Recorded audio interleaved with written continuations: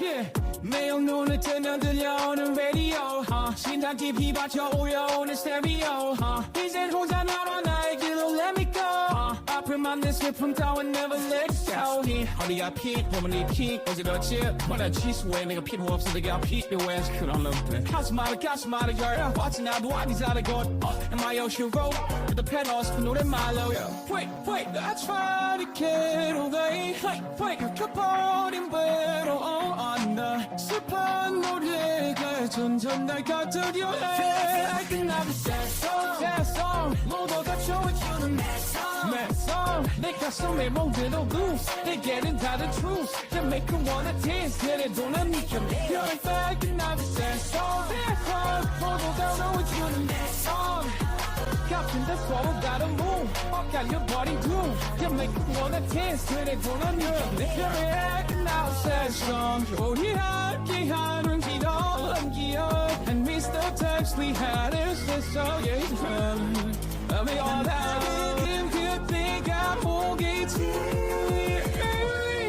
Yeah Every song we feel like Every song we feel like Feeling back and I can 모두가 춤을 추는 love song 그도 누구처럼 길은 다른 춤이 다른 move For the dance 그래도 난 내가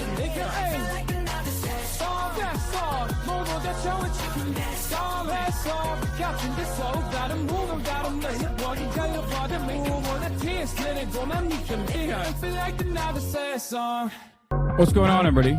I hope everyone's having a fantastic evening, afternoon, pre-noon, no matter where you are in the world, P-noon. I'm a Soundfire. This is our broadcast coming to you live from sunny California, Los Angeles, folks. We're live and alive, and I hope all the boys, all the girls, and all the MBs are having a fantastic time because today's a beautiful day. Today's a wonderful day. Today is Monday. That's right, it's Monday, February 17th, 2025. It's Monday News Day, ladies and gentlemen.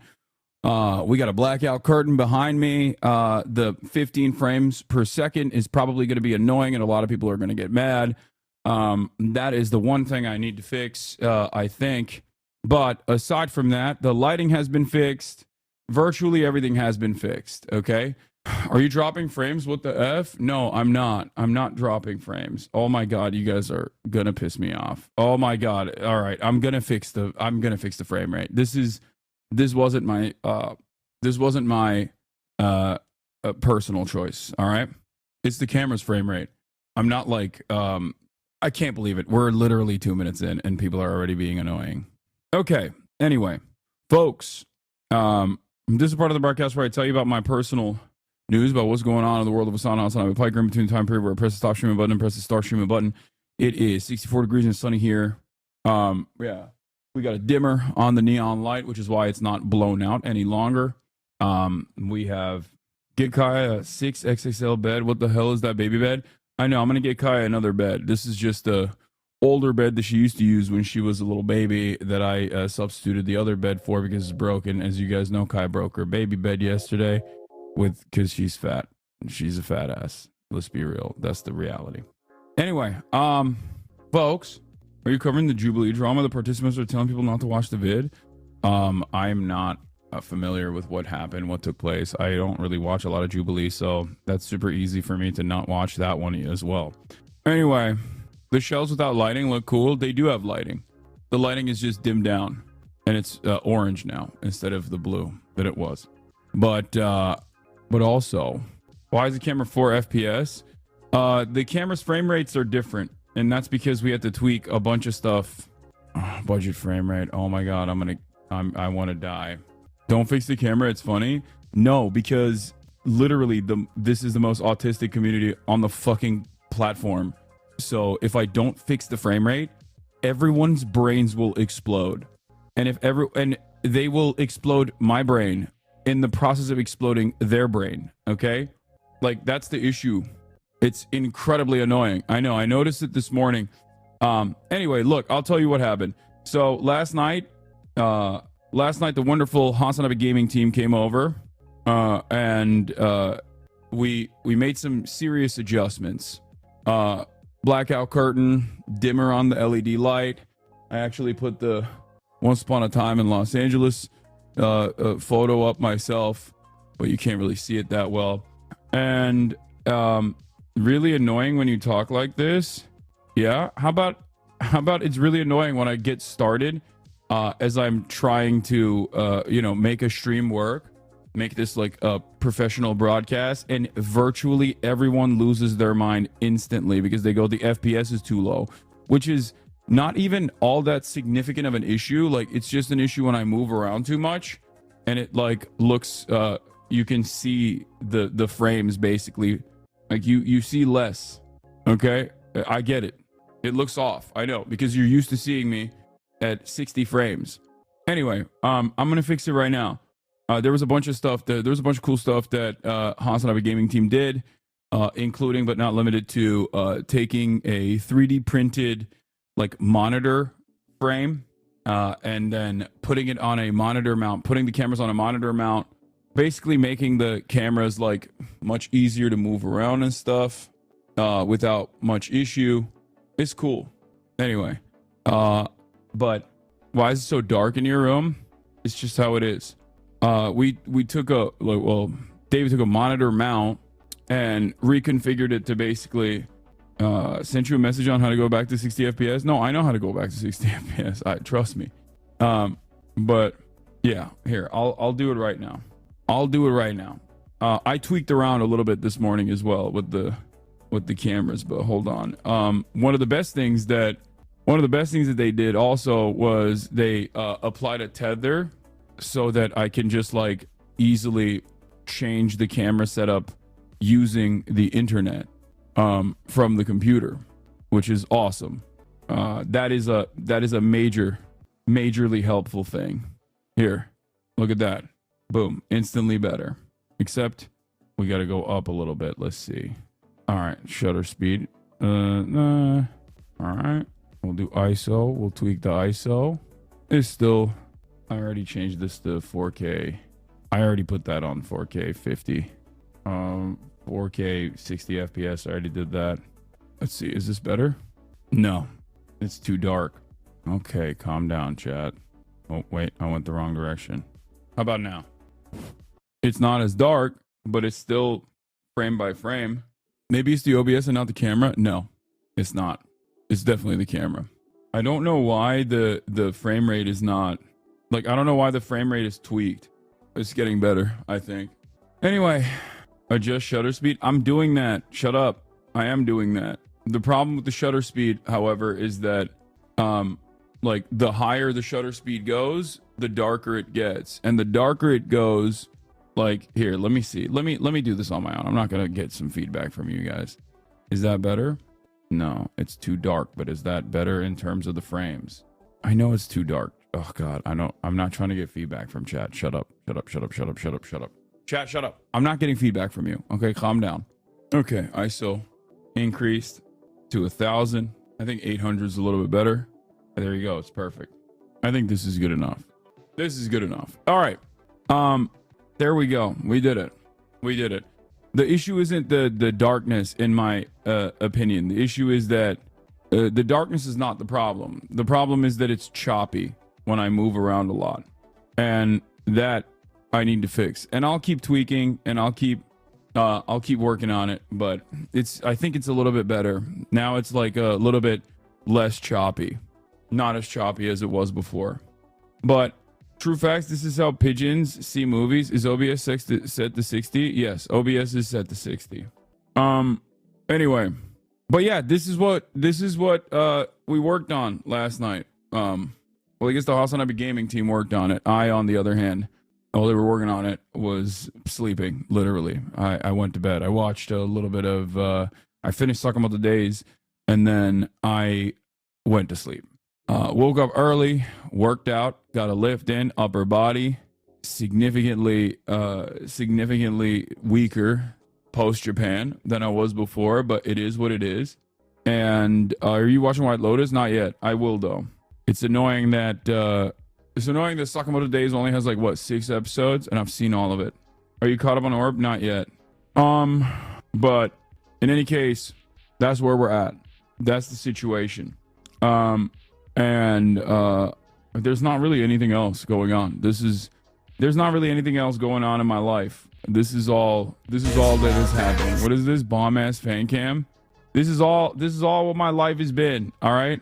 Did you ever show off your Japan haul? Not really. Let's see what this is. You bitches love me. Brand nigga, fuck these haters. These hoes got pussies like craters. Can't treat these hoes like ladies, man. Pussy money, we codeine. She say my dick feel like morphine. I hope my name tastes like sardines to these niggas. That was good. Hostile girlies asking the real questions. Need you to take a picture with your ass out and your back bent in with your pussy barely peeking through from a low angle with your face in it, winking with your tongue out and your feet in it, and your arches exposed and your toes clenched and your torso at 3/4 rotation with your side boob. Jesus Christ. The answer is I already do that. I already do that for free. I feel like I do a variant of the demands being made in that TikTok. We're on Goon Talk now. The New York Times is going all in on internal AI tools. Oh, everything is getting worse. What the fuck? I like that the media's approach to everything that's happening right now is just like, let's just fuck the bag up further. Let's just ruin everything. Xavier So Base reposted your TikTok. Yo, nice. Okay. Yo, we're tapped in. We're tapped in with the youth. We're so tapped in with the youth. I'm basically a underground rap HQ at this point. You know what I mean? I'm not who is that. Xavier Sobey, he's a up and comer. Osama son on the broadcast whenever, dude. Whenever. Yeah, I mean that's it. There's not really anything else going on. Like I said, it's mostly just like working on the camera stuff, working on the studio stuff. It's funny because that elevated bed, by the way, was significantly better for Kaya because it was cooler. Which, don't worry, I already got another elevated bed for Kaya. It's just not in yet. But that bed on the ground is warmer for her. So she's literally, I can like hear her fucking breathing over here because she's like, she's just warmer right now. That's the reason why I had the elevated bed. Need cushion though? No, it's fine. What do you mean need cushion? She likes laying on the ground. That's what she likes doing. She likes laying on the ground. Skinny Legend on the new Fear End. Hey, I guess. My dog likes to purposely trap himself in rooms to get her attention. That seems weird. Don't turn sideways. I won't be able to see you. That's funny. All right. Anyway, let's blast off and let's get started. I have seen you have horrible taste in rap music, lol. Did you see The American Woman in Pakistan? I don't have any taste in any music, but I do like to figure out what's going on, like what people are into, what people are invested in. That's simply it.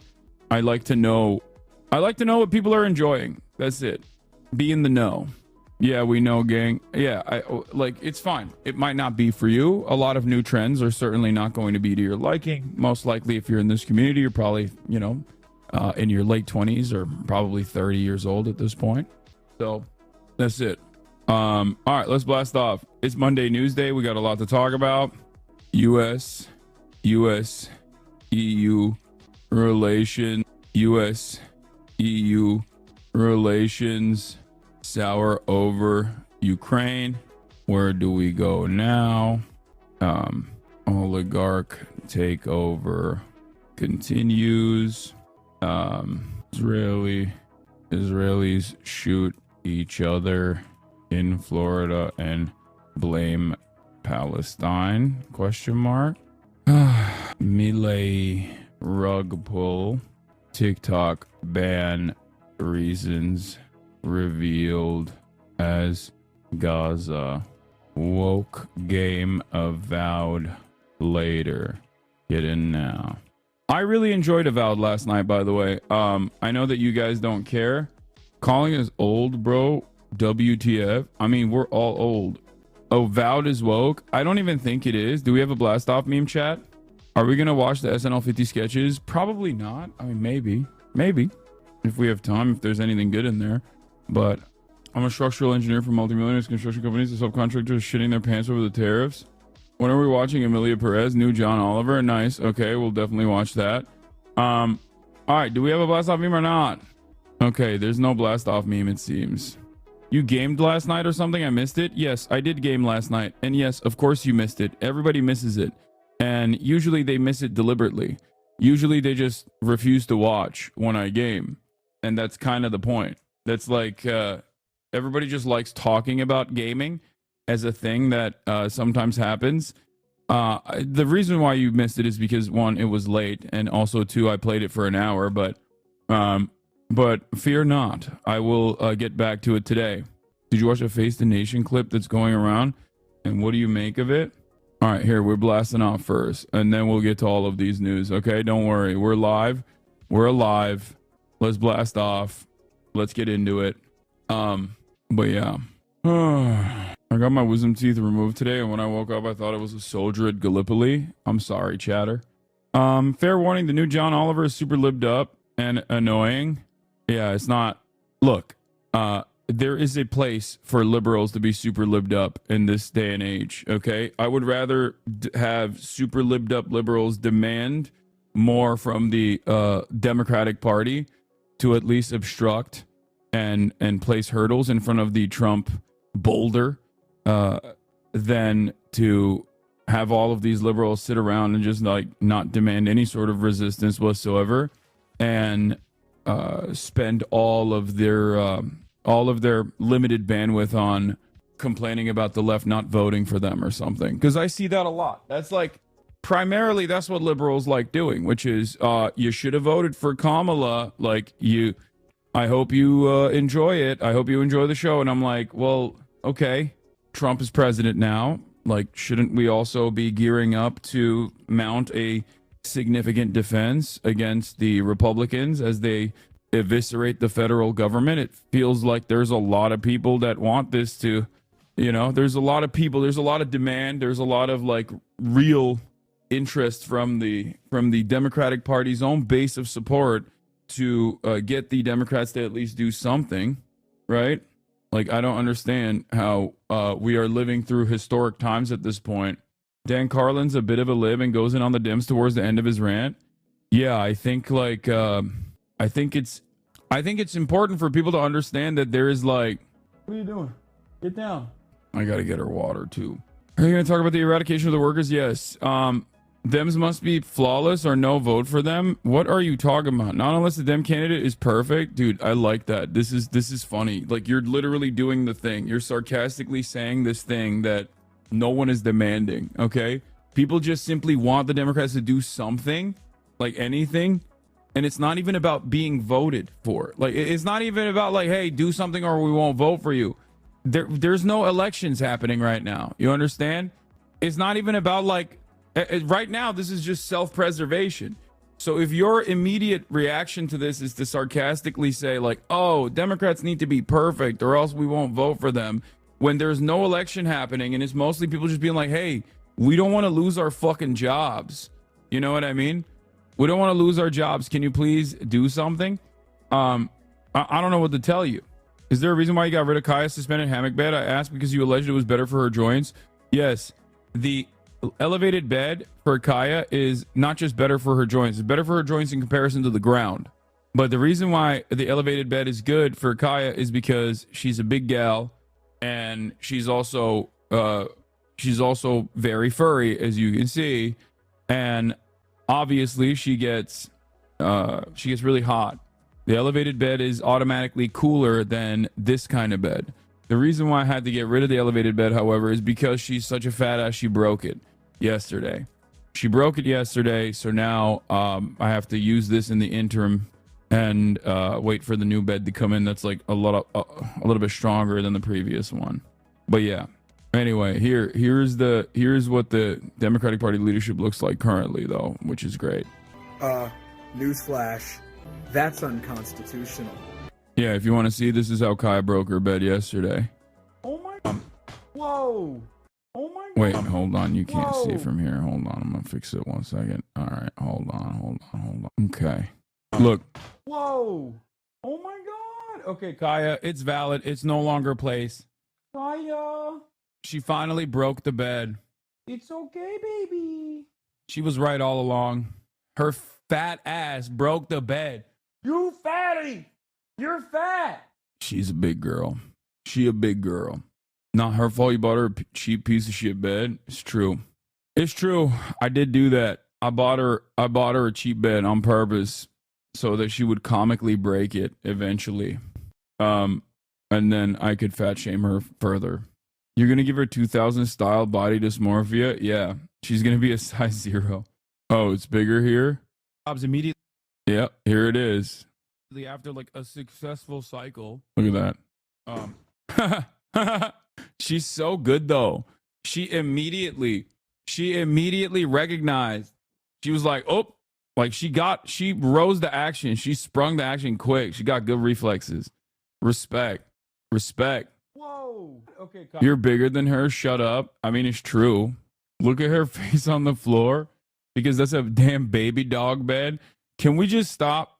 Can we stop doing this, please? I know it's everyone's favorite thing to do, which is like, Hassan, I want to actively monitor and actively explain, actively tell you what to do with your dog and everything else. But just, can we not do that? Can we get to the news? Because that's what I want to do. I want to cover the news, which is what I'm going to cover. Also, the All-Star game happened. We didn't really pay close attention to it. I didn't watch it at all, but from what I understand, it was a major dud. They tweaked some stuff about the All-Star game, apparently. And I, of course, didn't watch it out of solidarity with my goat, who unfortunately came down with something 20 minutes before the actual game. So, you know, I just didn't really care necessarily. I didn't care because my goat was not involved. And if my goat is not involved, then I'm not involved. I go where my goat goes. Anyway, let's continue. What else? That's it. It was 3 hours long and 41 minutes of play and rest ads. Yeah. That's why NHL stopped doing All-Star Game. They are boring as hell. How will you cope when he retires? Well, I'll figure it out. But also, here's my goat. Racism is the only thing he's fantastic for, because that's how he gets his rock off. He's orange. Sheesh. At Eminem. Fire emoji, black fist emoji, fire emoji. Hashtag united. That's my goat being political, by the way. Do you understand? Look at the date on that tweet. Look at the date on that tweet. That's the most 2017 era tweet. LeBron has always maintained white girl wasted style posting. He has never stopped posting like that. He's always been the best. He has been the best at posting like a drunk white lady. And here he is doing the damn thing once again. Okay? This is why he's the GOAT. Y'all don't understand it. It's okay. Y'all are haters and possibly racist. Okay. Donald Trump has resisted the Trump administration and the implementation of proto-fascist principles in the first admin cycle harder than the Democrats ever could. He should be the president. He should be the president of not just the United States of America, but also perhaps the world. Okay. Let's get right into the news. Senator Rubio arrives overseas for talks to end the Russia-Ukraine war. As you guys know, there's a Munich Security Conference and so much happening on that side of the world. Donald Trump has decided finally to end the war in Ukraine. And how is he going to end it? Well, that is a little bit confusing for everyone, myself included. Now, of course, the dynamic for Ukraine, the die was cast, and not Senator Rubio, Secretary of State Rubio, I apologize. The dynamic for Ukraine was always, what America says goes, even though we kind of made it seem like we care about Ukrainian autonomy. That was never really the case. And Donald Trump, once again, doing the damn thing and saying the quiet part out loud. All right, let's take a look at what he's going to do. Diplomacy that could redraw Ukraine's borders kicks into high gear. Russia is trying to show it has the upper hand, firing around 150 drones at Ukraine overnight, according to the Ukrainian military. Russia and Ukraine are each trying to show dominance. and take as much territory as they can before a peace deal that President Trump insists both sides want. Today, Secretary of State Marco Rubio arrived in Saudi Arabia to meet the Russian side. On Sunday, President Trump said he'll be joining the process soon, meeting directly with Russian President Vladimir Putin. I think he wants to end it, and they want to end it fast. Both of them. And Zelensky wants to end it too. President Zelensky won't be attending the talks in Saudi Arabia, according to his office, but he is nearby in the United Arab Emirates on what officials described as a previously scheduled trip to boost humanitarian support for Ukraine. President Zelensky told NBC's Kristen Welker Ukraine can't be cut out of negotiations for a peace settlement that could see Ukraine surrender large amounts of territory currently occupied by Russian troops. Have you been given any assurances that Ukraine will have an equal seat at the negotiating table? So I will never accept any decisions between the United States and Russia about Ukraine. In a basement bunker in the Ukrainian city of Kherson this morning, children gather for a small party organized by volunteers. It's a Valentine's Day celebration to lift their spirits. The city is under constant Russian attack. After 3 years of war, many Ukrainians want to return to normal life, but they don't want their fate to be decided for them by President Trump. Like games behind our backs, and we don't like it because we don't understand that. Feels like there are negotiations happening in private and that your future is being determined under a big question. Under a big question mark. For now, Europe is being effectively... That's what happens when USAID makes Ukraine woke. Everybody got blue hair. That's it. Zelensky said Ukraine will not accept any peace deal if they're not part of the talks, and yet the U.S. is still going to talk to Russia and leave Ukraine in the dust. At this point, I just want my uncle out of the country finally when the war eventually ends. Yeah, Ukraine is woke because of USAID, as you can tell, because of the blue hair. That was a wig, Hassan. I know, man. I'm joking. Oh, my God. Cut out of this negotiation process, with European officials meeting today in Paris for what are, in practice, consultations among themselves. The major issue here is, here, I'll explain it to you with a previous example of what Pete Hegseth did. Pete Hegseth came out and said, NATO is out of the question. Now, of course, if you've been following the situation closely, if you've been following the dynamic closely, you already knew that NATO was officially always out of the question for Ukraine. They just kind of dangled it as a way to claim that could potentially happen sometime in the future, but it was always, of course, out of the question for them, right? But the reason why it is a misstep to come out and just say, NATO's out of the question, what are you talking about? Is because if you are going into the negotiations, you're not supposed to say that out loud before the negotiations start, because there's no reason to concede to the other side's framework before the negotiations even start. Art of the deal, baby. Donald Trump should know this better than anybody else. Okay? So on the aesthetic front, or on the optics front, I think that's one of the major issues that people have with the way that the Trump administration does stuff. They just don't try to massage the narrative in any way, shape, or form. They don't try to make this as appealing to all parties involved in any way, shape, or form.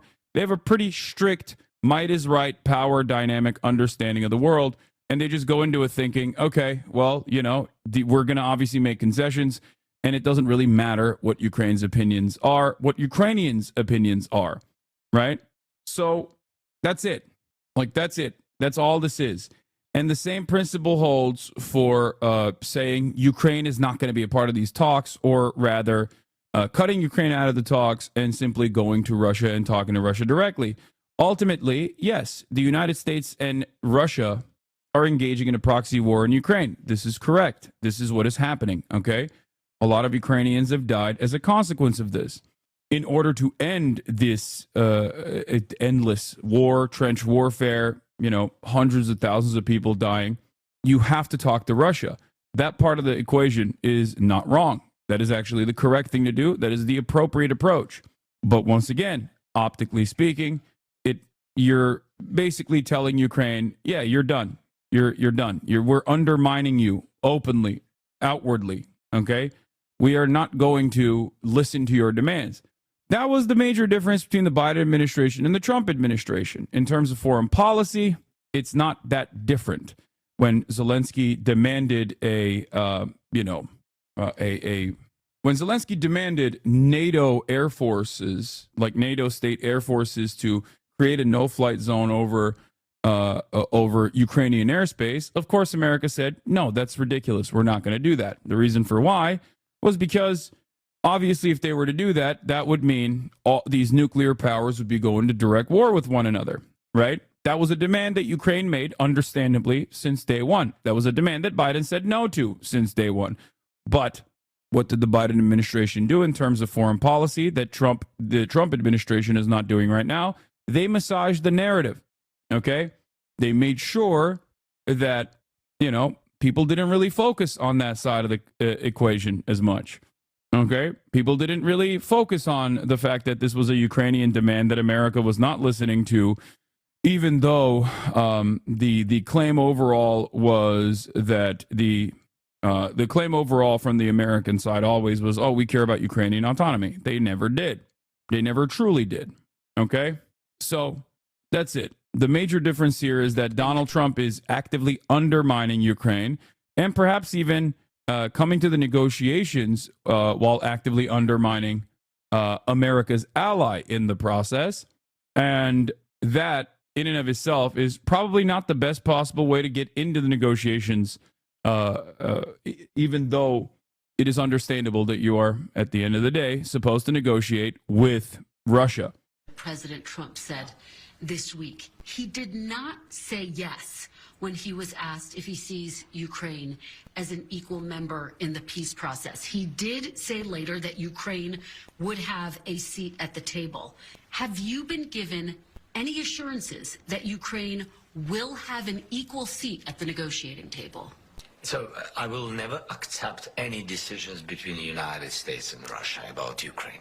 Never. And our people. The problem with this statement is that, one, it's a falsehood. Okay? It's just not correct. Two, it's only going to create more resentment from people who just don't give a shit about Ukraine anyway in the United States of America. Okay? He has to say this. He has to say this. Just like he has to, whether or not he truly cares about Israel or not, has to say, am Israel high? And Israel is the most moral nation on the planet, which ironically, Israel's actions quite literally undermined Ukrainian defense because America's attention entirely shifted to the Middle East all of a sudden. Okay?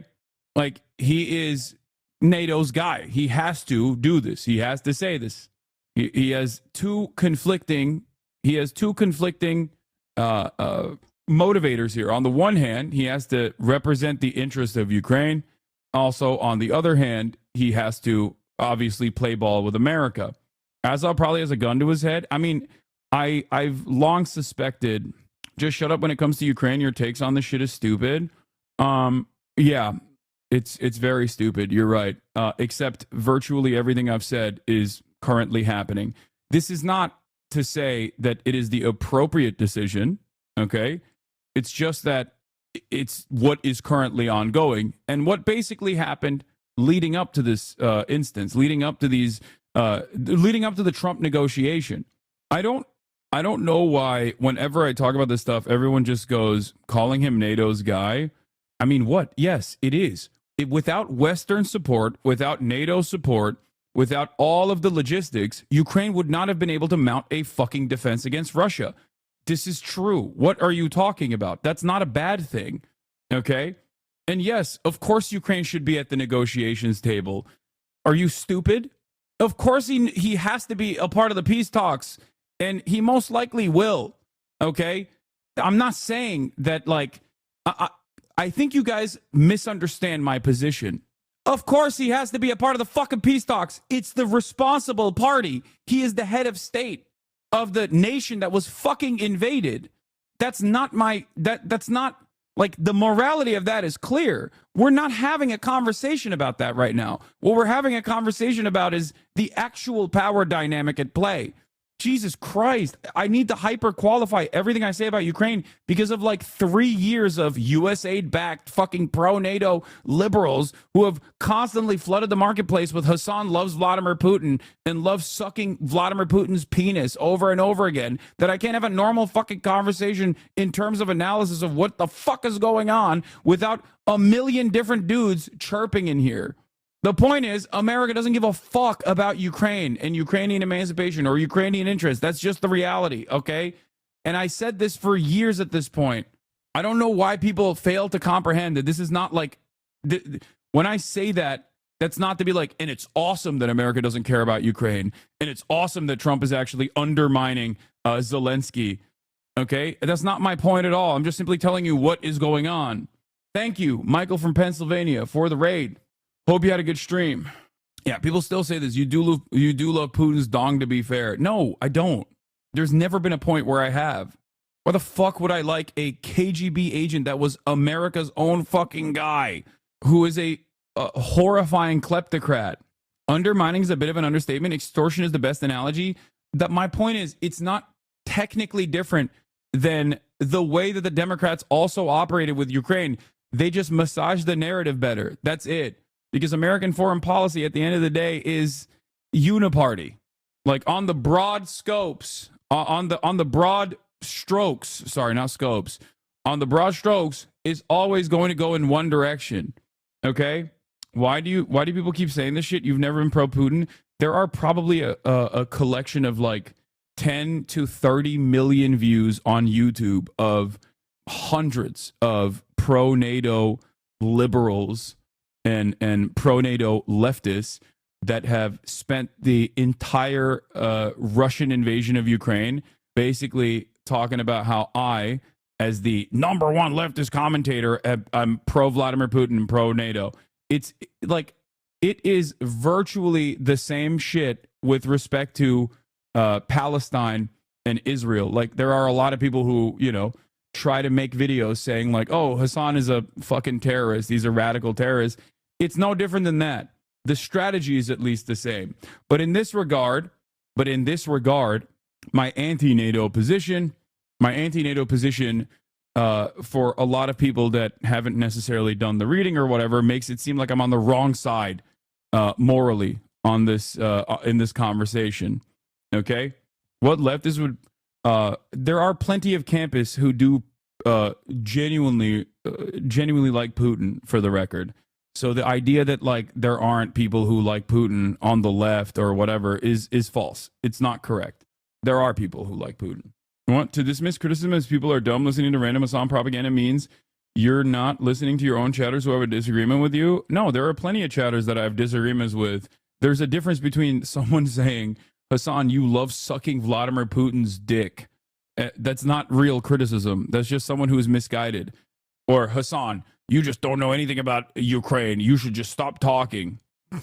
That's not criticism. How is that criticism? That's just fucking bad faith bullshit. I like that for you, that seems like it's real criticism, though. Anyway, having said all of that, of course, what Donald Trump is doing is ridiculous. However, I will defend. This is like a Trump handling Korea situation. Opening up the talks to Vladimir Putin is not ridiculous. Okay, that's the other party involved. They are the perpetrators. They are the party that is doing the wrong thing. Having said that, however, that's how state versus state talks occur. There is no way to just simply be like, yeah, we're just never going to talk to Vladimir Putin, which is, once again, something that Joe Biden said over and over again. And I thought that was a wrong thing to say, especially considering that the American State Department did talk to the Russian government. They talked to the Russian government when there was a hostage deal, for example. What? This is not what I or other people that are saying? What? Wait. Chatter. Those are the two comments that I addressed. I didn't read your comment. I don't know why you think that I read your comment and avoided it. Framing this as a war between the U.S. and Russia is just wrong, dude. Ukraine is supported by more than the U.S. I'm sorry, chatter. If you think that this is not almost entirely this is not almost entirely framed by the United States of America. I don't know how to begin to have this conversation with you. Okay? Bro, I think your understandable anti-imperialist bias is clouding your view of this. Ukraine was invaded and is supported by many countries in and around the EU and NATO, not just the United States. You're framing this as a proxy war between the US and Russia is just not true. You're right. The EU and NATO are totally separate entities from the United States. Specifically, the NATO is a totally separate, autonomous entity. You're right. My bad. I misunderstood the dynamic. I'm being sarcastic, by the way. Of course, this doesn't change the equation at all. This is exactly what I'm saying. Talk to Putin about what? What do you want him to say? Would you consider talking with Hitler during World War II? The conversation, or at least the dynamic here, is entirely different than World War II for one reason and one reason only: nuclear arms. If Hitler had nukes during World War II, the dynamic would also be very different. Okay? That's it. Russia has nukes. America has nukes. NATO nations have nukes.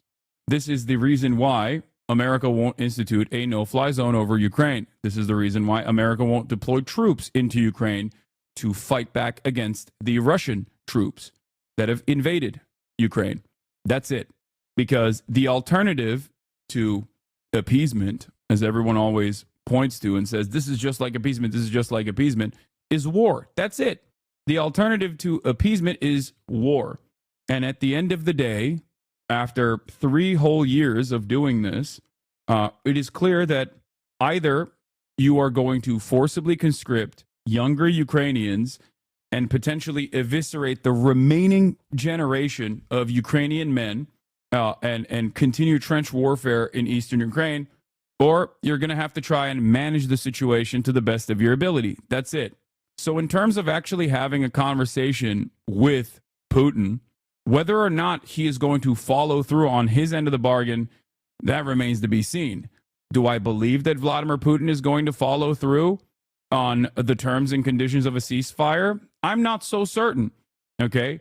He has time and time again shown that he's not necessarily a reliable person. But you know who else is also not a reliable person? Donald fucking Trump, ironically enough. So they are very similar in that vein.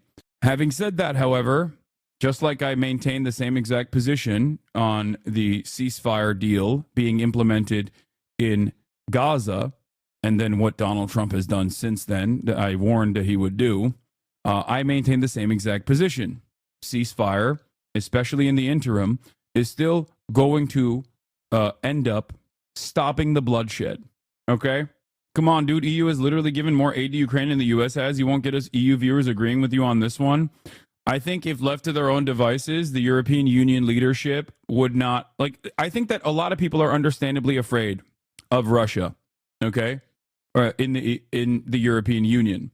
But if you think that they didn't want, if you think that they wanted their energy prices to fucking skyrocket because they can no longer use Russian natural gas, I don't know what to tell you. I think that is unironically causing instability and more chaos, and low-key, or maybe high-key, causing the far right to gain more momentum.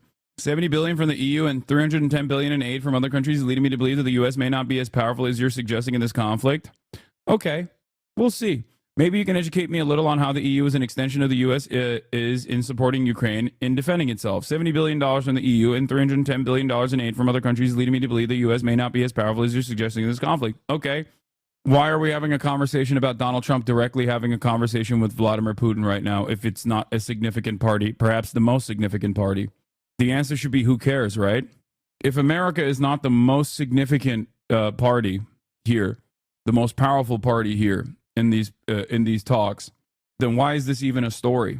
Why are you worried? Why is Zelensky worried? If the EU in and of itself and NATO without the United States of America was a significant power player in this regard, or in any global conflict, really, they just would say, all right, well, losing America in this equation is going to be a significant, it's going to be a significant problem, but we can make up for that with our own defense our own defense industry. We will defend Ukraine ourselves, would be the argument here. Because it gives a significant part. No one denies that. What everyone is saying is EU provided more than the US. Case closed. Okay. We'll see. People, never. Adults and children and everybody. It can't be so. This is the war in Ukraine against us, and it's our human losses. And we are thankful for all the support, unity between USA, in USA, around Ukraine support, bipartisan unity, bipartisan support. We're thankful for all of this, but Sorry, but your takes on EU are L takes. The EU is highly dependent on Russia, and with Putin getting more unreliable is the right move. You can discuss it with me. But as someone from the EU, you're not understanding the EU version of this. Guys, the way I see it is nation states do not operate on the boundaries of morality. Okay? They operate on cold, hard data. They operate on cold, hard material interests. Okay? That's it. Is there real fear about Russian-caused instability in especially the Baltic states and all around the world, really? Because Russia's actions in Ukraine do undermine America's power status. And if all of these countries have, for many, many years, have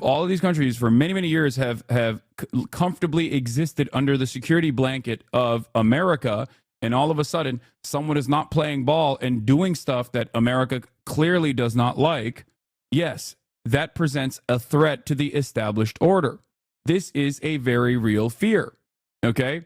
Having said that, however, if you think that European leaders across the board are super excited at the prospect of not using cheaper Russian gas, for example, and are perfectly fine with using American gas, and it's not something that it's not something that like was forced upon them by the United States of America. While the EU nations are still indirectly buying gas from Russia, it's just more expensive because they have to purchase it from a middleman, usually India.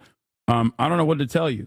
I mean, it's not just it's energy that they get from India across the in an effort to avoid sanctions.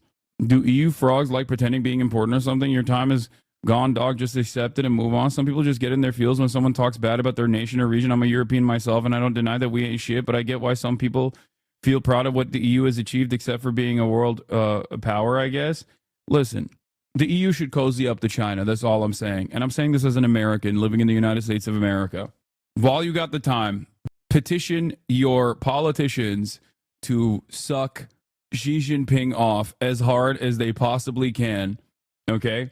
Do not let the Viktor Orbáns of the European nations become the guys that actually make those allegiances. Delta flight flipped. Crazy shit happening in the world. What the fuck? A Delta flight carrying roughly 80 passengers from Minnesota appears to have crash landed at Toronto Pearson Airport. No casualties have been reported as of this time. Numerous photos and videos have released showing passengers safely exiting the plane, which flipped upside down. At least 8 people are injured. Paramedics say, what the hell what the fuck is happening, bro? How did it flip? Icy conditions, sure, but like, how did it flip over? I guess it landed and then it flipped? Bro, we got to get back to DEI ASAP. Chat, I'm not even joking when I say this. It's DEI time, dude. It's DEI or die, okay? It turns out we needed DEI. Turns out we can't trust white people. Bring back DEI now. Bring it back now. We need it. We need it so bad. We need it so desperately, okay? I need my pilot to have multiple pronouns, okay? I need my pilot to have the most pronouns. We have to get it. We have to get it back.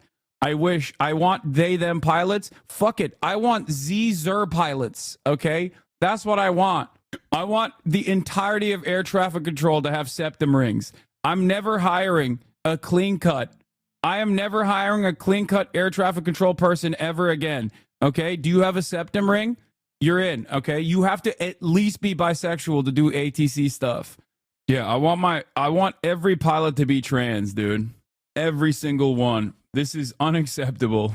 The planes keep crashing, and they will not stop until virtually everyone involved is they, them. Okay. Let's get back to Ukraine, though, which, by the way, also is losing its DEI status. I think that's the problem. They cut out the U.S. aid funding. Ukraine is no longer as gay as it was. Ukraine was they, them as fuck. And now look at what's going on. Look at what's going on in Ukraine. It's no longer woke. Bring it back. Bring back woke to Ukraine instantly. Peter? And as we saw more strikes there in Ukraine from the Russians over the course of the last. President Zelensky has this weekend rejected a bid by the United States for access to $500 billion of mineral resources in return for further military support or security guarantees. In an interview with the broadcaster NBC, Mr. Zelensky questioned whether minerals in areas currently held by Russia might be handed over to President Putin. Well, Ukraine holds huge deposits of critical elements and minerals, everything from lithium to titanium. It also has sizable coal deposits, as well as oil, gas and uranium. But much of this is in territories that are currently under Russian control. Well, let's speak to Robert Munger, who's the founder of IGARAPE, the Institute. He joins me now from Munich, where he's been attending that conference. Good to have you here. And talk to me, first of all, about Ukraine's position in the world mineral market. What has it got and why does America want it? Well, good to be with you. I mean, the first thing to say is that Ukraine is a critical mineral superpower.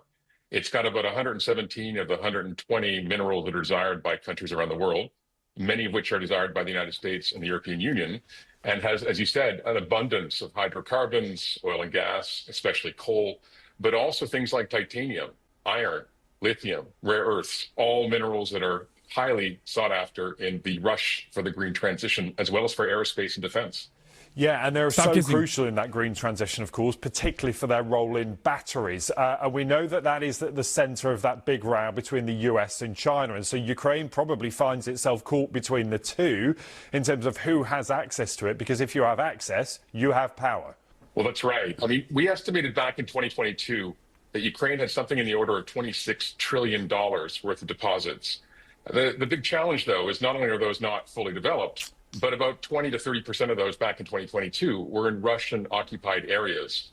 And so while Ukraine has an abundance of many of these kinds of minerals that are being sought after, especially, as you say, for electric vehicles as well as for defense systems, a lot of these aren't yet developed or are only partially developed. And that was an issue that was actually being addressed before the war started, but the Russian-Ukraine war actually slowed down the auctions that were being planned by the European Union at the time. And so is it your assessment here that these minerals are being used as a bargaining chip in terms of whether the US will support either militarily or in terms of security guarantees? They're saying, look, give us access to these minerals, then you get our support, and without it, we won't. I mean, is that what it looks like right now? I would say this is a bit of a long shot for Ukraine. I mean, I think, first of all, there's definitely interest globally and has been interest in a variety of minerals in Ukraine for years. But right now, I think what Ukraine desperately seeks is more economic entanglement with the United States, especially in those areas that are occupied by Russia or those areas that are adjacent, as well as security guarantees so that there's a long-term investment from the United States in Ukraine.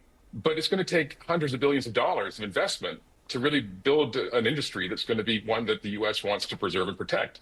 So I think Ukraine is really pushing hard right now with the United States to try to come up with some kind of arrangement that provides a satisfactory solution both for its domestic. I mean, why are they talking like this? Why are they not talking about how this is a clear-cut violation of Ukrainian sovereignty and Ukrainian autonomy? I'm so confused. Why are they doing cold hard analysis? Is this guy pro-Putin too? Is this guy pro-Trump? Perhaps it's because at a certain point you got to have an honest conversation about this, and that it was always about what material resources you can extract from this nation. That's it. The constituencies, but also security guarantees in the eventual ceasefire and peace deal that we're all hoping will be achieved at some point in the coming months or years. Robert, it's good to talk to you. Thank you. We will talk about this again, I'm sure. But Robert Munger there, thank you. Good evening. I want to thank... Revealed Trump's confidential plan to put Ukraine in a stranglehold. Panic in Kyiv as U.S. president demands higher share of GDP than Germany's First World War reparations. That is, yeah. Donald Trump's demand for $500 billion payback for Ukraine goes far beyond U.S. control over country's critical minerals. This is, for the record, if people are failing to understand my position on this, this is gross. But that doesn't change the reality that it is honest. This is honesty in the American intention. If you thought that the Democrats had different opinions on this matter, you are wrong. Okay? Maybe the number wasn't 500 billion. Maybe they wouldn't say it's 500 billion. But I have Like, if you know anything about America's allies, with the exception of fucking Israel, this is how it works always. This is always how it's worked. It doesn't matter who's in charge. We use all of these other countries in the periphery as a cumsock against whoever we consider to be our foreign adversaries, and then we extract natural resources in the process. We extract labor in the process. We maintain control over their political structure in the process. And that's it. It's completely unjustifiable. It's completely unacceptable. But that is the modus operandi. That's my point, at least. That's been my point. Neolib started doing this in the development politics and do the same here for defense politics. Yeah. Why have you turned off my goat, Starmer? Keir Stalin? Hold on. We're going to get back to him in a second. President Macron for convening us. I am interested to see how the European leaders move from this point on. Because I suspect from their perspective, if they're being also equally honest about this process, right, they have their own personal ambitions in Ukraine as well. But that's usually just like small fry in comparison to what America's ambitions are in Ukraine, right? They also have genuine fear from Russian retaliation. Why do they have genuine fear from Russian retaliation? This was the case during the Cold War as well, because they're closer in proximity to Russia, okay? That's an important part of this process. That's an important way to understand the European mindset on Russia's irredentist actions in Ukraine regardless, because they see that and they think, well, we're in striking distance. America is not, okay? That's also important to recognize here. But from their perspective, I suspect they look at this bargain and they're like, well, we cut off our energy, which was obviously politically awful for us. It harmed people economically. Now we have to pay more for that energy. Now we're getting it from America as well. And then also, America is not even playing their end of the bargain. They're basically undermining us after causing us to get into this situation. EU holds over $200 billion in frozen Russian assets. They want a seat at the table. That's why they're panicking. Emergency summit in Paris today because Trump is not consulting them. Bro, America's very close to Russia. What do you mean? Yeah, dude, we're not talking about Alaska, okay? Thinking Russia would attack NATO seems pretty stupid, honestly. Like, literally would start nuclear World War III. Yeah, but from their perspective, they're worried that NATO is also falling apart because they think Donald Trump is not invested in NATO as much as he's invested in cutting a deal with Vladimir Putin. Does this community really care about Europe? Yeah, of course I care about Europe. I care about the entire planet. What are you talking about? Are there normal people living in Europe? Yes. So do I care about Europe? Yes. Like, all jokes aside, of course, every country has innocent citizens living in it. It's not like they're comprised entirely of fucking oligarchs or whatever. Anyway, let's continue. This evening. At stake is not just the future of Ukraine, it is an existential question for Europe as a whole, and therefore vital for Britain's national interest. This is a once-in-a-generation moment for the collective security of our continent. Only a lasting peace in Ukraine that safeguards its sovereignty will deter Putin from further aggression in the future. Now, recent statements by the US administration should not come as a surprise. President Trump has long expressed the wish for Europe to step up and meet the demands of its own security, that he wants to get a lasting peace agreement to end the war in Ukraine.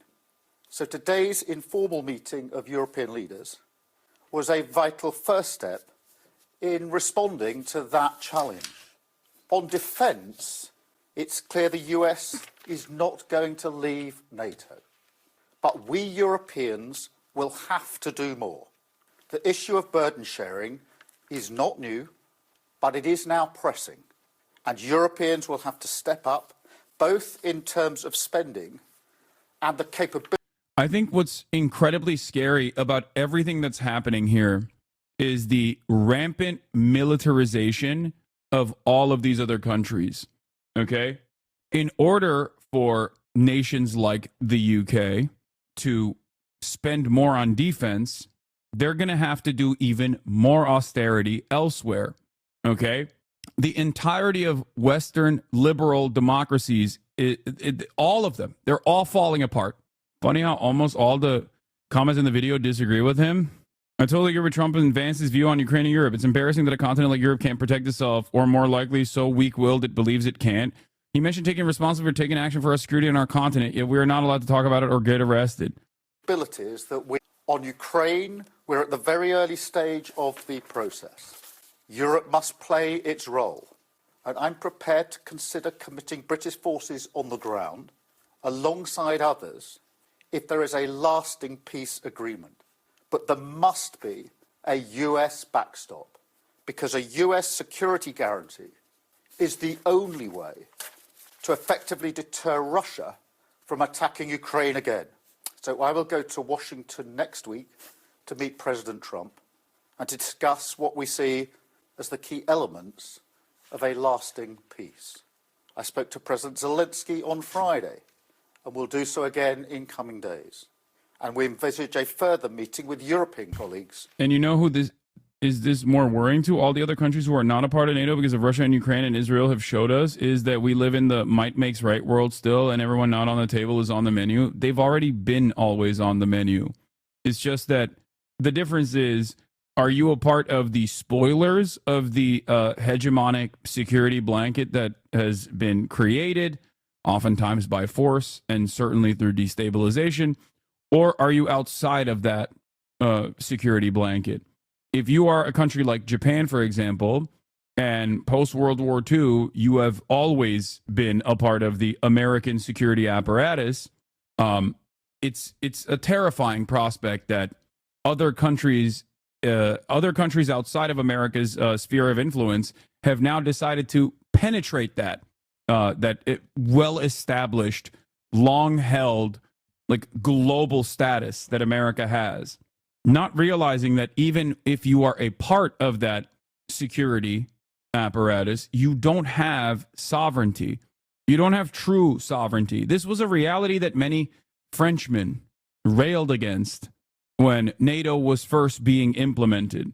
Many European nations at the time, if you look back in your own politics, EU chatters, Western European nations, I'm not talking about Eastern European nations here, but many Western European nations were frustrated, with the exception of Germany, of course, were frustrated by having to join NATO because they saw European targets as valid military targets. They saw themselves as, understandably, the human shield that would suffer the most consequences from the USSR's potential militant action if America were to do something against the USSR in the Cold War. Instead of striking America, the USSR could easily strike Europe. They wanted to do diplomacy rather than engage in militant action. Now, those days are gone. They're long gone. And of course, so is the USSR. It's over. The Cold War ended. America won. Capitalism won. And we basically have been living in the neoliberal end of history era ever since. Okay? A lot of the austerity, a lot of the instability has come out of this new era of global neoliberalism. Okay? Initial prosperity for Western neoliberal nations, followed by decades and decades of austerity and decades of political chaos, leading to the rise of fascism in virtually every single one of these countries. This is Yanis Varoufakis on Europe's betrayal, war, austerity, Palestine, and the struggle for peace. Now, of course, Fukuyama has went back on his initial assessment, the end of history, and has said, nope, history has not ended. It's still happening. That happened recently. That happened this past year, as a matter of fact. But make no mistake, even if you are inside of the American security blanket, even if you have a cooperative security agreement with the United States of America, make no mistake, you do not have the sovereignty that you think you have. Okay? Partially, that is why a lot of these countries are fearful of Russian action. Understandably, they're fearful of Russian action because all of a sudden, what was the many, many years of security cooperation for if they are simply going to be treated like Ukraine. That's the problem. Does anybody look at Ukraine and think, oh, how great. I can't wait for my country to turn into Ukraine, especially considering how America, in a moment of honesty, brutal honesty, showcases what their actual interest is. If you're a leader in any of these countries, why the fuck would you ever look at this and go, wow, wonderful. I would love for my country to be Ukraine now. And I'm not talking about Western European nations. I'm talking about Balkan states. I'm talking about Japan. I'm talking about South Korea against China. So is the empire finally plundering its closest vassals? Is that what's starting to happen? And so those vassal states start to panic? I think that's what's going on, yes. Another byproduct of profit rates and their tendency to decline has caused America to look within for hyper exploitation, as we have done time and time again, but then also look at in terms of global exploit, in terms of undermining the global South. For many decades we've done this, and now we're even demanding more from the nation states within the sphere of Western empire. Regarding Ukraine, super imperialism by an economist named Michael Hudson blames the rise of nationalism in Europe in the particularly onerous terms of the World War I debt, which was unique at that point in time. In America, increasing tariffs was counterproductive to collecting the debt. Repayments required exports to America. It's always funny to me that all these countries are like, well, we can't trust these people. We can't trust these people at all in terms of like long-standing security commitments. And then the only it's always the same dynamic. Oh, what if this insert nation state that is outside of the sphere of American influence gets nukes? They'll use it. They're dangerous. The only country that's ever used nukes on a civilian population is the United States of America.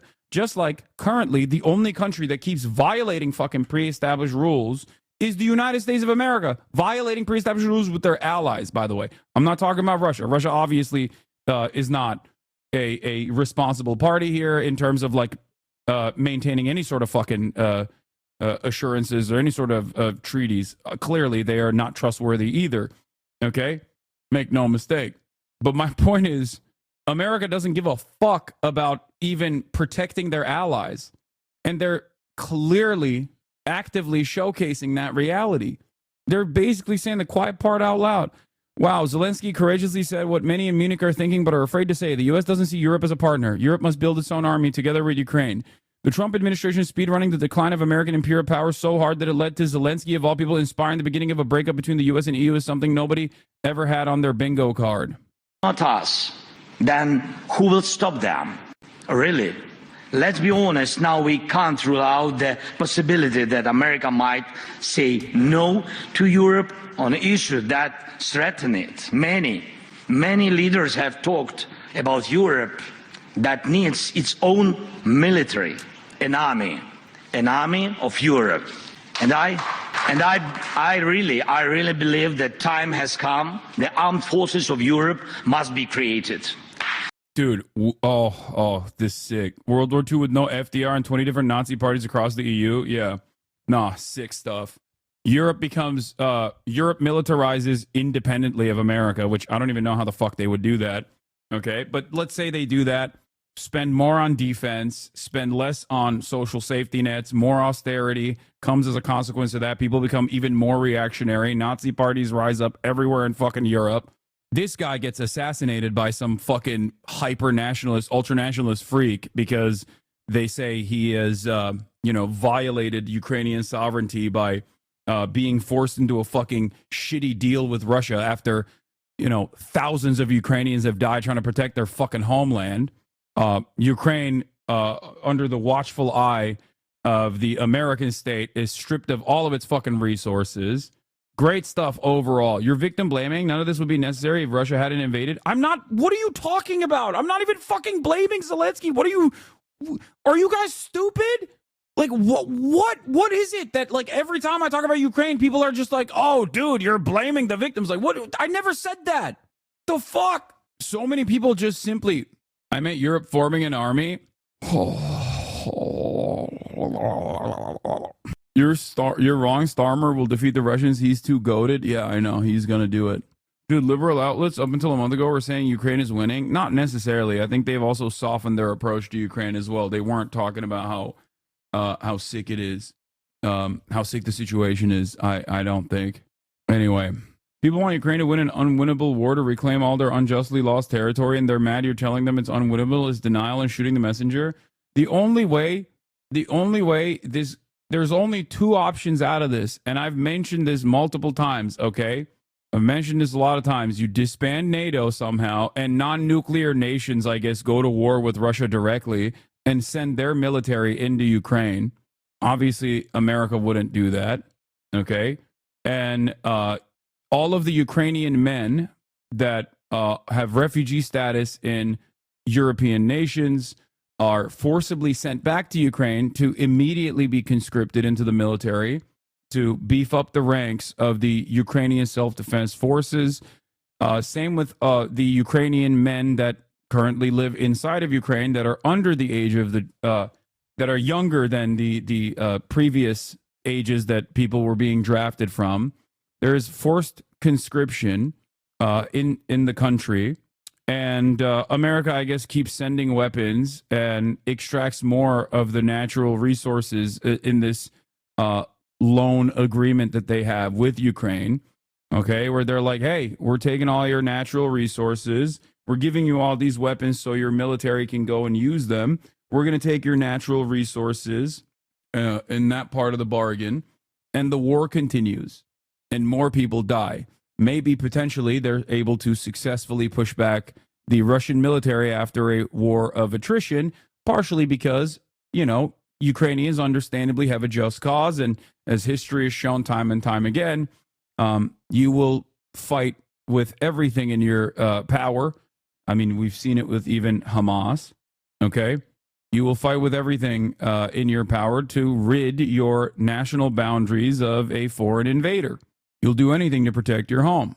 Maybe 10, 15 years down the line, they turn around and they successfully purge the Russian invasion. I don't know. Maybe even in a shorter period of time, not 10. Maybe it'll take 5 years, right? That's one option.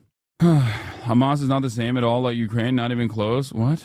Different struggles, man. I'm just saying it's not even just Hamas. It's the Viet Cong. Time and time again, history has shown that the population that lives, the population that is invaded, will always do everything in their power to stop the invading force. They will just wait them out. They will make it as costly as possible to invade. That's all I'm stating. And Ukrainians are still very much the population that's being invaded. They will do everything they can. Anyway, here is Senator Blumenthal. To my fellow Americans, let me just say you're getting your money's worth in Ukraine. The Russian military has been degraded by 1/2. It's been reduced in strength by 50% without a single loss of an American serviceman, with less than 3% of our military budget. That is quite a bargain in military terms. That's Senator Blumenthal. Elizabeth Warren has said similar things, and so has Lindsey Graham. With two colleagues, Senator Lindsey Graham, Republican of South Carolina, and Senator Elizabeth Warren of Massachusetts, Republican and Democrat. Look at how that mic's shaking. And there's a reason, because we need bipartisan support. We need Republicans and Democrats to come together. And on the Armed Services Committee, where I sit, I've led this effort in the Senate. I have championed Ukraine with Republican allies. This is an American cause. It's not just a Ukrainian cause. And to my fellow Americans, let me just say, you're getting your money's worth in Ukraine. The Russian military has been degraded by 1/2. It's been reduced in strength by 50% without a single loss of an American serviceman, with less than 3% of our military budget. That is quite a bargain in military terms. And the ones who are at the tip of the spear are the Ukrainians. And they don't want our troops on the ground. What? Yeah. Ukrainians are like, we would hate the help. Yeah, they're like, please, America, don't even help us with additional troops. Yeah, we love the concept of just fucking dying. Yeah, that's why they keep saying, hey, can you please do a no-fly zone over Ukrainian airspace since the day of the Russian invasion? Ukraine's like, nah, bro, I got this. I love playing on hardcore difficulty. That's what Ukrainians are saying. They're like, oh, yeah, actually, it's super dope that we have to push back the entirety of the Russian forces from a significantly larger country. Why is Russia getting North Korean soldiers, but Ukraine can't get help? First of all, Russia getting North Korean soldiers is probably less impactful overall than the foreign legion of like actually trained Australian and American soldiers fighting actively, both inside of Ukraine and now in Kursk as well. So, like, those guys they don't, like, what are you talking about? Like, what the constant like North Korea is a real player at the table conversations are so funny to me. That's more so like a reinstatement of the security cooperation that North Korea has. They don't have a lot of motion. You feel me? Yeah, they're cannon fodder at most. They want to fight this fight on their own, but they need our support. And we will... Yeah, the North Korean supply is more significant on the artillery coverage. Obviously, they've been using a lot of conventional weapons in this battlefield, and the DPRK has actually offered a lot more coverage in terms of the artillery shells that they're providing. That has been more significant for in terms of their security cooperation. Not like, I don't know, however many 10,000 soldiers that they sent over from DPRK to Russia. Be obligated to have troops on the ground if we fail to stop Putin now, because he will keep rolling forward. He will keep moving. That's what bullies do. That's his vision, to restore the old Soviet Empire, the old Russian Empire, and to do it with atrocities, tying women and children's hands behind their back, shooting them in the head, hundreds of them. I have visited the mass graves in Bucha and other towns around Kyiv. This man is a war criminal. He is a murderous thug, and he understands only... While I 100% agree in terms of Putin being a war criminal or being a murderous thug, I wonder what Blumenthal has said about Benjamin Netanyahu. I mean, he's right on Russia for sure. He's right on Putin for sure. But your president is meeting him? Yeah, of course he's meeting him. I suggested that Biden meet him too. What are you talking about? Like, what's this conversation? Yes. You have to do that, okay? You have to do that. That is the reality. Please, wake up. He's right that Russia is trying to establish the USSR. No, he's a fucking moron. Russia is not trying to reestablish the USSR. If anything, it's more, they skipped a step. They're trying to reestablish a Russian empire is an argument that I would agree to, but not the fucking USSR, okay? Vladimir Putin is literally a counter-revolutionary, reactionary kleptocrat. He is not a fucking Marxist-Leninist. What are we talking about? The USSR. No, these guys are morons. And the only thing, they just know that is like something, that's a catch-all term that they're utilizing. They'd be like, ooh, scary. They want to do Soviet-style USSR empire or whatever the fuck. Wrong. Please explain to me how Vladimir Putin is any way, shape, or form remotely close to the Soviet regime or any sort of like allegiance to socialism, real existing all around the world. My commie friend in Lebanon loves Putin, and I keep trying to explain he just likes that Russia is anti-West right now. Yeah, of course. This is the other side of the equation that I try to explain to Americans, but then they think I'm like hyping up Vladimir Putin. In terms of why there is a lot of loyalty or a lot of hell yeah, give it to him style attitude in the global south towards what Russia is doing, despite the fact that Russian PMCs are also picking apart other nations for scraps as well in Africa to fill their own personal coffers. The reason why a lot of people see it is almost the same as the same bargain that they've done, the same bargain that they've engaged with China. Okay, they see Russia as one of the only large powers on the planet that has the ambition and has, I guess, the insanity to really stick it to the fucking Western superpowers. If you've only been dominated your entire life by Western superpowers, then yeah, you're like, all right, that's great. Give it to them. Enemy of my enemy is my friend type situation. Do you understand? It is campist, for sure. Wrong. Wait, what? Wrong. What? Does not elaborate, is so reductive. Enemy of my enemy thinking. Oh, you're not telling me that I'm engaging in reductive. I'm just explaining to you what their assessment is. I don't agree with that assessment. I don't agree with Russian action in Ukraine. I just want to point that. I want to point that out over and over again, because I know a lot of liberals are allergic to nuanced thinking in this regard. Define campist. That's it. You're in either a Western camp or against the West. Campists are people who are unconditionally anti-West. Okay? The people who unironically go, oh, anyone that's fighting back against America is good in my book, even if they're, not exactly great themselves. Wow, I really can't believe you would say NATO is used by the United States as a colonial weapon. I, as a 20-month sub, was not expecting that take. Yeah. Do you think Putin is going to stop after Ukraine, even after the ceasefire? I don't know. I genuinely don't know. I don't know. I can't. I'm not making predictions that revolve around Vladimir Putin behaving like a rational actor. I have done that in the past, and I've suffered many consequences for that. Okay? I'm not in the business of making predictions that require thinking of Vladimir Putin as a rational actor. Okay? I'm not doing that. Here, let's listen to Yanis Varoufakis. Friends, Germans, citizens from all over, sisters and brothers, we once had a dream.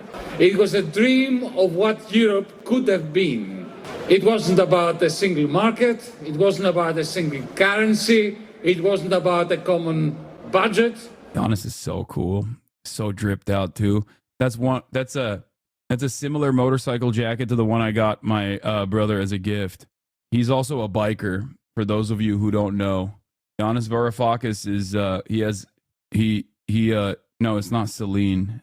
No, it's what is it called? I forget the brand, but it's a motorcycle brand. They make sick they make dope jackets. No, I don't think it's it's not Barber. No, it's not Barber. Barber's not a motorcycle. Barber is not a motorcycle brand. Barber is a hunting brand, and it's great. Belstaff. Yes. I think that's a Belstaff jacket. I can't tell from the patch. Belstaff is the brand. I don't know if this is a Barber jacket. It doesn't look like a Barber jacket. It looks like a Belstaff jacket. We dreamt of Europe as a peace with justice project, but that dream has now evaporated. In the cold, hard light that we woke up, it has gone. 15 years ago, a bankers' crisis led to austerity for the many and to a lot of money printing for the very few. It was... I can't read it. What is it? Oh, it is Barber. I was wrong. It's not Belstaff. I think it is Barber. Chatters were right. I was wrong. Fashion Stone Lock. Completely irrelevant. I know. Sorry. Lock in. It was the end of justice. And it was the beginning of the long winter of Europe, of Germany's long winter, of deindustrialization, of stagnation, of a vicious class war against the majority all over Europe. And then, before we knew it, fascism and war was in the air. To stop the victims of their austerity from challenging them, from questioning them, they terrorize you.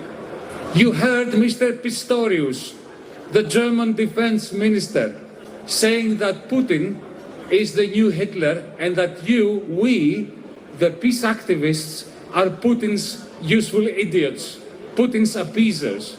I have a question for Mr. Pistorius. I have a question for Mrs. von der Leyen. I have a question for Mr. Friedrich Merz. If Putin is the new Hitler, why are you not sending Allied troops to take Moscow, to drag Putin to a new Nuremberg trial, or at least to force him into a bunker so he can commit suicide? Don't you realize what cowards you are, sending weapons to Ukraine so that the exhausted Ukrainians take Moscow or even the Crimea? The truth is that our leaders don't think that Putin is Hitler. They have been doing wonderful business with him for decades. They didn't say one word when he killed 250,000 people in Chechnya. All they care about, what they're in the business of, is a never-ending, very profitable war for themselves. That's all they care about.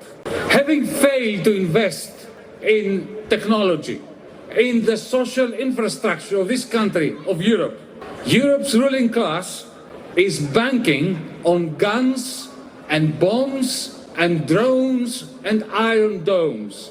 And they want to spend your money on them. This is the only thing they care about.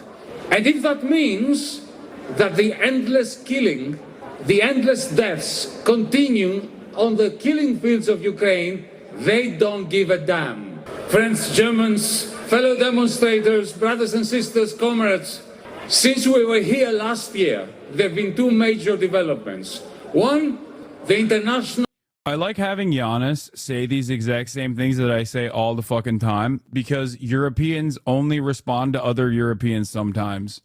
Like, I do think that you have to be someone of Euro background in order for Europeans to listen to you and go, okay, you know what? Maybe he's right.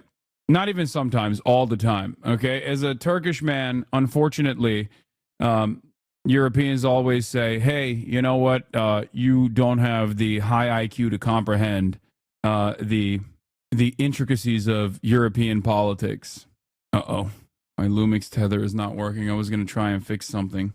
He also accepts his true Greek heritage, unlike somebody. I do not have a Greek heritage, okay? Greeks are not European. You can't rely on... That's ridiculous. You can't talk about Greek culture and how important it is for Europe and antiquity and whatnot, and then turn around and act like Greece is not a part of Europe. Ridiculous. The International Criminal Court has indicted Netanyahu and his former defense minister for genocide. Also, the second development, Donald Trump returned to the White House, openly advocating the completion of... Kind of fucked up. You're saying the interest in Ukraine is all about self-interest. Why would you say that? Yeah, I mean, look, liberals will say, no, Biden's interests in Ukraine are actually emancipatory and moral. He's just saying this to, like, get the dumb Amerifats on board. Okay? That's what they'll say. They'll say, Biden wants people to know most of the money he's seeking for Ukraine would be spent in the U.S. They'll say, oh, this is military Keynesianism, but also simultaneously, this is actually in the interest of Ukraine. He's just trying to get the Americans on board, and that's why he's saying this kind of stuff. Okay? The genocide of Palestinians.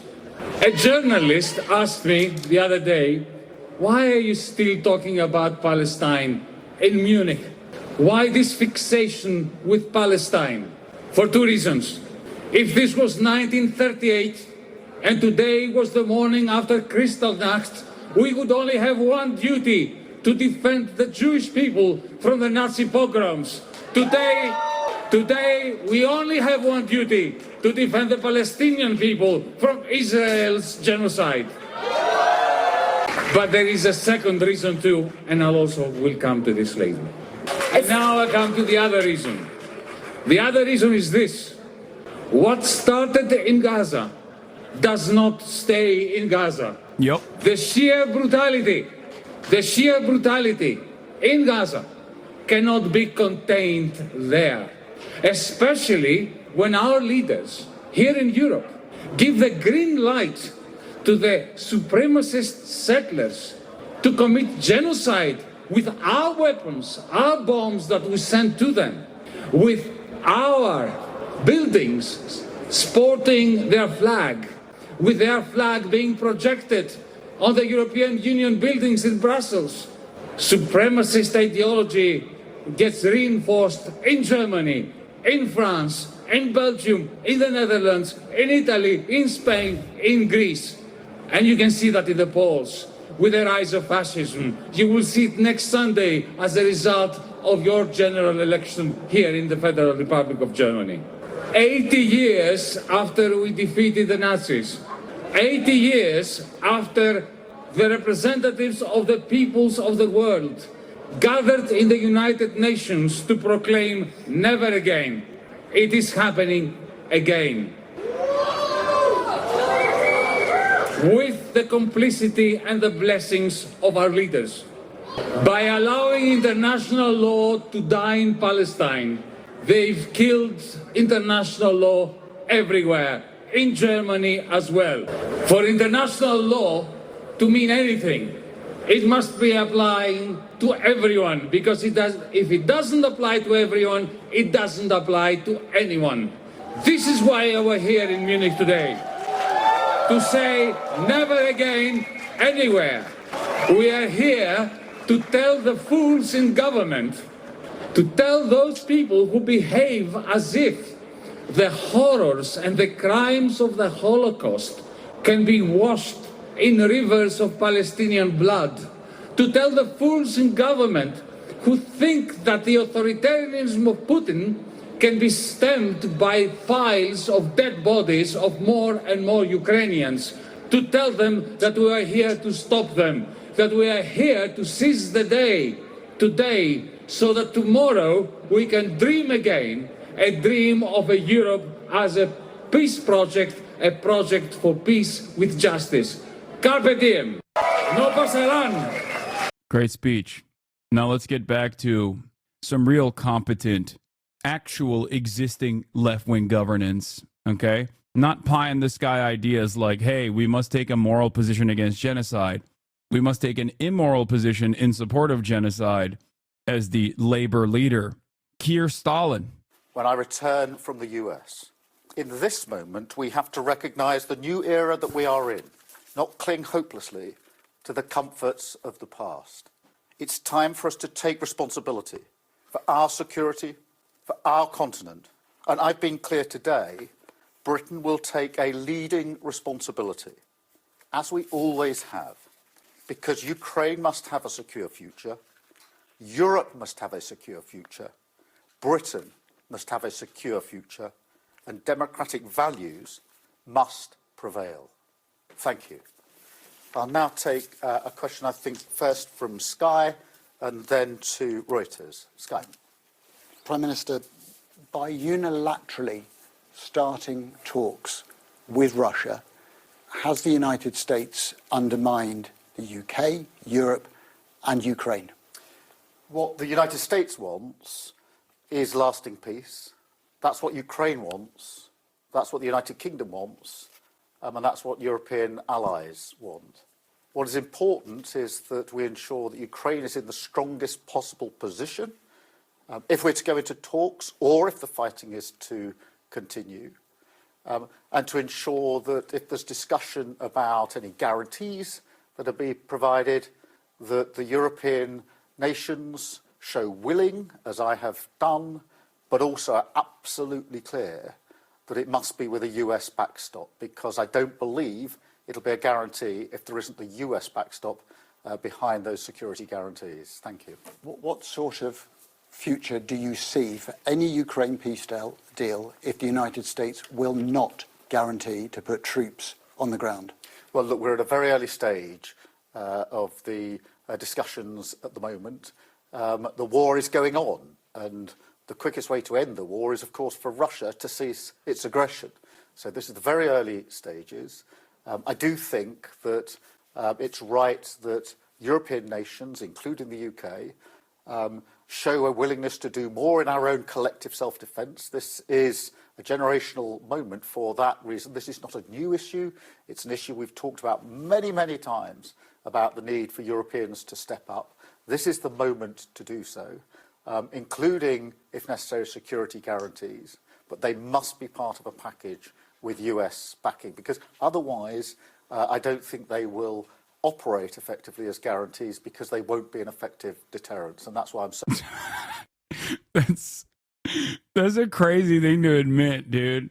You can't even flex hard enough.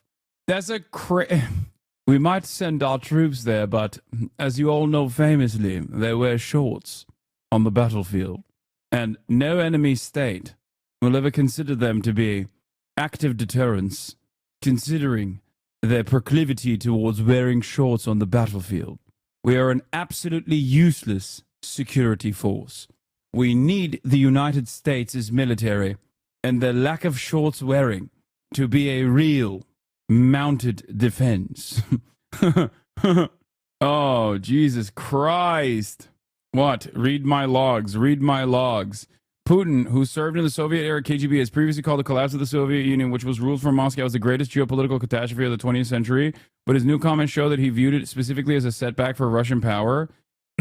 That was always the case. Yeah, of course, the collapse of the Soviet Union was the greatest geopolitical catastrophe. Look at what happened after the collapse of the Soviet Union to every country within the Soviet Union. Yes, that is correct. That still doesn't make him a communist or a socialist. That was always the case. We've known this for a very long time. Yeah. Child prostitution increasing by like 7,000% probably does not bode well for any country, you know? Life expectancy cut short by like 3 decades. Maybe not the best thing for any country. Yeah, if that happens to you, you're going to say that was a ginormous catastrophe. Has the chatter ever asking you to read their logs paid off? I mean, that was complimentary information. It's not the worst thing.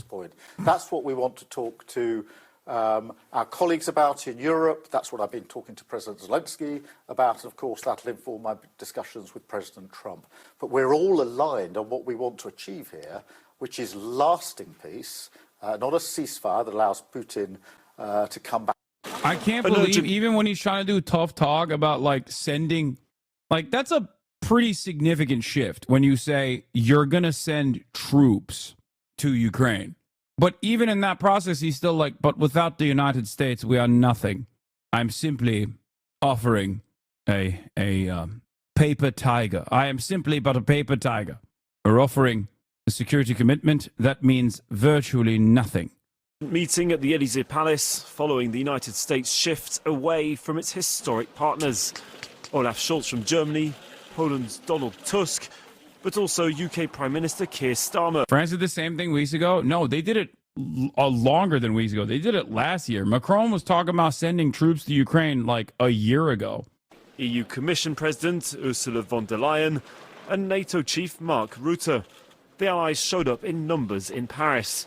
Their aim? To come up with a coordinated response to the United States' sudden change of position. Nice to see you. Donald Trump's administration appears to be seeking to find a deal alone with Russia to end the war in Ukraine. Speaking over the phone last Wednesday, Trump and Putin agreed to have their teams begin negotiations. On Monday, the UK government spokesman said Keir Starmer expects to meet Donald Trump next week, after saying he'd send British troops to Ukraine if necessary. Unless and until we get a peace agreement, we must ensure Ukraine's in the strongest possible position. We don't know what's going to happen next. The last thing I want to see is a pause in the fighting that simply gives Putin the chance to come again, which is why it's very important that we have these discussions. And I think it's very important for the UK to be talking, obviously, with our European allies, as we do the whole time. Last week, the United States defence chief suggested that Ukraine should abandon hopes of winning its territory back from Russia and ruled out its ambitions to join NATO. Volodymyr Zelensky, meanwhile, said that he wouldn't recognise an agreement if Ukraine isn't involved in the peace talks. James Vassner with that. European leaders have been holding an emergency meeting in Paris concerning their role in Ukraine, amid fears that they can no longer rely on their security alliance with the United States. Germany's Chancellor said Europe will keep supporting Ukraine and that peace terms cannot be dictated to Kyiv. He also said he was irritated about talk of sending peacekeeping troops, saying it was premature. I don't understand why the U.S. is doing this. Would you explain the position? This is going to once again really frustrate a lot of people who have a totally idealistic notion of American foreign policy. Donald Trump saying this stuff is basically not different than the previous administration's goals and agenda overall in Ukraine. It's just simply saying the quiet part out loud. And a lot of these guys get frustrated because it undermines their political power in their countries. Okay? It undermines Zelensky when you say, yeah, shut the fuck up. You are not a part of this process. We're going to do whatever we want, and we're going to get $500 billion worth of natural resource from you. Ukrainians have access to the internet. They hear that. They go, what the fuck? The hell is this? Same with Olaf Scholz or Keir Stalin or Macron, where they're like, wait a minute, what do you mean you're just cutting us out of this conversation? Like, we have been wonderful allies this entire time. That's it. It's no different than Donald Trump coming out and being like, yeah, I don't care. We're going to do ethnic cleansing in Gaza. And then European leaders being like, whoa, wait a minute. That's genocide, I think. That's a violation of international human rights. Like, what do you mean you're going to do ethnic displacement of all Palestinians? It's just simply saying the quiet part out loud, and then these guys aesthetically posturing as though they have any say in the process. I don't know if this will be a moment of self-reflection for a lot of people who turn around and say, oh, Hassan, your attitude is just America bad. Your attitude is just America bad. You give a lot of credit to the United States of America in terms of all these global affairs that are happening. Will they maybe realize that at the end of the day, the United States of America does dictate these terms and has consistently done so, except previous administrations that were at least more competent, whether they be Republican or Democrat, have done so in a way where they've handled the delicate affair with some semblance of commitment to international rule-based order, you know, when they never actually cared about that whatsoever. One of the greatest examples of this is that under the Bush administration post 9/11, Congress created a new law called the Invasion of the Hague Act, okay, which dictated that if the International Criminal Court, which is in The Hague, which is in the city Hague, were to ever actually prosecute and extradite a American combatant or even America's allies, America would invade the Netherlands, like militarily invade the Netherlands. That's a law that has been. Is that act still valid or was overturned? No, of course it wasn't overturned, and that's the point I'm making. Obama, who railed against the war on terror, said he was going to close Guantanamo Bay, certainly did not overturn that, did not even make a push for it. The U.S. some leverage to be included here, $200 billion in Russian assets. Yeah, it was presented as the American Service Members Protection Act. It's so shocking that whenever I mention this, people still get confused by it. They're like, what? Are you serious? Yes, I am serious. And neither the Democrats nor the Republicans that came after ever overturned that. Okay? And there's a reason for why they didn't overturn it, because American foreign policy is uniparty. Yeah, and it's not just, no, it's not. It's not just about American citizens. No. The American Service Members Protection Act apparently also means allies as well. I don't understand why people who think you're so anti-American just consume any other news outlet. That perspective is covered to death by 99% of media. Yeah, that is interesting to me, because I make it very clear that, like, my goal is not to simply regurgitate State Department propaganda, but instead to offer you a broader perspective on these affairs. And in most circumstances, I think when you get this broader perspective, whether you agree with me or not, this broader perspective will inform your analysis and allow you to see the bigger picture. It will also help you make better assessments about what is slated to happen in the future. French President Emmanuel Macron called the meeting after the Trump administration left the Europeans out of direct negotiations with Russia on ending the Ukraine war. Straight to the Élysée Paris, at the Élysée Palace in Paris, where those talks are taking place. Our correspondent Rosie Burchard is there. Welcome, Rosie. So we heard from the British Prime Minister saying he's willing to send troops to Ukraine as part of a peace deal. And didn't you say Russia was annexing its own territory? I'm done. I'm sorry. I can't keep addressing the exact same clip that you saw that was suspiciously 12 seconds long over and over again from fucking 3 years ago, dude. Germany's chancellor saying... No, I didn't say that. I don't think Russia's annexation of Ukraine is in any way, shape, or form remotely appropriate. Irritated by that kind of talk. What else has Chancellor Scholz been saying?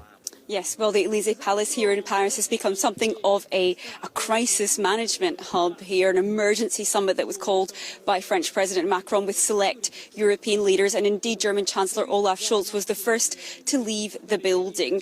Now, if they were hoping for a display of unity from these talks, we're already seeing some pretty different positions from the United Kingdom, which has said it's ready to deploy troops to a potential future peacekeeping force in Ukraine, and Germany and German Chancellor Olaf Scholz, who, as you alluded to, said that it's highly inappropriate to talk of that now, that this simply isn't the time for that kind of discussion, that Ukraine is very much still at war, and that we're talking about a peace deal, a potential peace deal, which doesn't even exist yet and which risks to be negotiated right over the heads of both the Ukrainians and the Europeans. Now, where Scholz was more decisive, he spoke about the question of raising defence spending here in Europe and said that Germany would be favourable to relaxing fiscal rules within the European Union in order to try and boost defence spending rapidly. We know that is an ask from the Trump administration and something which has been on European leaders' mind for some time as they seek not only to be able to try and backfill and support to Ukraine, but also to boost their own security for the future. And what was the French president hoping to achieve with this summit? Well, listen, I think it's about getting heads together, trying to have a huddle before a really important week of diplomacy. And needless to say, this is just the first of a number of crucial meetings that are going to be taking place throughout this week, and not least in Saudi Arabia with the US and Russia, kick-starting those first talks over Ukraine. And we know that President Zelensky is heading to Turkey on Tuesday. Notice how they didn't invite a single Balkan country and Romania to the summit. The countries that are closest to Russia are just left out of the important discussions. Our purpose is only to be cannon fodder for the Westoids. Yes, that is 100% the case. That is the case. As well, so big diplomatic week, and Macron, I think, trying to get a head start on that. One of the big questions really here has been what kind of leverage could Europe have in order to demand a seat at the table when the future of the security of this continent is negotiated. One of those questions is about potential peacekeeping forces in Ukraine. That's something the US does not want to contribute to. So if it wants Europe to contribute, can Europeans therefore say, yes, we will do it if on these terms? As I've explained, pretty divisive question. But there are also other leverage that Europeans might have in their hand, not least the fact that there are hundreds of billions of euros worth of Russian central bank assets frozen in Europe. We know that in a potential peace deal, Russia would definitely want sanctions relief and to try and get its hands back on that cash. A very controversial question that will be for Europeans moving forward as they try to get a seat at the table at those future talks. And why has this lead, why has France taken up the lead on this?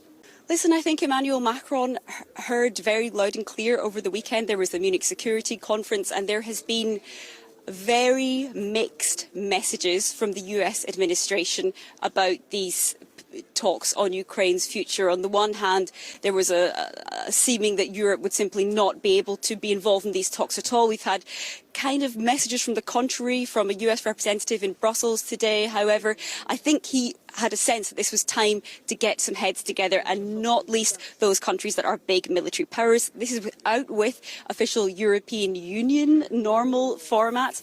What that does bring is the fact that countries that are seen as most pro-Russia and most friendly toward President Trump, the likes of Hungary, need not be on the guest list. OK, thanks for that, Rosie. Rosie Burchard in Paris. Well, Ulrika Franke is a...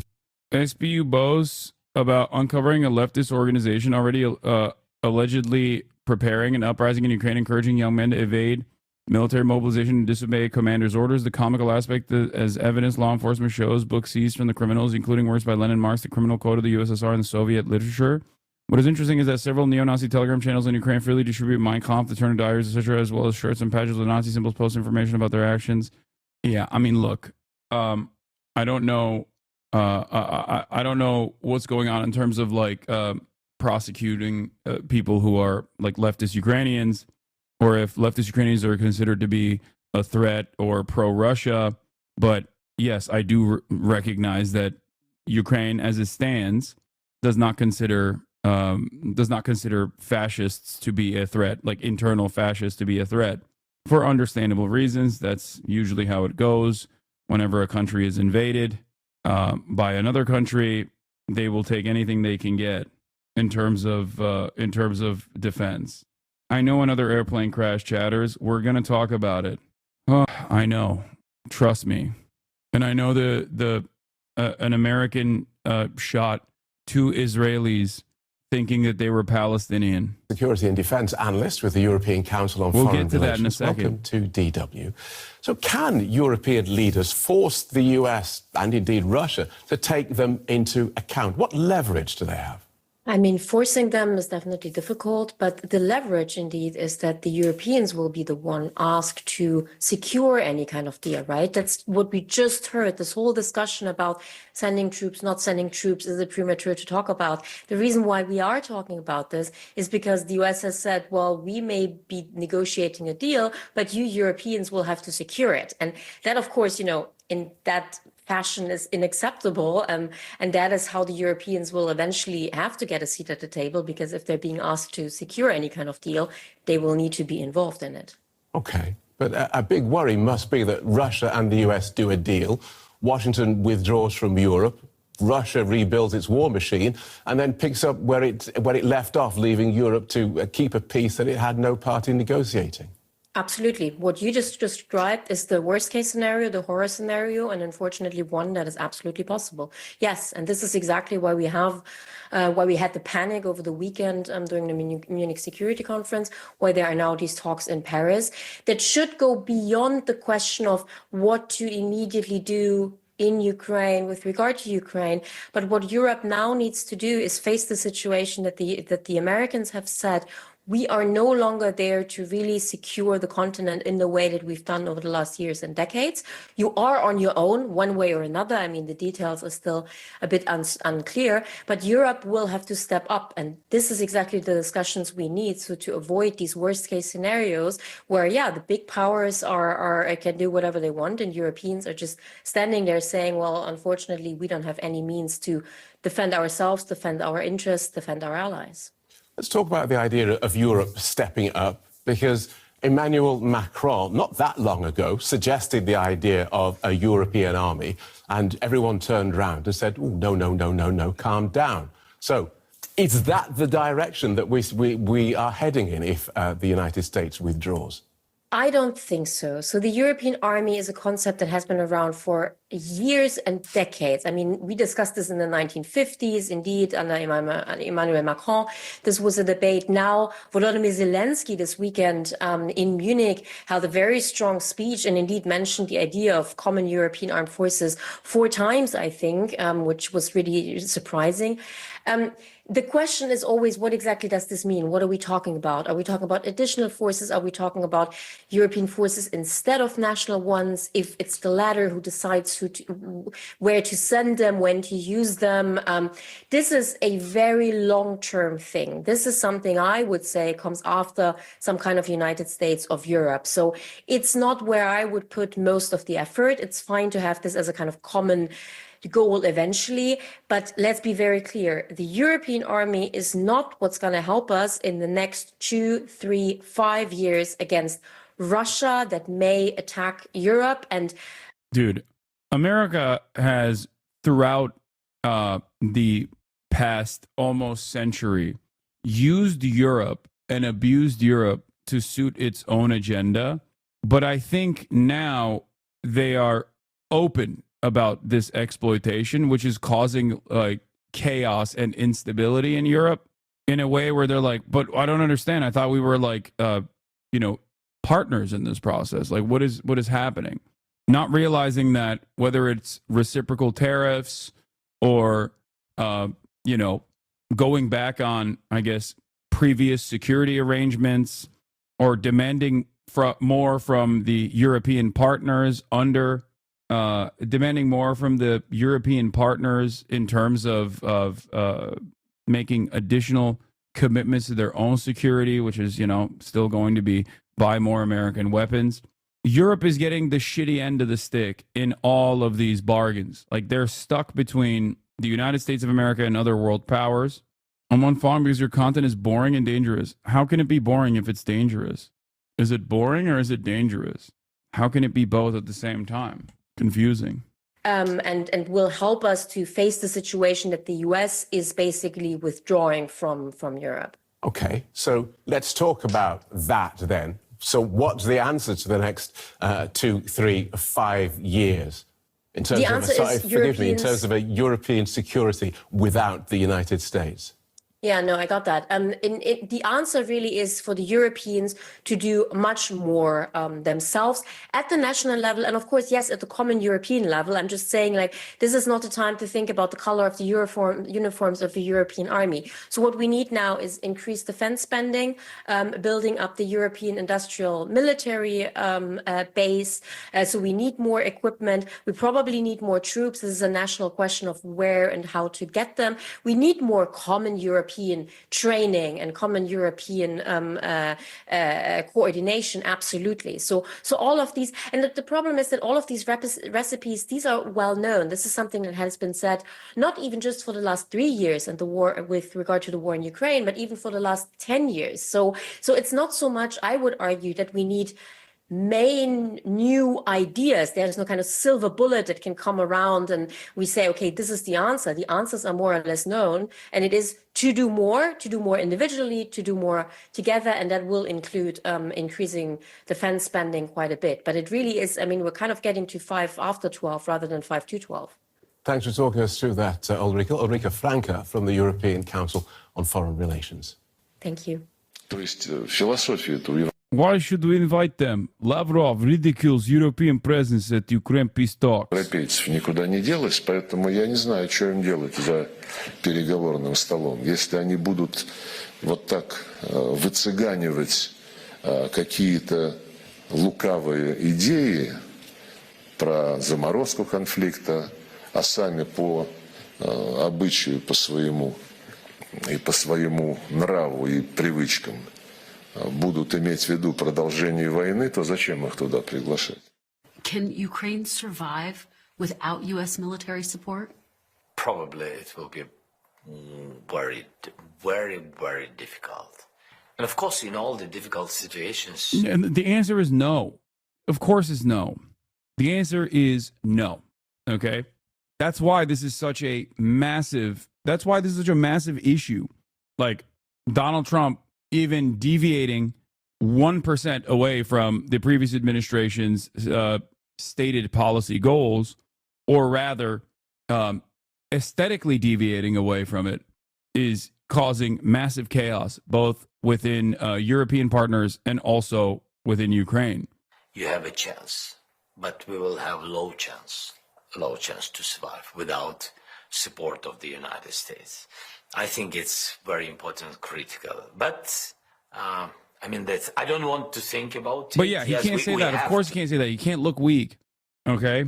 Think about it. I don't want to think that we will not be strategic partners. I don't want to think about it because it will make a pressure on morality of Ukrainians, and it will be worse the thing from the very beginning of the war. But we increased our production. That we really can count on our level of defending industry, but it's not enough. Your concern being without U.S. military support, Ukraine would be vulnerable to another attack by Russia in another few years. Is that your concern? Yes, I think this can be. This is really what he wants. He wants pause, prepare, trained, take off some sanctions because of ceasefire and etc. Thanks for watching. Let's be honest. It's so goddamn annoying that Donald Trump will do this for Russia, but he won't do it for fucking Cuba or Iran. Anyway, that's just like he is slated to remove sanctions. He's slated to remove sanctions off of Russia in terms of like America's part in this ceasefire negotiation, like ease up restrictions potentially.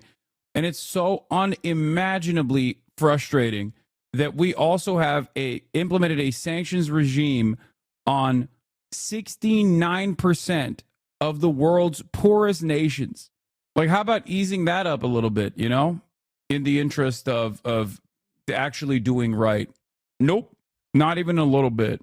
Not even remotely interested in that. Honest, now we can't rule out the possibility that America might say no to Europe on issues that threaten it. Many. Why is that the case and not Iran and Cuba? What do you mean? You're talking about a white imperialist? Exactly. Why is that not the case? Because Donald Trump is not a peaceful dove in the way that he claims he is, and he never has been, and he never will be. Many leaders have talked about Europe that needs its own military, an army of Europe. And I really believe that time has come. The armed forces of Europe must be created. This is 3 years of full-scale war have proven that we already have the foundation for a united European military force. And now, as we fight this war and lay the groundwork for peace and security, we must build the armed forces of Europe so that Europe's future depends only on Europeans. And decisions about Europe are made in Europe. And without a European army, that is impossible. Once again, this isn't about replacing the alliance. This is about making Europe's contribution to our partnership equal to America's. And with involvement from American businesses. Do we see a hypothetical EU army as a threat to the U.S.? Dude, I don't know where this goes. I'm going to be very honest with you. I don't know. I don't think that they're going to be a threat to the United States, but I also don't know. I don't know anything about where all of this rampant militarization will go towards. I have no idea. A few days ago, President Trump told me about his conversation. I just don't think it's stabilizing force. With Putin. Not once did he mention that America needs Europe at the table. That says a lot. The old days are over when America supported Europe just because it always had. And this is not just... J.D. Vance also at the Munich Security Conference was like, you know who's the real threat? You know who the real threat is to Europe? Like, you know what the real problem is in Europe? That they're banning people for being Nazis. Unironically, he turned around and was like, you know, it's not Russia or China that's the greatest threat to Europe. It's actually the fact that you guys are too woke.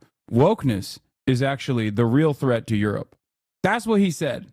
Le wokisme. Great stuff, man. Super sick. Gather at this conference, of course, to discuss security. And normally we mean threats to our external security. I see many great military leaders gathered here today. But while the Trump administration is very concerned with European security and believes that we can come to a reasonable settlement between Russia and Ukraine, and we also believe that it's important in the coming years for Europe to step up in a big way to provide for its own defense, the threat that I worry the most about vis-a-vis Europe is not Russia, it's not China, it's not any other external actor. And what I worry about is the threat from within, the retreat of Europe from some of its most fundamental values, values shared with the United States of America. Now, I was struck that a former European commissioner went on television recently and sounded delighted that the Romanian government had just annulled an entire election. He warned that if things don't go to plan, the very same thing could. Yeah. These guys are such assholes, dude. Yeah. The values of liberalism and the commitment to liberalism is not being upheld. After all, liberalism means collaborating with fascism. And you're not doing enough collaboration with the fascists. You're not simply keeling over. So he didn't say that then? Wait, what? No, the China and Russia thing he literally did say. No, the real threat in Europe is coming from within. It's le wokisme. Yeah, Europe is becoming too Soviet style. It's basically too leftist. Vance's message is that basically America is a democracy and Europe has turned into a Soviet Union that doesn't listen to its citizens and has too many immigrants. Quite a lecture. Yeah, this is the quote.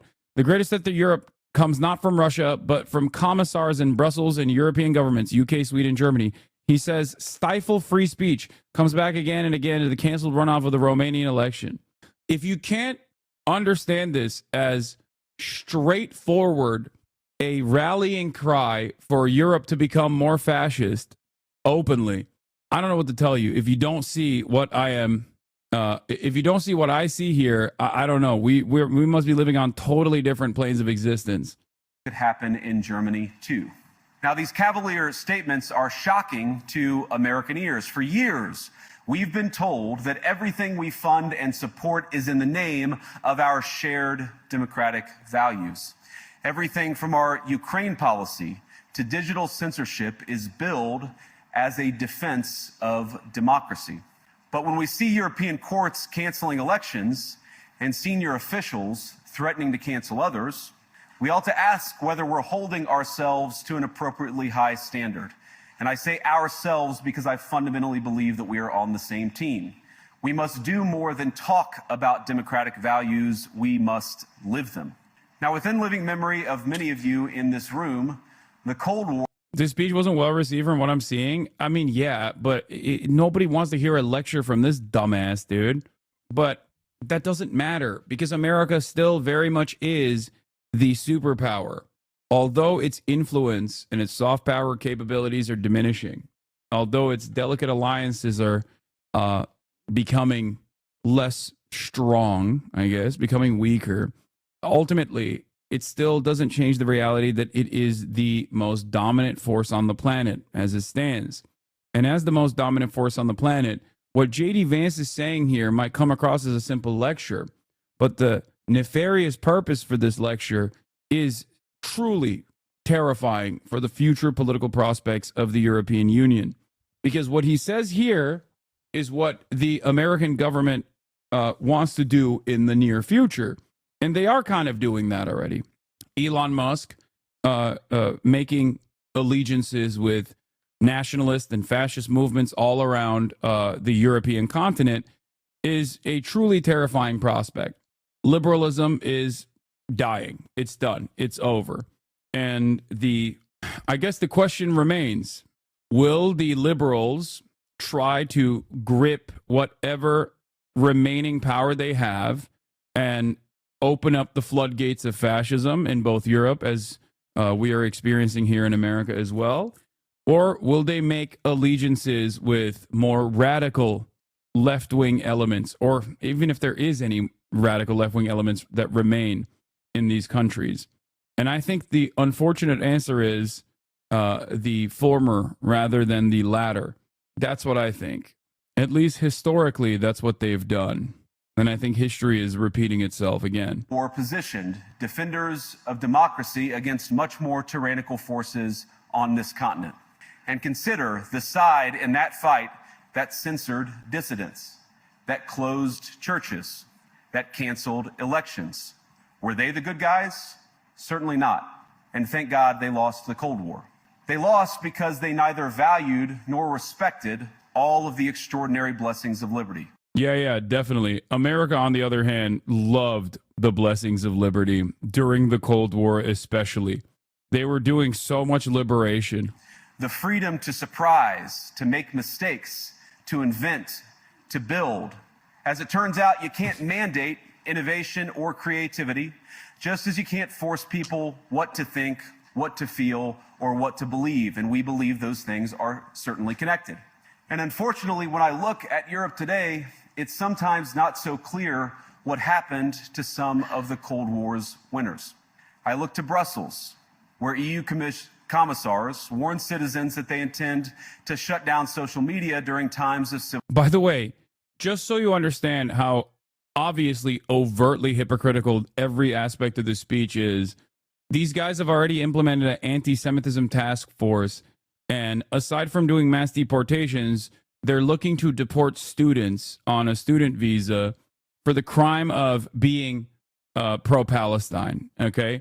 So the notion that these guys have ever entertained free speech as anything but a weapon to wield to push for more and more fascist speech is ridiculous, okay? That's all this is. When he says like, oh, you guys are not doing free speech, why is that a bad thing? This was such a great speech. America's so lucky. I hope America can save the EU. Clown Detected says, why is that a bad thing? Why is that a bad thing that J.D. Vance is lying when he says he cares about free speech when I just gave you an example of them not actually caring about free speech at all? Like, a lot of the initiatives that this administration has implemented directly undermine the First Amendment. If you can't comprehend that that is a bad thing, I don't know what to tell you. It's so funny, as a mold community and the anti-woke gamer grifters seem to really hate you now that you criticize their king. First of all, they've always hated me. The only difference is Asmongold didn't personally hate me, even though he would be very critical of me. He didn't, actively attack me in the same way that many others do. So not a lot has changed. So what is the good thing? Wait, what? There is no good thing here. You're the one who said this is good. I said it's bad. You said it's good. I'm telling you that it's not good because they're actively lying. It's crazy because even the previous liberal admin shut down free speech. We're a joke of a country. No, I agree. So what do you think is good? Oh, what I think is good. Abiding by genuine principles, like abiding by a real commitment to political protest would be a good thing. Okay? Allowing political dissent, no matter how much it undermines your agenda, would be a good thing. These guys don't care about that, and they never have. Keeping international law not as a simple. Okay, I am back. Unfortunately, for the time being, I will have to utilize my secondary camera and my backpack, and the reason for that is because my internet pooped. Luckily for everybody, luckily for you and everyone else involved, I will work to fix the internet for the time being. Finally, high frame rate. The stream looks better now. Okay, shut the fuck up. Y'all are so goddamn annoying. Oh, anyway. Yeah, it's clean. I know. It's so clean. It's so good. It's so much better. Hold on 1 second. Let me work to fix this now, okay? We're doing an IRL stream at the moment. I have to pee as well, but why is my internet not working? Okay, let's restart. Stream the stream? Yeah, no, I'm not going to do that. And no, I'm not going to do a house tour either. Hold on. Another irony in the process of J.D. Vance talking about free speech, another irony that is not lost on me but might be lost on you, is that this is the very same conference where a former U.S. congressperson openly admitted that the reason why they wanted to ban TikTok, the reason why the TikTok ban actually went through, was because of Israel.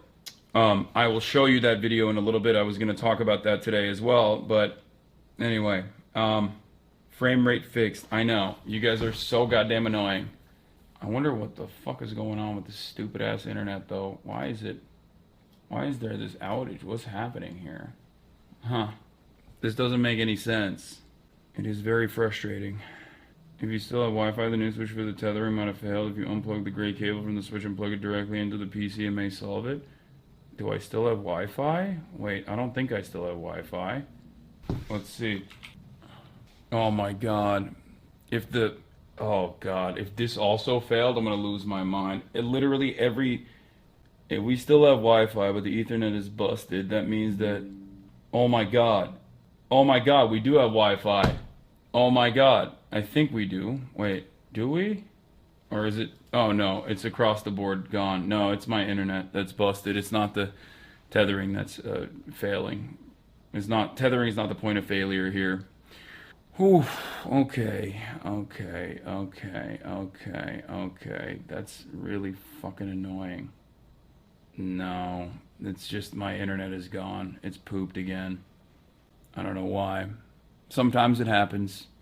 It is what it is. Okay? Okay.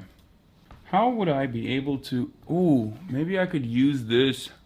I guess I could use the bag as an Ethernet connection and connect to the bag. But that would require me to cut the stream for a second. And I don't know if I want to do that. Normally I just wait these things out, and then inevitably the problem fixes itself after a reboot, but it doesn't seem like it's happening this time around. Could I connect to this? Wait, let me see if I can connect to the bag. Oh wait, I don't have that access here. Let me see. Let's see if I can connect to the bag. Let me see if I can connect to my bag right now and use that as a Wi-Fi point. Wonder if I can do that. Oh my god. It's so goddamn annoying. Why are there always so many fucking issues, man? Why? Why can't this stuff be simple? Very frustrating that there's always some goddamn issues. Diagnose network problems. Let's try it again. It says, Boomer relatable. Move to Texas to get better internet. I'm turning it on and off again. Trust me, I am already doing that. Unk Rage building. No, I mean, it's not the end of the world because I at least still have internet, like on other sources. Like I have a failsafe. I have a way to still continue the stream, so it's not the end of the world. But it is frustrating when this stuff doesn't like fix itself quickly. Oh, never mind. It's good now. All right, we're back. There it is. Okay, let's see. Yeah, it's good. All right, I'll swap it over again. I'll swap it back, and then you guys can complain about the frame rate, as one does. All right, in 3, 2, 1. All right, we're back. Get your complaints ready. Yes, it looks like stop motion. It looks too yellow. Next slide, please. I know. It's literally not that bad. It's just that the change is very different. Show me two boys with the same beef. It was bound to happen. Yes. Pay for premium bitrate. How dare you burden me with a sinful POV? Yeah. As a pocket watcher, you sound so much better. Thank you. Yes, the sound is always going to be better on this side. Noticeably off. I know. I'm so goddamn annoyed with the people constantly complaining. Anyway, speaking of the TikTok ban, here it is. U.S. Senator Mark Warner admitted at the Munich Security Conference that Israel played a role in pushing the TikTok ban through Congress.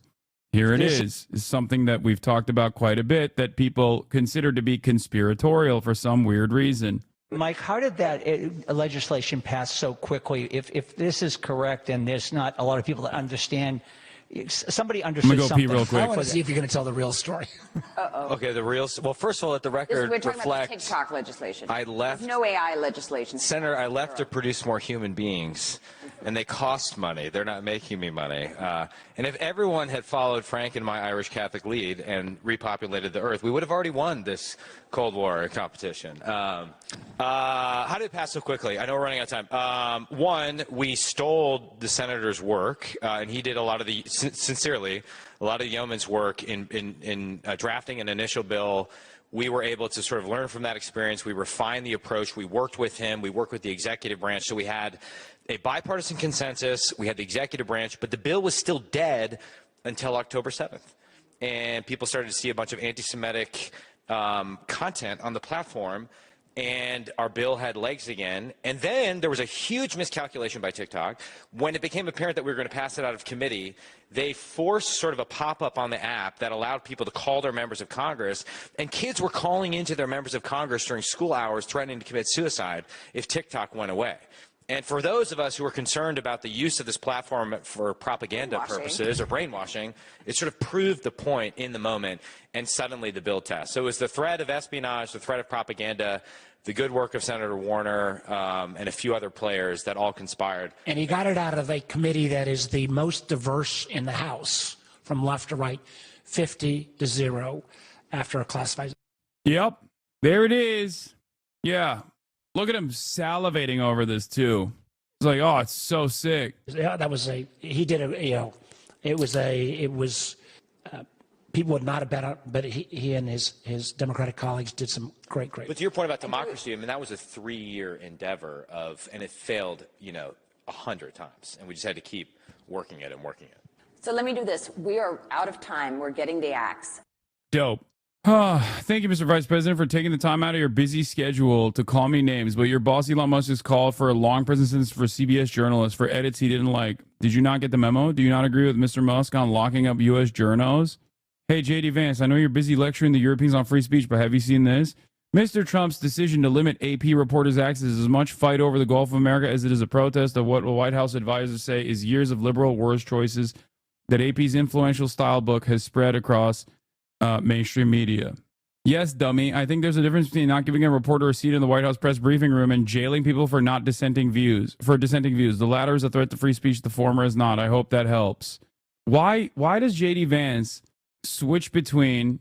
Why does JD Vance switch between talking like he's epic bacon millennial liberal baby, and also talking about how the new pope is actually the Antichrist? Like, he has two speeds. He's either like, we have desecrated the Eucharist or whatever, and then he just turns around and talks about how why do the narwhals bacon at midnight? You dummy. Propaganda. 60 Minutes allows Kamala Harris to lie when cameras are rolling. 60 Minutes are the biggest liars in the world. They engaged in deliberate deception to interfere with the last election. They deserve a long prison sentence.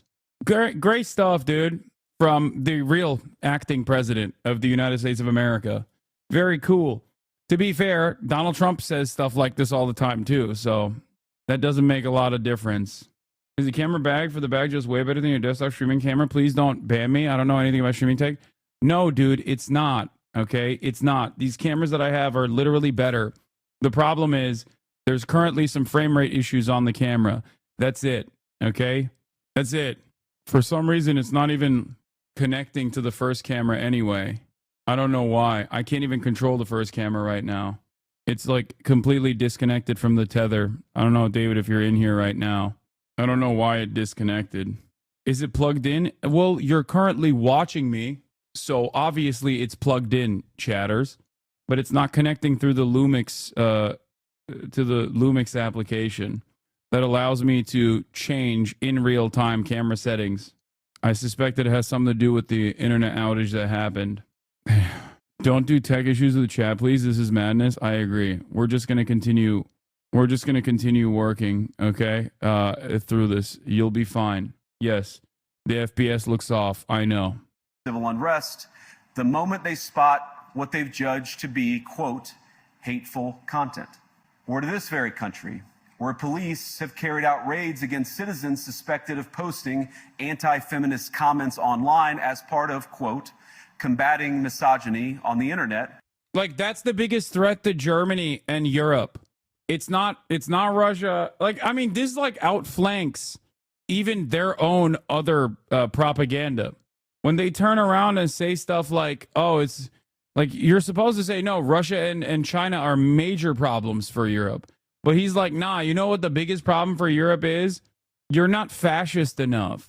Okay? It's just like silly aesthetic bullshit. A day of action.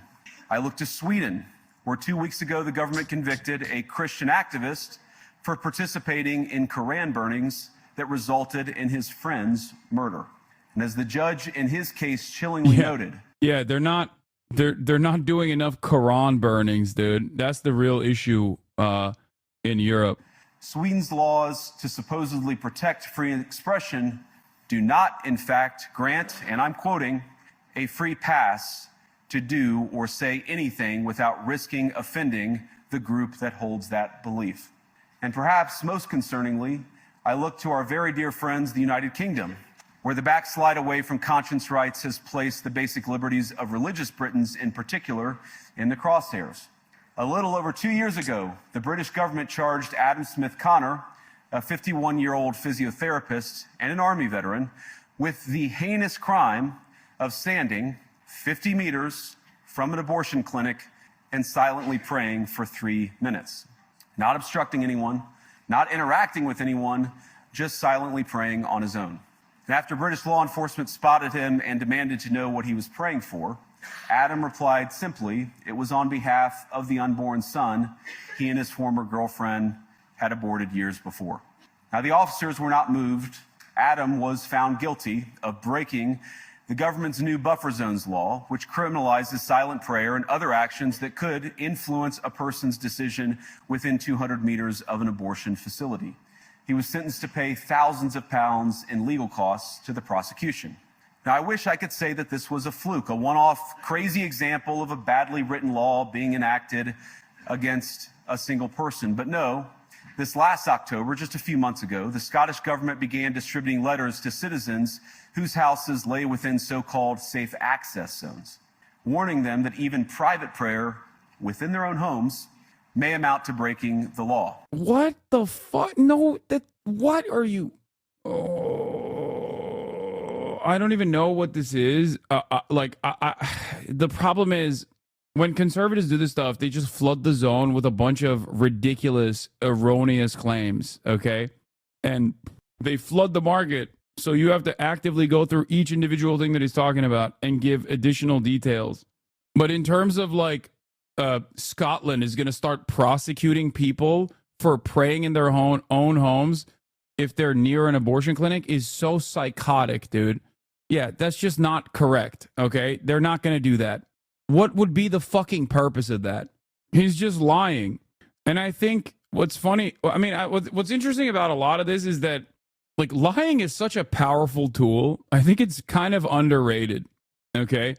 I think lying is kind of underrated, especially when there's no one that's willing to actively go up against the lie and be like, this is just a falsehood, especially when there's no universally trusted resource of information. Like mainstream media dying is truly awful in this regard.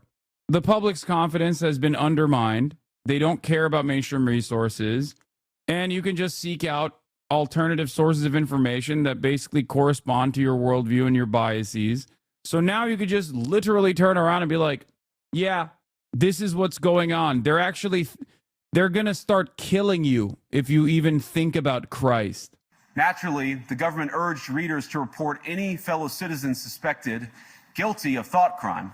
In Britain and across Europe, free speech, I fear, is in retreat. Basically living on every meme trope, unfair stereotype of Americans being ignorant morons.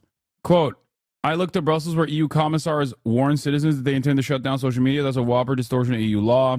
You can't shut down social media when they spot hateful content. If they could, there'd be no social media, which is a giant says. Yeah, I mean, obviously they can't. In this country, Germany, where police have carried out raids against citizens suspecting of posting anti-feminist comments online as a part of combating misogyny on the internet, a day of action. So the irony here is that Germany actually does have incredibly restrictive speech laws, and they actively target pro-Palestinian demonstrators and brutally stop them. They have quite literally deported pro-Palestinian figures that come from other European countries. Okay? They have barred entry of pro-Palestinian speakers. Of course, J.D. Vance is not going to talk about that. He's going to talk about some silly shit. Police didn't raid people for posting anti-feminist comments. They arrested 45 men for offenses including the following: threatening rape, threatening to post nude photos of an ex, demanding nude photos from strangers, distributing videos depicting torture of women. Yeah.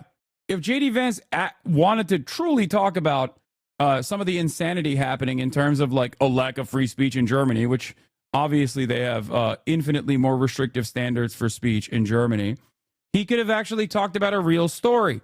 Except he wants to do that in America, so of course he's not going to fucking talk about that. BKR is the name of the Federal Criminal Police Office of Germany. BKR's raids were timed to mark International Women's Day last year. They didn't arrest a single person for anti-feminist comments. They arrested men for horrible criminal offenses. BKA, Bundeskriminalamt. Part of the project, the BKA specifically searched for misogynistic postings with criminal relevance on online platforms. They were pre-assessed by the ZIT from a criminal law perspective, and after the suspected authors have been identified, were forwarded via the judicial route to the relevant public prosecutors' offices in the states in order to decide on an initiation of appropriate investigations. The basis for the initiative was, among other things, a ruling by the Cologne Higher Regional Court on June 9th, 2020, which confirmed that blanket denigration of women can be punishable as incitement to hatred under Section 130 of the German Criminal Code. Misogyny on the internet exists in many different forms. In addition to inciting hatred, the ZIT and the BKA were also able to identify postings in which women were sexually slandered and assaulted, in which so-called nude photos were publicly requested, in which rape and sexual coercion were publicly advocated, and in which torture and killing videos were publicly distributed. Oh. In Sweden, 2 weeks ago, the government convicted a Christian activist for participating in Quran burnings. The Swedish government can't convict anybody. The Swedish court is independent of the government under Chapter 11, Section 3. Fined Salwan Najam £297, $374 with a conditional sentence. Chapter 16, Section 8 of the 1962 Swedish Criminal Code is below. It's a crime to express contempt against a group of persons due to their religious beliefs. Like, I remember some of the details of the Quran burnings that happen all the time in fucking Sweden and whatnot. And it's like, yeah, that's a hate crime. J.D. Vance is not upset that J.D. Vance just doesn't want hate crimes to be prosecuted. That's the difference. That's the difference. Most concerningly, our dear friends in the UK, where a British government charged a 51-year-old physio and army veteran with the heinous crime of silently praying 50 meters from an abortion clinic. Firstly, the British government didn't charge him with a crime, and silently praying is not a criminal offense. He was given a £100 fixed penalty notice by police on the day of the incident. Bournemouth City Council took him to court where he refused to pay the fine. Charge was failing to comply with Public Spaces Protection Order under the Antisocial Behavior Crime and Policing Act of 2014, breached by where he deliberately chose to stand and what time he chose to stand there. A little later in the day, elsewhere, no problem. Like, from the American perspective, this doesn't make sense, okay? Because we don't have rules like this for the most part. And when police want to actually enforce an action, there's a million different ways to do so. You can say, oh, this is obstruction of justice. You can say, oh, this is trespass.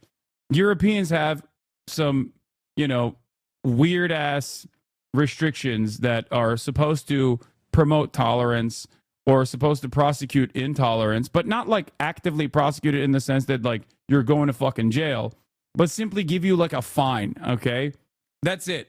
America is infinitely more ruthless in its criminal justice system in terms of like how we arrested, for example, 3,100 college campus protesters for the crime, which is not even a crime at all, or at least it's still not a crime yet, of offending the feelings of the big bad state of Israel that is also a small bean. Okay? We did that. And that was the Biden administration. In Europe, they're like, hey, if you, pray around an abortion clinic at a certain time, yeah, you're going to get a £100 fine. That's it. And then these guys understandably want to protest against it, knowing full well that it is red meat for the reactionaries. The law is titled Abortion Services Safe Access Zone, Scotland Act of 2024. The full act is below and doesn't take very long to read. There's nothing whatsoever in the Scottish legislation that criminalizes private prayer in your home. I mean, I could have told you that without knowing what that fucking law was, because that would be an insane thing to advocate for.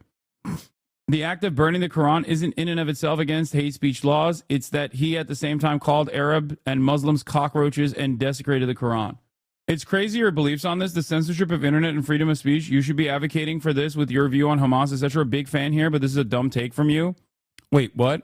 Dude, are you stupid? Is it difficult for you to comprehend that I just literally explained that all of these rules, or even in a country where there are restrictions against prosecution, they simply don't give a fuck, okay? Do you not hear the words that are coming out of my mouth? I'm saying that European rules, European restrictions around speech are in some ways actually less restrictive than the American criminal justice system that is very heavy-handed in immediately engaging in mass arrests. You are dumb. This Scottish law is disgusting. You are defending it. Not a hate crime. It's a book. For fuck's sake, hate crime would actually be targeting a specific person. Wait, okay. It's not a hate crime, for fuck's sake. You're just simply burning a cross. Is that your argument? It's not, if it's not deliberately targeting a specific black person, as long as you're burning a cross in a public area, that's not a hate crime? What a great argument this is. Hey, excuse me, officer, I just drew a swastika. It's not a hate crime. It's not targeting a specific Jewish person. It's targeting all Jews. Great stuff. You don't even know what the standard for a hate crime is. Yes, we can burn flags, blocks, etc., but sorry, I can't. But a Quran, first of all, burning a Quran, or removing the context and the nuance from the act of burning a Quran is hilarious in this instance because it is akin to saying, oh, I'm sorry, we can burn flags, but we can't burn a cross. Okay? That's what you're simply stating because there is additional symbolism surrounding this. Okay? Just so you understand. Or, oh, we can draw, I don't know, circles and squares on the side of the street, but we can't draw a swastika. It would be considered a hate crime. It's still a fucking hate crime. Whether you want that hate crime to exist or not, or whether you want no regulation surrounding that sort of thing or not, doesn't change the reality that the intention behind it is very deliberately to spark hatred against certain marginalized communities. Okay? I don't know why every single person just simply across the board assumes that there is no nuance or context in these situations. You just like try to fucking make a blanket statement and move on, thinking that I'm not going to be able to address it. We can say and do as we want as long as no one is hurt. Right to peaceful protest and speaking your mind. I know. I don't disagree with you, except the intention behind burning a Quran and also simultaneously, as chatters from Sweden have correctly pointed out, saying all Muslims are vermin that must be forcibly removed from the country is very clearly a little bit extra than just, oh, I'm against this religion. That's why I'm burning the Quran. That's why the act of burning the Quran is never specifically just an anti-religious act. Okay? Chatter wants to commit legal actions whilst not being hated by those he's directly offending. Yeah. Yeah, we can incite violence as long as we do not throw the punches ourselves. Can you explain burning a cross versus burning the American flag? Yes, easy. Burning the American flag is a criticism and a protest against the nation state. Burning a cross is to say black people must be killed because that's what it accompanied in the past and still to this day. When you burn a cross, you are going to engage in lynchings. It is a telltale sign to try to get stochastic terror to happen. Whether you are going to do it yourself or hope that others want to do it does not matter. Okay? There's a difference between saying fuck the American government when you are literally a part of the American government and you're, utilizing the existing free speech laws and boundaries to criticize the American state with this radical act of protest is entirely different than utilizing the free speech laws to basically say, let's go kill some fucking black people, dude. How sick is that? Yeah, obviously these two things are different. And I say this as someone who obviously benefits tremendously from the existing First Amendment, the First Amendment that I guess, the American government is still held on to. I don't understand. We're just burning a mosque. It's a radical act of protest against the fucking religion. Anyway, you're not giving good examples. Burning a cross is constitutionally protected in the U.S., Virginia v. Black. I'm not saying that it's an appropriate thing regardless because it's still an incitement of hatred and it's accompanied by a litany of hate crimes regardless. In the same exact way that burning a Quran is. The purpose of a Nazi protest in a historically black neighborhood is not simply to exercise their difference in opinion and openly talk about their differences in opinion. It is to incite fear, okay? It is to incite fear to remind black people the racial pecking order.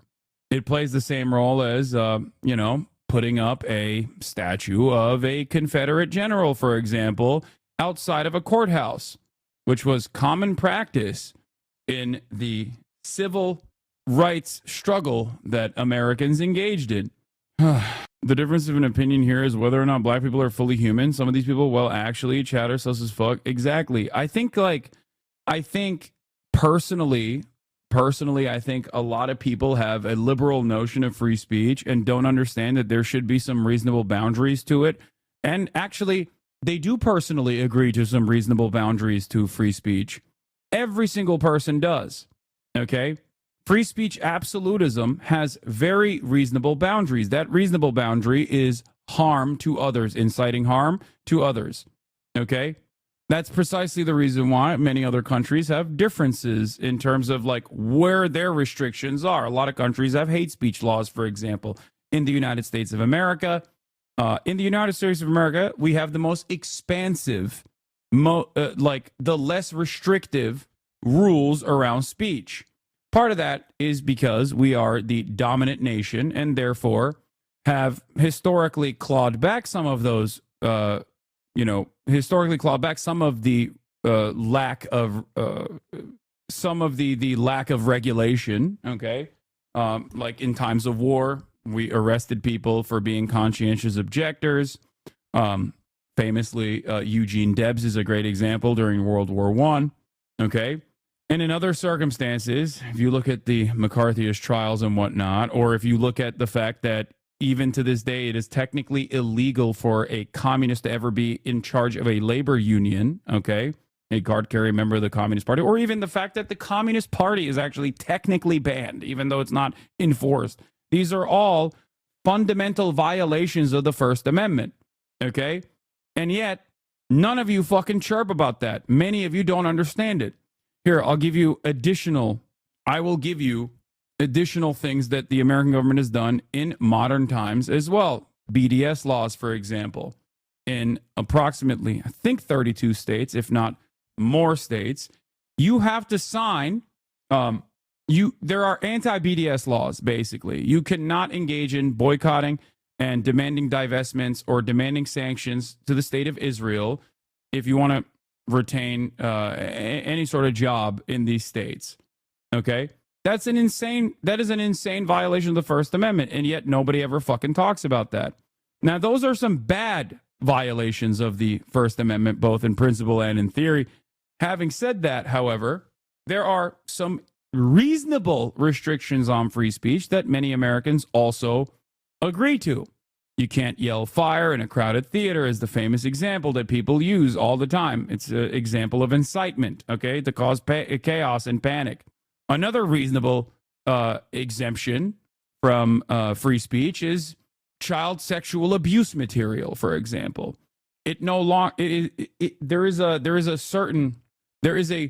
There's restriction on what kind of speech you can engage in or what kind of artistic expression you can engage in. Yeah, fighting words is another restriction as well, or at least does not offer you freedom from consequences. My point is, every single person, virtually every single person, agrees to restrictions to free speech, even in the United States of America. Okay? Otherwise, you would be a, pro-CSAM liberation advocate. You'd be like, oh, you would want to allow CP to be created and distributed freely.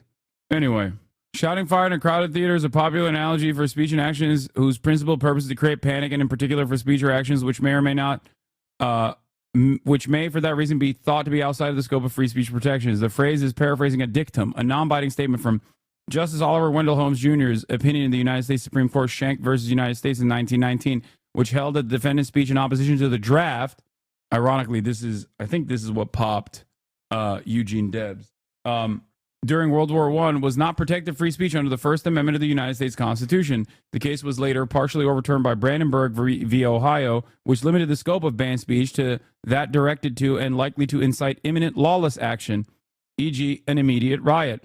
The paraphrasing differs from Holmes' original wording in that it typically does not include the word falsely, while also adding the word crowded to describe the theater. The utterance of fire in and of itself is generally not illegal in the United States. Yes, obviously. Yeah, it's like shouting gunman in a school or bomb on a plane. It's like that.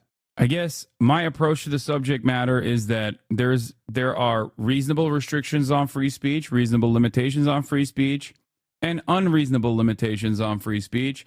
And oftentimes, many of the Americans who claim that America has free speech, goddammit, don't realize that those are restrictions that actually harm the left historically and still to this day, and unironically like that, as a matter of fact. They like that it restricts the speech of radical leftists, okay?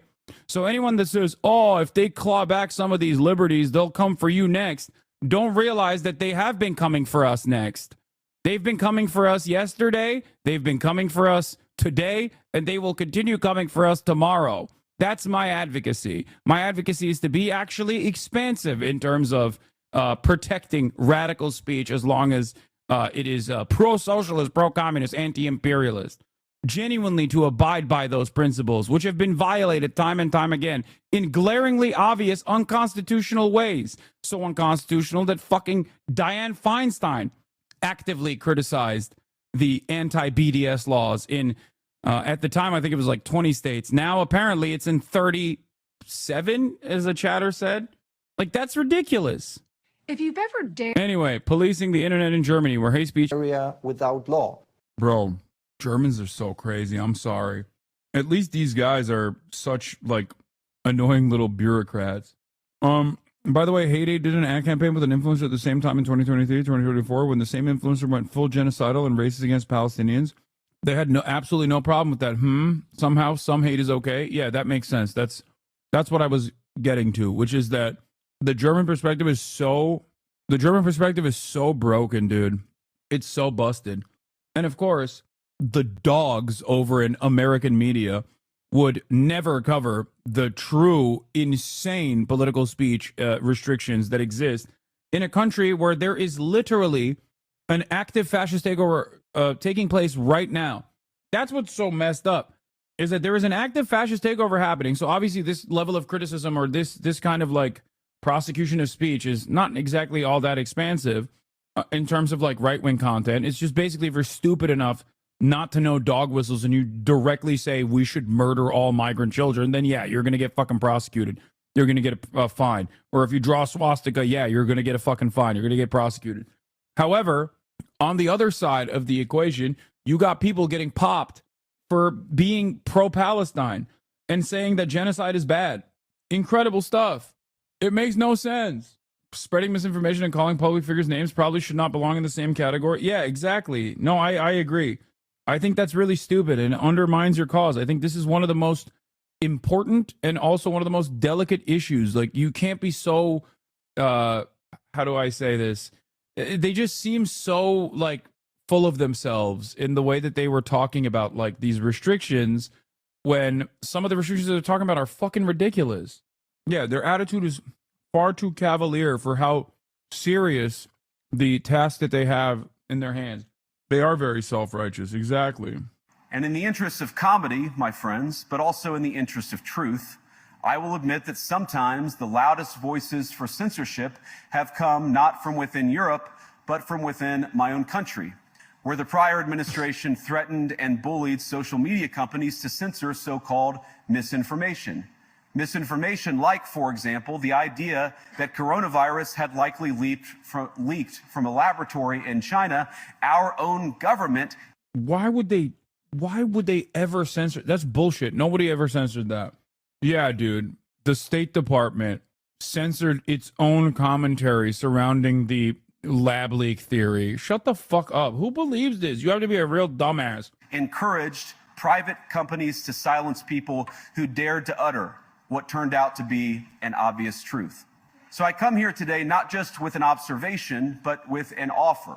And just as the Biden administration seemed desperate to silence people for speaking their minds, so the Trump administration... Here, let's look at it. I Googled lab leak corona. CIA now favors lab leak theory to explain COVID's origins. This is from January 25th, 2025. Now, you might be thinking, oh, this is new. Except it's not, because the CIA under the Trump administration also said it. And the CIA under the Brandon administration also said the same thing. It's not a new thing at all. Okay? The idea that, like, there was any point in time, unfortunately, there's new information now. So then find a 2020 article. Oh, how do you set markers for the search? I remember covering at the time. There was a Reuters article, if I'm not mistaken. Also, Donald Trump himself also talked about it being a lab leak. Is it the 3 dots? Is that how you do it? How do you fucking do it? Tools? Oh, anytime. Okay, custom range from 2020 to 2020. Will that work? Wuhan scientists will welcome visit probing lab leak theory. Okay. Inside the Wuhan lab at the center of the coronavirus storm. Was the new coronavirus accidentally released from a lab leak? The Washington Post says doubtful. Here, but the question also... Five Eyes Network contradicts theory COVID-19 leaked from a lab. Coronavirus leaked from a lab. Blame capitalism, not China. Coronavirus, is there evidence for a lab leak theory? The initial article, I think, literally came from Reuters. Yeah, COVID-19 lab leak theory cannot be ruled out, leading scientists say. When Joe Biden came into office, they unironically kept saying that the COVID-19 pandemic started in a fucking lab, okay? And that they continued that. Former CDC Chief Redfield says he thinks COVID-19 originated in a Chinese lab. Biden ordered the review in 2021. The idea that, like, there was censorship over this is fucking moronic. And it's also incredibly, like, but they 100% downplayed this at the time. You can't deny that.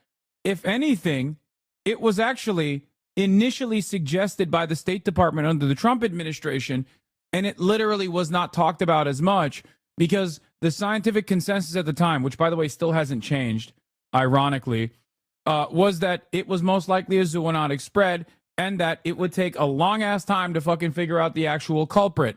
But investigations would continue. Ironically enough, under the Biden administration, they were significantly more aggressive with the lab leak theory. Significantly more aggressive. Because they saw it partially as a way to attack the Trump administration, the administration prior. There was censorship, whatever, bro. What? They did. I got racist for calling it the Taiwanese virus. So what if the CIA said it, the blessed timeline bifurcation, there was censorship, whatever, bro? What the fuck are you saying, dude? Yeah. If you think that the Biden administration did not go hard as hell on the lab leak shit, you are delusional, okay? I don't know why the fuck JD Vance is even saying this. Maybe Republicans actually live in this alternative plane of existence where they where they think like the Biden administration didn't do this. It's not correct. They did. They actively pushed that there was a lab leak. They actively pushed for it, and they, I think, pushed for it for a couple different reasons. One, it gave them the opportunity to shit on the Trump administration a little bit. It also, two, gave them the opportunity to be more xenophobic, obviously, to make it seem as though like China is either A, in the most charitable terms, incompetent in dealing with these like dealing with these diseases, or B, deliberately released it. Loving that you shit on the German left, which comprises 7% of politics. Where's the left in the U.S., says the German chatter, not recognizing that I actively shit on not the German left, German liberals and German Nazis. What the fuck is wrong with you? When have I ever shit on the German left? Unless you're talking about like anti-Deutsche or some shit. Those fucking freaks. What is this? COVID-19 origin? Leave setting to 2020? I'm confused. You know how to Google stuff, right? I mean, cool. I don't have a stake in this game. Just if you're going to search something, don't bias your results off rip. Wait, what? No, they said there was active suppression. Why would Google search results actually give me... If Google search results across the board show me that there was a lab leak stories in 2020, then that means that there is no active state suppression in the way that JD Vance suggested. There's certainly no active state suppression in the Brandon administration, especially. That's not how fucking Google works, dumbass. If they actually censored it, there wouldn't be any articles at all. Google search results across the board are simply going to show you things that it thinks you are interested in. What? He was talking about social media posts from normal people. Yeah, that's bullshit, okay? That's bullshit. I'm not saying no censorship or no restrictions policies were implemented or advocated for by the government. But if you think that the COVID lab leak theory was censored, you're wrong. That's it. You're wrong. That's what JD Vance's point was, and I disagree with that. If you're talking about how like vaccines made, I don't know, vaccines actually gave you permanent orgasms or something, and the government was like, this is incorrect, this is misinformation, and it's actually going to decrease vaccination rates. Please actively combat this kind of misinformation. That's a totally separate subject matter. But if you're talking about the fucking lab leak theory, the Biden administration actively pushed for it. We'll do precisely the opposite, and I hope that we can work together on that. And so did Ryan Grimm, for example. There are leftists out there who are also firm and committed believers of the lab leak theory as well. I wouldn't rule it out, but I'm not going to automatically assume that that is the case because they were doing gain of function research or whatever the fuck, okay? I think one of my superpowers is that I'm a dumbass, but I at least know I'm a dumbass, okay? There are things that I know, and there are areas where I have gaps in knowledge. I'm not a researcher of pandemics, okay? I'm not a researcher of epidemics. I'm not an epidemiologist at all. I have no real way of investigating whether or not COVID was a fucking zoonotic spread disease or an actual gain of function research in a laboratory that actually escaped the lab, escaped containment. I simply rely on the consensus of the academics that know better than me. And the same goes for vaccines. I'm not a fucking nerd. I don't know the science behind the vaccines. So, of course, I have a degree of trust and confidence in the people that have dedicated their lives to this scientific research. That's it. Now, across the board, that confidence does not extend to all aspects of Western media or all aspects of academia in all issues. There are areas where I am fairly knowledgeable, okay? I also understand the limitations that epidemiologists have and the delicate balance of protection versus not causing panic that they have to implement in their communication strategies. So obviously sometimes they go a little heavy-handed. So I'm understanding of their mistakes, like when they say masks are actually not good or whatever the fuck. I'm not immediately going to cast aside all matter of epidemiology or epidemiology is a hoax science anyways. They don't know shit. See, this is what I mean. You're a fucking baboon, dude. Literally. Like, actually, not even a baboon, because I feel like even a fucking baboon would be like, oh, there's disease, I think, here. I should move away. That's what a baboon would do. You, on the other hand, are rushing towards the fucking disease. Shut the fuck up. Epidemiologists are stupid. They don't know anything. What do you know? You're a fucking Twitch commenter, dude. What are you talking about? What happened? What happened to the fucking universe, dude? How? All technological advancements, fucking academia, the field of research, scientific discovery, cast it aside. Throw it away. Look alive, gentlemen. There's an American here. It blows my fucking mind, dude. People just straight up, they go, oh, thousands of years of research? Excuse me. Thousands of years of research. Ain't never seen a guy like me before. Like, that's what's so frustrating about fucking American dumbasses, especially. Dumbasses of this degree exist everywhere, but goddamn do they exist in America, where it's American exceptionalism and American individualism that has created this fucking discourse poison where every goddamn arrogant moron comes in and says, all of the fucking experts are stupid. Me, on the other hand, I know everything. You're not even literate. Shut the fuck up. Americans unironically think they know better than, like, people who have poured their entire lives to this shit. That isn't to say that there aren't indecent pressures and indecent incentive structures that play a role in muddying the waters, or think tanks coming up with corporate-backed studies to undermine public confidence in certain things. Like, there are other incentives and other pressures involved, and you should be critical of this, okay? But goddamn, like, especially when it comes to the public sector, it blows my fucking mind that people are so ready to just be like, well, my doctor told me this thing, but he's a fucking idiot. I know better. Like, how did you arrive at this? How do you exist? How do you live in modernity? Okay? How do you live in modern life where so much of the shit that you take for granted is unironically experts working tirelessly behind fucking closed doors so you don't get trichinosis from the fucking meat that you're consuming, but you just take it all for granted and you think, well, nope, I'm God's special child. That's how I got here, because I know everything. You don't know anything. You know nothing. You are dumber than the average person if you genuinely feel this way. God, have some fucking decency, dude. Holy shit.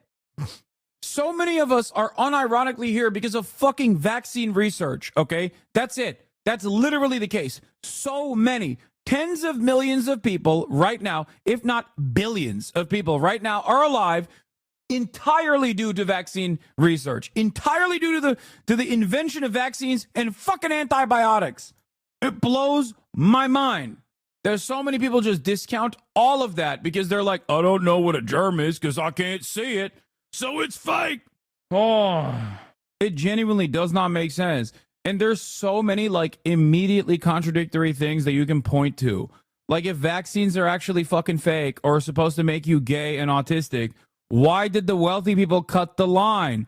If vaccines actually kill people, why did Israel refuse to give vaccines to the Palestinians and kept it for their own population? Like, that makes no sense. You think Israel wanted to preserve Palestinians from autism and homosexuality? Is that what you think was going on? Yeah, vaccines kill you. That's why Donald Trump took it. Chatter would be dead from drinking poopy water. Cholera have an ass peasant. That's what I'm saying. People are actively undermining the importance of like public researchers and regulators, and that's where we're heading towards, and it's pissing me off because I don't give a shit if you want to drink raw milk till your ass bleeds, okay? But I don't want the fucking water supply to get even more fucked. God damn, dude. Y'all are fucking everything up. Not you guys in this chat. Many of you are obviously not insane. But it pisses me off to no end that Republicans don't just like fuck shit up for themselves. They fuck it up for everybody. They fuck it up for the rest of the planet too. That's what JD Vance is doing right here. He's like, oh yeah, you guys hate that you guys like restrict fascism in your countries. Can you please let them also be fucking brain diseased like we are here in America? Look at how great America is. That's the real threat. Oof. In Washington, there is a new sheriff in town. And under Donald Trump's leadership, we may disagree with your views, but we will fight to defend your right to offer it in the public square, agree or disagree. Dieses Nie wieder ist der historische Auftrag, dem Deutschland the history of our country. Do you think there was anything in the Vice President's speech worth reflecting on? You mean all this very relevant as discussions about Ukraine and security in Europe? Müssen diese nationalen Anstrengungen in eine Stärkung europäischer Fähigkeit. Die AfD ist eine Partei, aus deren Reihen heraus der Nationalsozialismus und seine monströsen Verbrechen, Menschheitsverbrechen, wie sie in Dachau geschehen sind, als Vogelschiss der deutschen Geschichte verharmlost werden. Ein Bekenntnis zum Nie wieder ist daher nicht mit der Unterstützung für die AfD in Einklang zu bringen. Maßstab muss die Bedrohung durch Russland sein und das Erreichen aller daraus abgeleiteten.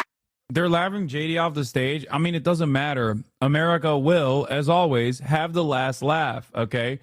Just like you can also have the last laugh as long as you subscribe, which not at the top of the hour or the middle of the hour, but just in an effort to support the show if you choose to do so. Subscribing can be free as long as you have a Twitch Prime subscription.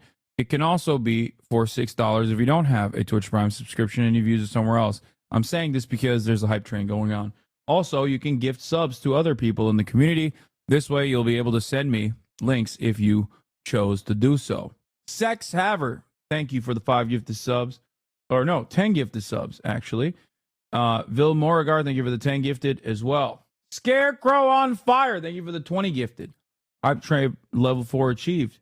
Sometimes I got to remind you guys. Holy moly. Posty Chronic, thank you for the 10 gifted.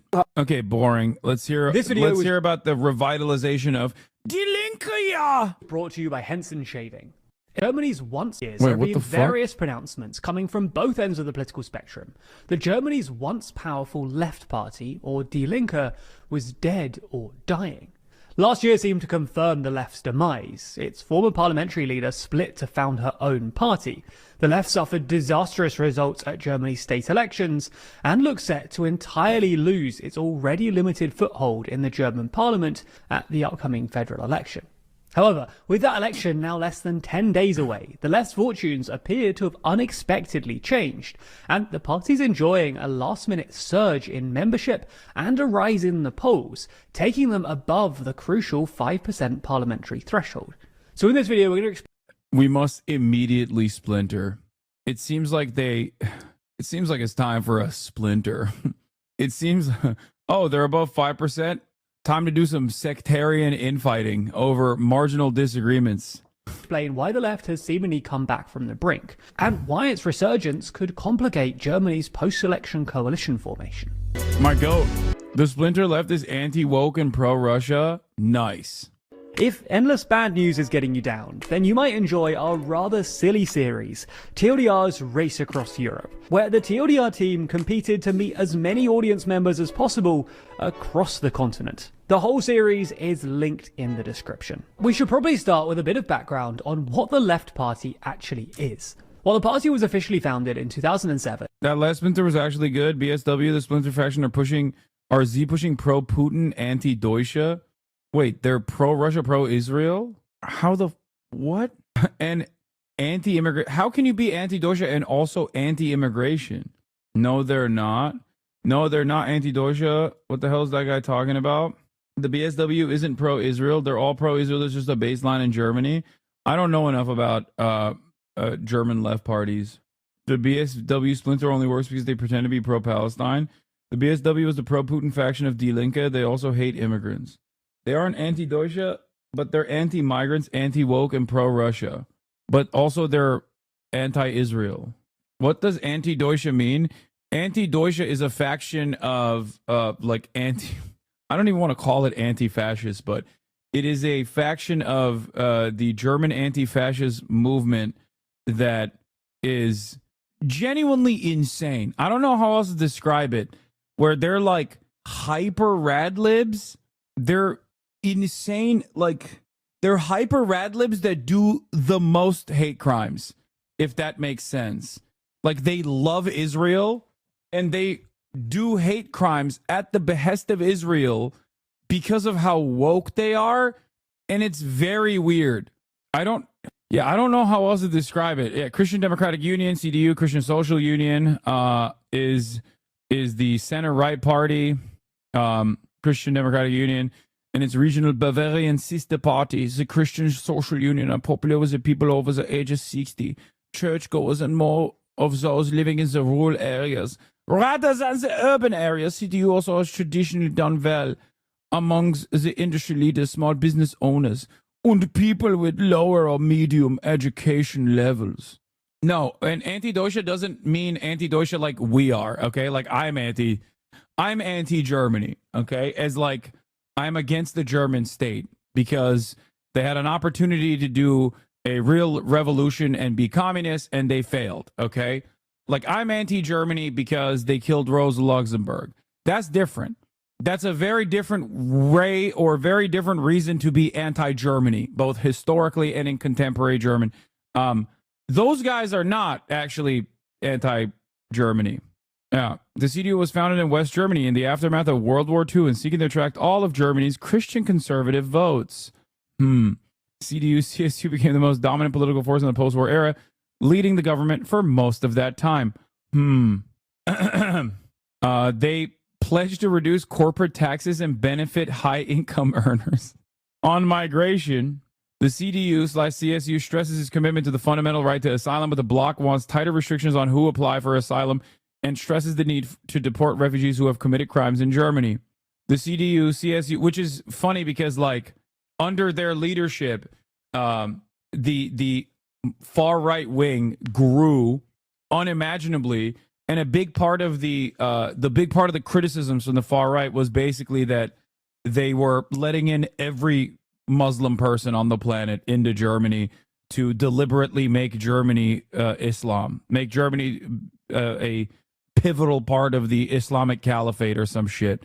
So, and then of course, after years and years of the AfD growth and the years and years of far right attacks, they, much like the Democrats, being the center right party, and they are the Democrats or the center right party of Germany, caved to the right wing pressure. Hassan Abi saying that Merkel positioned the CDU towards the center left is wild. Wait, what?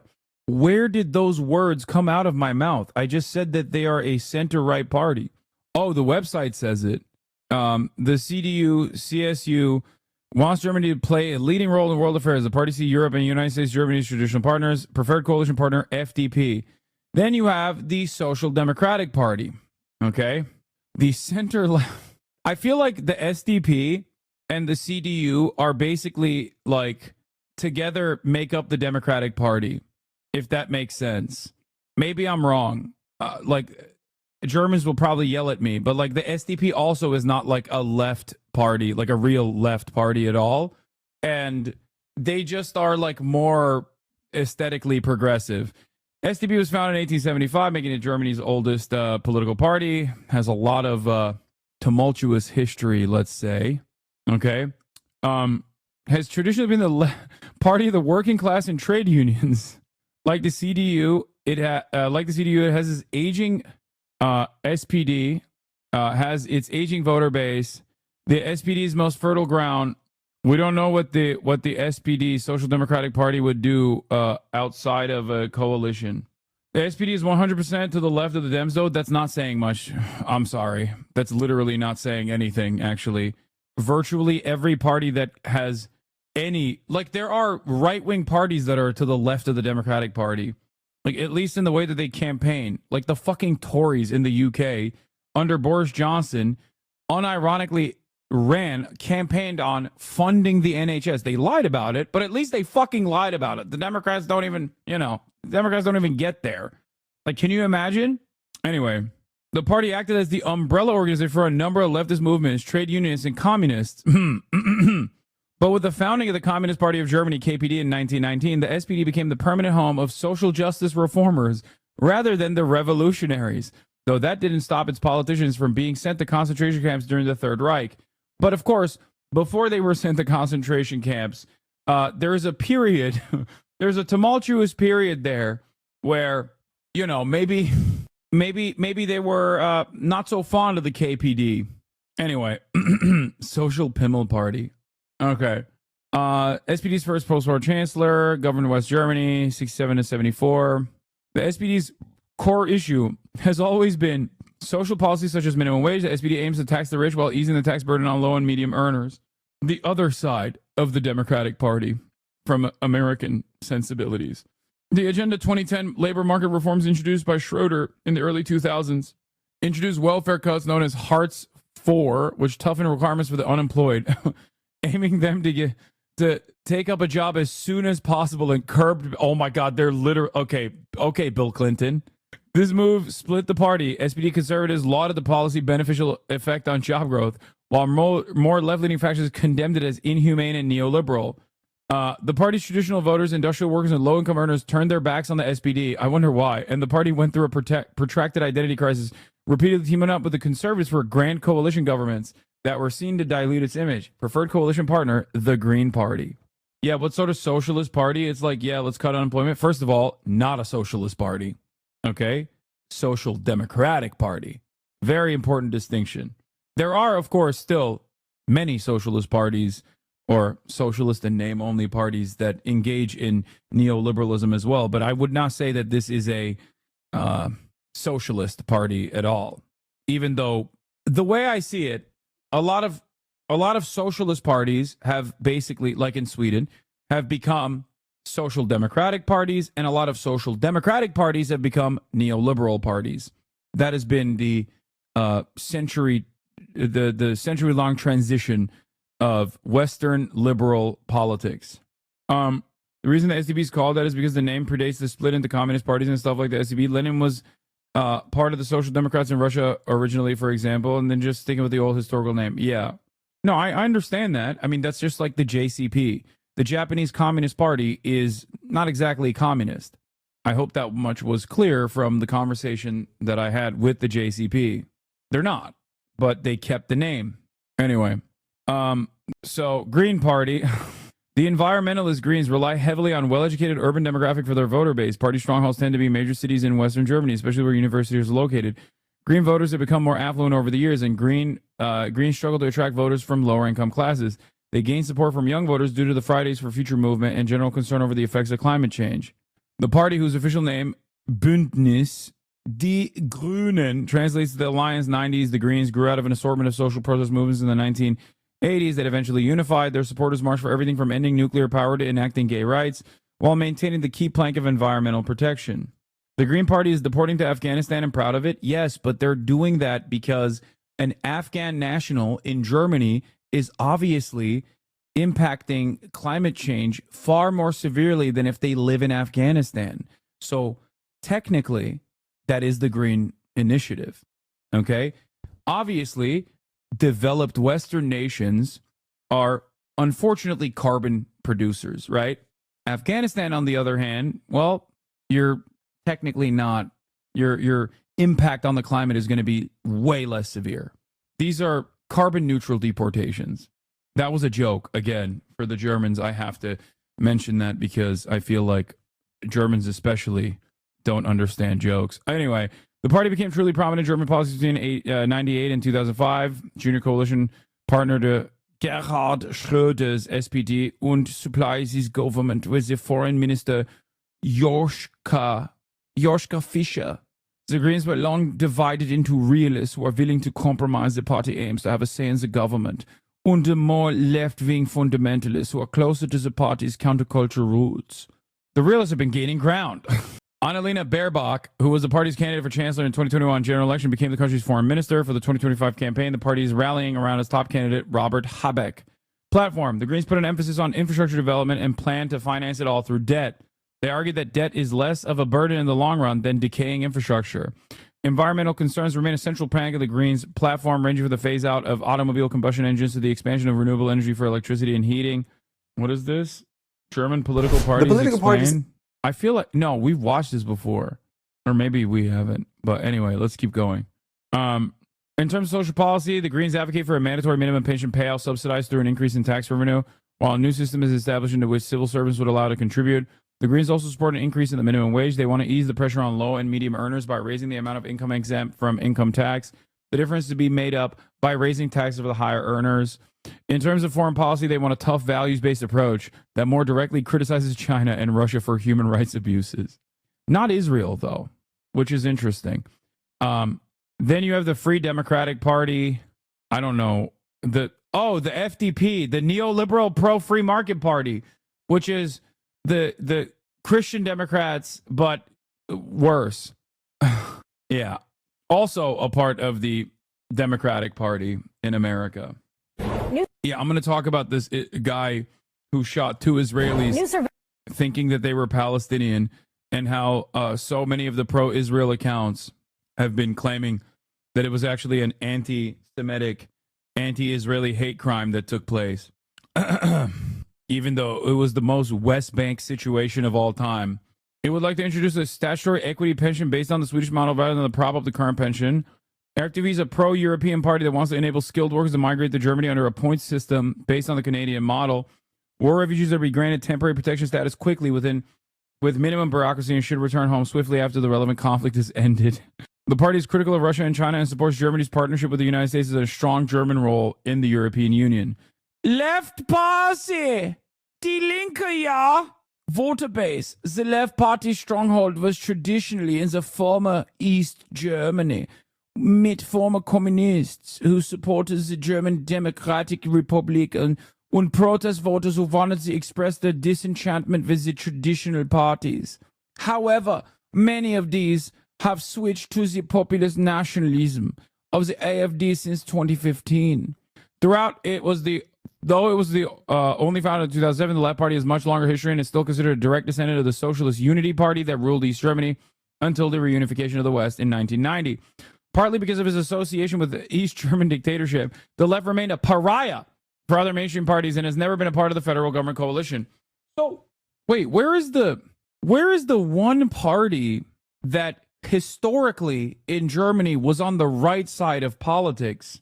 Because they're talking about Die Linke being, associated with the East German dictatorship, and it's just weird that it's weird because there's one party. I mean, I don't know a lot about German history. I don't know anything really about German history. What happened to? It said in the article that there was. It said in the article that there was a communist party. What is it called? The Communist Party of Germany. Oh, it was banned in August 1956 by the Federal Constitutional Court of Germany. They banned it. The KPD reorganized in the western part of Germany and received 5.7% of the vote in the first Bundestag election in 1949. But at the onset of the Cold War caused the collapse in the party's support. The reputation of the party had also been damaged by the conduct of the Red Army during its occupation of eastern Germany, which included looting, political repression, and mass rape on the orders of Joseph Stalin. The communist deputies of the Parlamentarischer Rat refused to sign West Germany's basic law, avoid recognizing the political legitimacy of West Germany. Marxist-Leninist Party of Germany was founded in 1982 by members of the Communist Workers' Union of Germany. The MLPD advocates for the establishment of a seizure of power through the proletariat, overthrowing current capitalist relations of production and replacing them with new social order of socialist orientation. It sees this as a transitional state to the creation of classless communist society. In doing so, it refers to the theory and practice of Karl Marx, Friedrich Engels, and Vladimir Lenin. It rejects the terms Stalinism and Maoism as anti-communist fighting terms that divide the Marxist-Leninist movement. While criticizing particular aspects of the political works of Stalin and Mao, the MLPD openly defends those works, standing in contrast with most left-wing groups in Germany. MLPD is like the CPUSA. I love guys like this. Anyway, yeah. Platform, the left is the only major German party that rejects military missions abroad. There you go, manipulating me with your communist Marxist propaganda tic tacs again. No, I'm not. I don't know enough about the MLPD to tell you to go vote for them. I suspect that they're probably, as is the case usually with like existing hardliners, any kind of like Marxist orthodoxy is oftentimes riddled to the brim with almost cult-like motivations. I don't know anything about MLPD. I'm not saying that they are like that, but at least in my experience, there's usually a lot of weird stuff happening. I don't know anything. Like I said, I don't know anything about the MLPD. Don't forget the Communist Party of German Marxist-Leninists. An anti-revisionist party, the KPD-ML, upheld the legacy of Soviet Premier Joseph Stalin and supported China under Mao Zedong and later Albania under Enver Hoxha after the Sino-Albanian split, RIP. At its peak in the mid-1970s, the party claimed the membership of around 800,000 or 800? No, 800. No, their flag doesn't look like shit. I think it actually kind of looks cool. But for your information, MLPD is a bunch of swinger grandpas without much influence. Yeah. The KPD-ML opposed the German Communist Party DKP, which it believed to be revisionist, and initially oriented itself around Maoism. The German peasants, the countryside surrounds the cities. The German peasants will rise up. German Maoism. I fucking love that, dude. I can't think of a single instance post-industrial revolution where Germany could have ever had like a real Maoist mobilization. But you know what? I'm not going to shit on these guys for choosing to get involved like that. Okay. I really respect it. They're not even just, yeah, they're Maoist Hoxhaist. Okay. Let's get back to Die Linke. They reject military missions abroad. It also wants NATO to be dissolved and at the minimum wage to be raised dramatically. Some political scientists still see the left as a radical party that ultimately seeks to overturn the capitalist economic order, but the party itself actually only advocates for stronger market regulations, stronger rental caps, and more social investment. The left party rejects deportations, wants to dissolve the EU border protection agency Frontex, and demands asylum for economic, environmental, and climate refugees. It wants to give all long-term residents the right to vote and stand for election on a federal level. It wants to lower the retirement age and introduce a solidarity minimum pension financed through tax revenue paid for by tax increases for the very rich. And then you have the Nazi Party, also known as the cucked Nazi Party because of the woke German rules that make it illegal for you to be openly the Nazi Party. So they have to talk about how they are the alternative for Germany. It has a much longer history, as the Left Party is considered. Marx was authoritarian, so of course those groups became cultish. My man, what are you talking about, dude? Did he authoritatively take a shower once every couple of months? Is that what you're saying? Like, what do you mean? As an anarchist, you must respect Karl Marx for being closer to you in his hygiene practices than someone like myself. Okay? I don't understand. Anyway, let's continue. Considered to be the democratic descendant of the Socialist Unity Party, or SED, that ruled East Germany prior to reunification in 1990. Generally considered to be far left to left wing, the Populist Party's traditional stronghold has been the former East, where it was most established and garnered support from left-behind voters, and where it has been the head of, or at least a junior partner, in various state-level governments. Now, we'll keep this story brief, but the left suffered decline throughout the 2010s, particularly as it was displaced in East Germany by the far-right AfD. Rudderlessness and infighting in the Left Party culminated in a public split, with ex-parliamentary leader Sarah Wagenknecht founding her own eponymous party in 2024, which could have been the nail in the coffin for the Left Party. But apparently they splintered because while Sarah herself is left-wing on economic issues such as social justice, job security, and higher wages, and it wants to revamp Germany's tax system, they are close to the far right on issues like immigration and gender diversity and climate policy, opposing a shift towards renewable energy, including electric vehicles. How does that happen? The BSW is critical of sending weapons to Ukraine and its supporters in the Russia-Ukraine war and blames NATO for escalating the conflict. In reference to the Israel-Hamas war, Wagenknecht could be described the Gaza Strip as an open-air prison. I don't understand that party. It makes no sense to me. I think that it's perfectly understandable that left groups splinter all the time, because left politics in an obviously capitalist organization of the economy and the and politics is inevitably going to get a lot of cranks. This community itself is sometimes filled to the brim with cranks as well. I usually try to actively push the cranks away to the best of my ability, but of course there's always going to be fucking insane people in left movements, because left movements are outside of the neat little confines of permissible politics under neoliberal rule. So there's going to be a lot of people who are simply anti-establishment, right? I think they're the only pro-Palestine party in Germany. The best way to understand them is their connection to workers in industrial jobs like ICE cars, internal combustion engine cars, in East Germany. Has the party actually turned a corner? Well, it certainly looks possible. Since the beginning of 2025, more than 23,000 people have joined the Left Party, pushing its total membership beyond 81,000, beating its 2009 record. Obviously, this suggests that the party is anything but dead, something that's also backed up by its polling. The party was polling at around 3% at the start of the year, but it has risen as the election draws nearer, with it hitting as high as 6% in the most recent round of polls at the time of writing, even overtaking the relatively new populist left conservative Sarah Wagenknecht Alliance, or BSW, whose support has fallen from its highs last year of around 9 to 10%. So what has the left's strategy been to fuel this apparent comeback? Well, for starters, with the goal of winning over frustrated left-of-centre voters, the left has attacked the unpopular SPD and Greens, accusing them of failing to combat the country's cost of living crisis during their time in office. As such, the party has put... As of today, they're 9%, which is, it's a rapid expansion for sure. Economic security, affordability and redistribution at the front and centre of its election platform, calling for the scrapping of VAT on basic foodstuffs and a wealth tax to combat inequality, to name but a few policies. But that's not been the party's only notable pitch.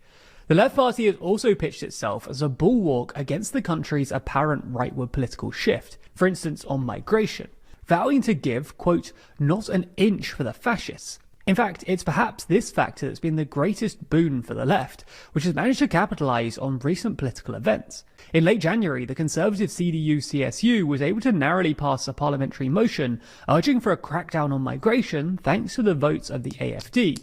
This sparked a political firestorm, as, for the first time, it marked an undermining of the firewall around the AfD, which saw mainstream parties refuse to cooperate with the far-right party.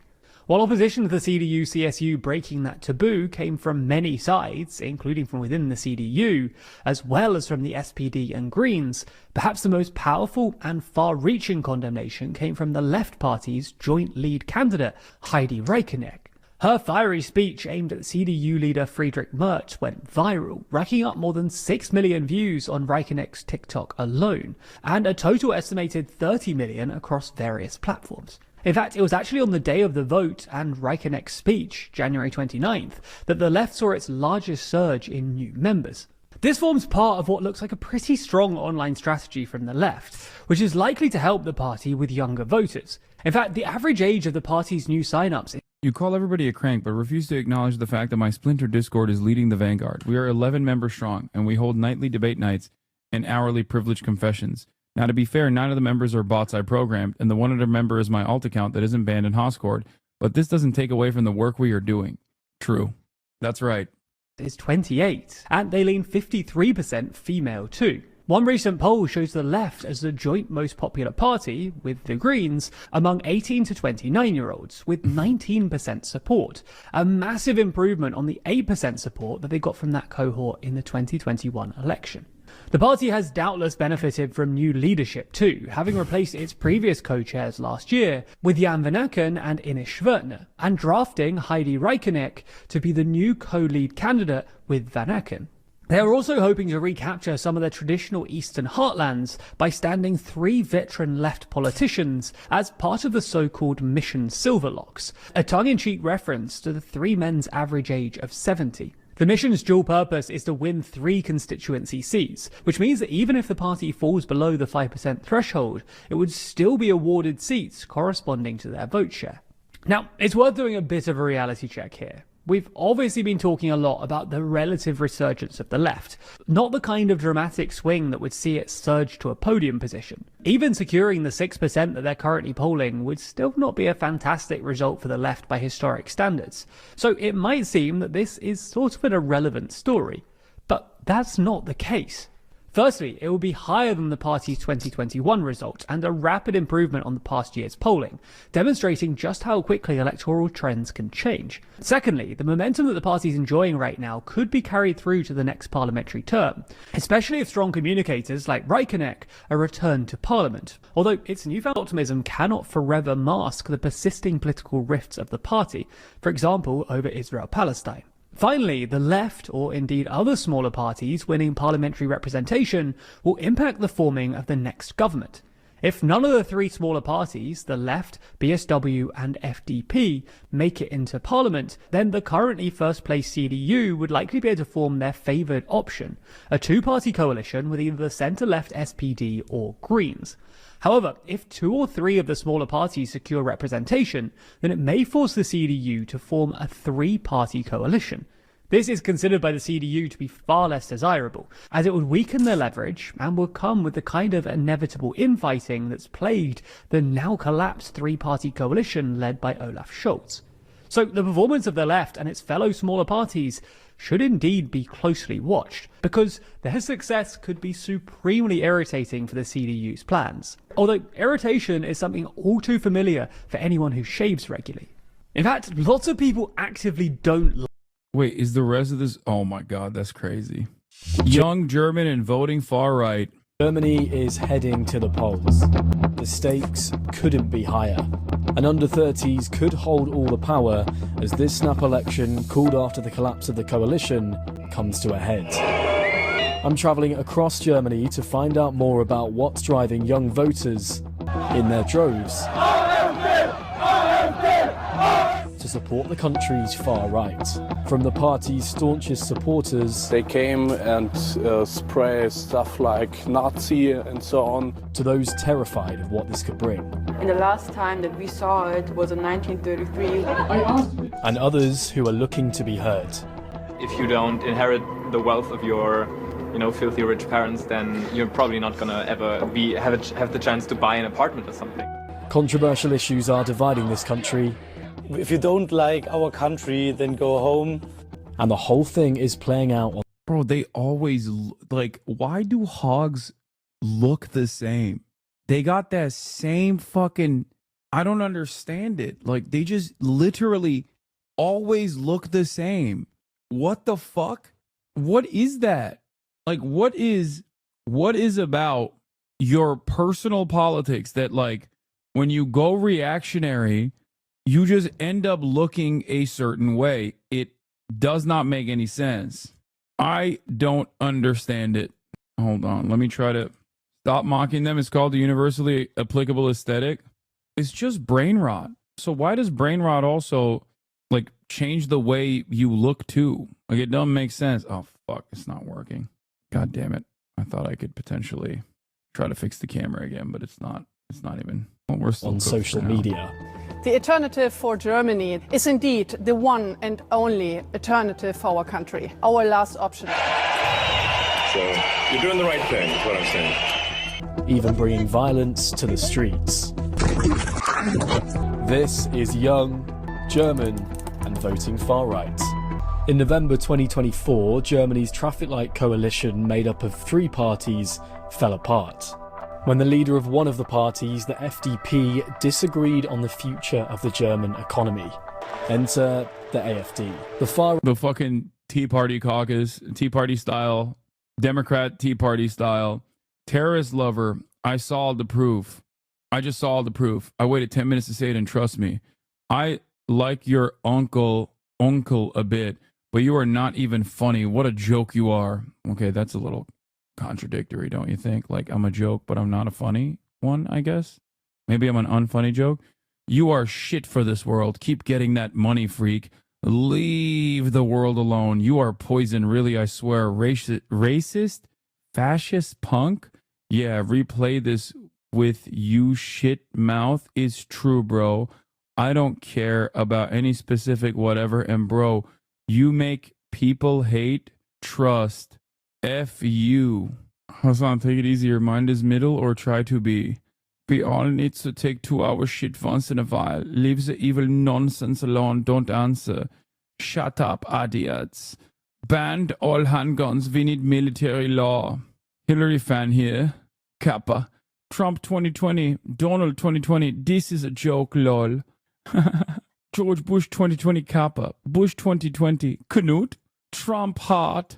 This guy had such a good nature about him and is now so angry. Knut 2020. Buck Cerny Fanders. Buck Fernie. Buck Fernie. Buck Fernie. Buck Cerny Fanders. You know he's a German chatter because he can't even say fuck CNN. Bro thinks he'll go to jail. Yeah. Okay. I love this guy. I love this chatter. This is one of my new one of my new favorite chatters. I wish I had such whimsy in my life. Yeah. I'm angry, but not even entirely certain as to why I'm so angry right now. You are terrorist lover. I saw all the proof I need. I like your uncle a bit. He's got the reason about the crime growing and the immigration. Uncle. I like your uncle. Well, I waited 10 minutes to say it. He's back to the Kappas. He's back to the Kappas. I love this because he did. Like, this banger that he put forth, he waited 10 minutes to write this. Uncle! Oh, this is awesome. All right. Please don't ever leave space_destroyer. I like this man. Keep him to observe. Yes. We will keep him. I will never ban him. Who are you voting for? Space Destroyer. Sorry, bro. GG. Space Destroyer, who are you voting for? Quick, tell me. Please, don't leave. Tell me who you're voting for. I don't care. The People Party. You have to have an opinion. No one. Never voted. Wait, what? Breaking, I interviewed Hamas. Motherfucker, you have no emotion. Look what this man did. Jesus Christ, dude. I still think he's a federal agent. How old are you? I'm 35.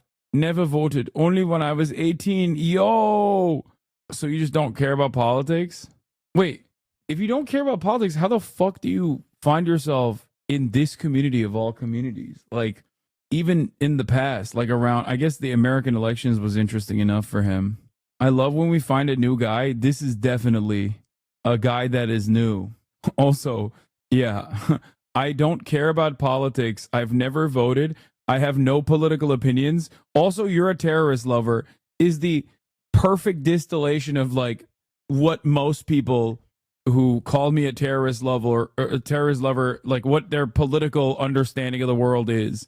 That is perfect. Like that's exactly what it is for the most part. It's like people that come in here and it's like, I actually don't have any opinions at all. I'm alone, got no life. Wait, Hassan, I'm not stupid. Oh, don't say that, man. You're not alone. That makes me sad. Okay, now I feel bad that okay, well, chatter, I am not the bad person that you think I am. But, you know, but let's make peace. Let's make the peace. Okay, I'm back in. All right, let's continue with this. The right political party, led by Alice Weidel, was formed back in 2013 and has adopted a Be nicer to people, chatter. It'll make it easier for you to make friends. Platform based on German nationalism with specific concerns over immigration. Its name, the Alternative for Deutschland, is exactly what the party wants to do. Set itself apart as an alternative. You see, he called you a racist fascist punk, so he's not really into politics. Yeah, I mean, that's kind of the point, isn't it? Yes. When you think I am a racist fascist punk, then yeah, you probably don't know anything about politics. To what it calls the political elites. And it's working. In last year's European elections, the AfD became the most popular party amongst young Germans, with almost a third voting far right in some parts of eastern Germany. First-time voters are going to have a big impact on this election, and there are almost 2.5 million of them across Germany. And the AfD are running with it, using TikTok to pull Gen Z voters from their traditional left to the right. Videos from the party are being watched by 3 times more people than any of the other political parties combined. And big names like Elon Musk are publicly backing the party, bringing them a global attention. I started my journey in Germany's capital, Berlin. Renowned globally for its unique nightlife, divided history and multicultural... That's crazy. Look. Renowned globally for its unique nightlife, divided history... That's a Galatasaray scarf. That's a Turkish man right there. And multicultural communities. It's here where back in 2015, then Chancellor Angela Merkel welcomed almost 1 million migrants from Syria, in an act largely applauded at home and around the world. Politically, this place has always been pretty liberal, despite being in the heart of East Germany, a former Soviet bloc and once cut off. So a fascist is promoting a fascist party in Germany? Okay, wait, what?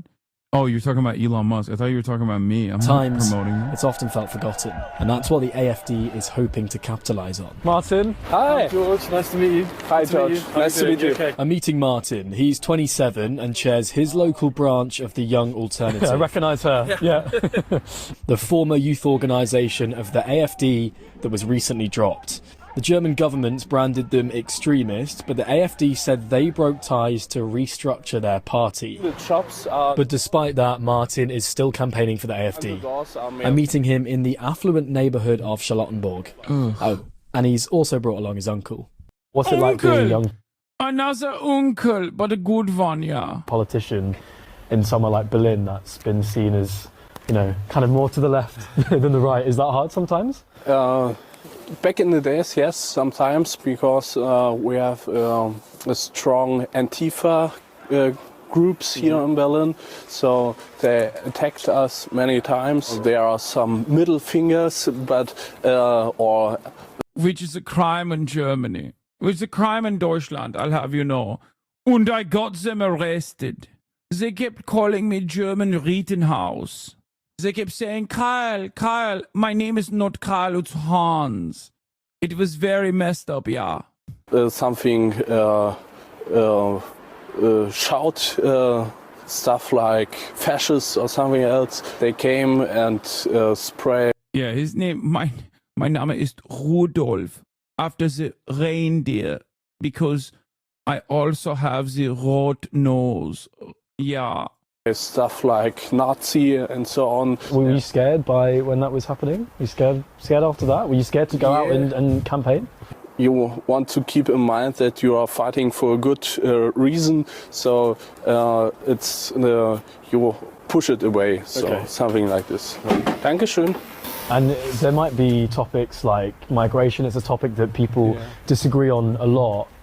Do you understand why some people who do disagree with AfD stance, how they feel? Sometimes people say young people and also gay people are more left and green, but not in Germany, not today. And they are really...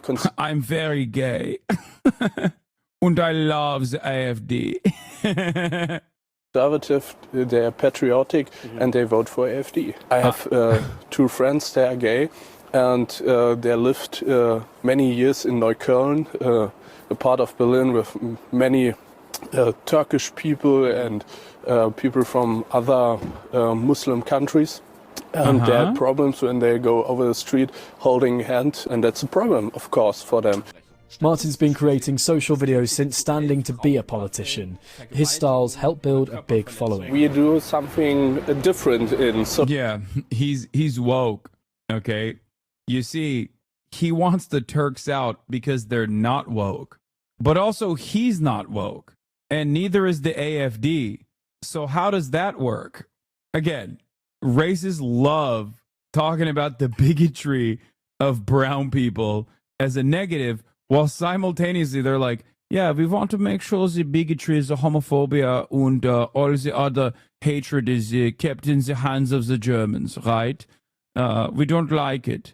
We don't like it when the Muslim, when the Islamofascism is doing the homophobia. Or we like it ourselves. We will keep it for ourselves, for the folk. Social media than the other parties. Our first topic is to be authentic in social media because we don't do like TikTok dances or something else what other politicians do. We only talk to the people, especially young people, in normal ways. It's not just your traditional TikTok videos that the AFD's messaging is being pushed on. Music is also a huge way to reach these young voters, with track from Italian DJ Gigi Agostino being adopted by the far right. And it's not the only music to do so. Cavalier's 22. His music's been removed from some streaming services for hate speech. Tracks like Doocy Doocy. Oh my God, bro, they have their own 4G auto blow. Oh my God. Yes, mein Vater owns the automobile dealership down the street in Kreuzberg, yeah. And I use all the monies to make sure I make the video. And Alp Shiba Hotmeister have built him a big following from other pro-AFDers, with videos racking up millions of views.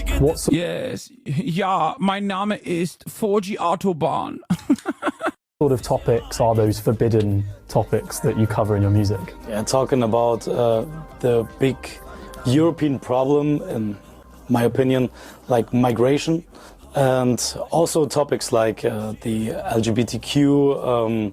Yeah.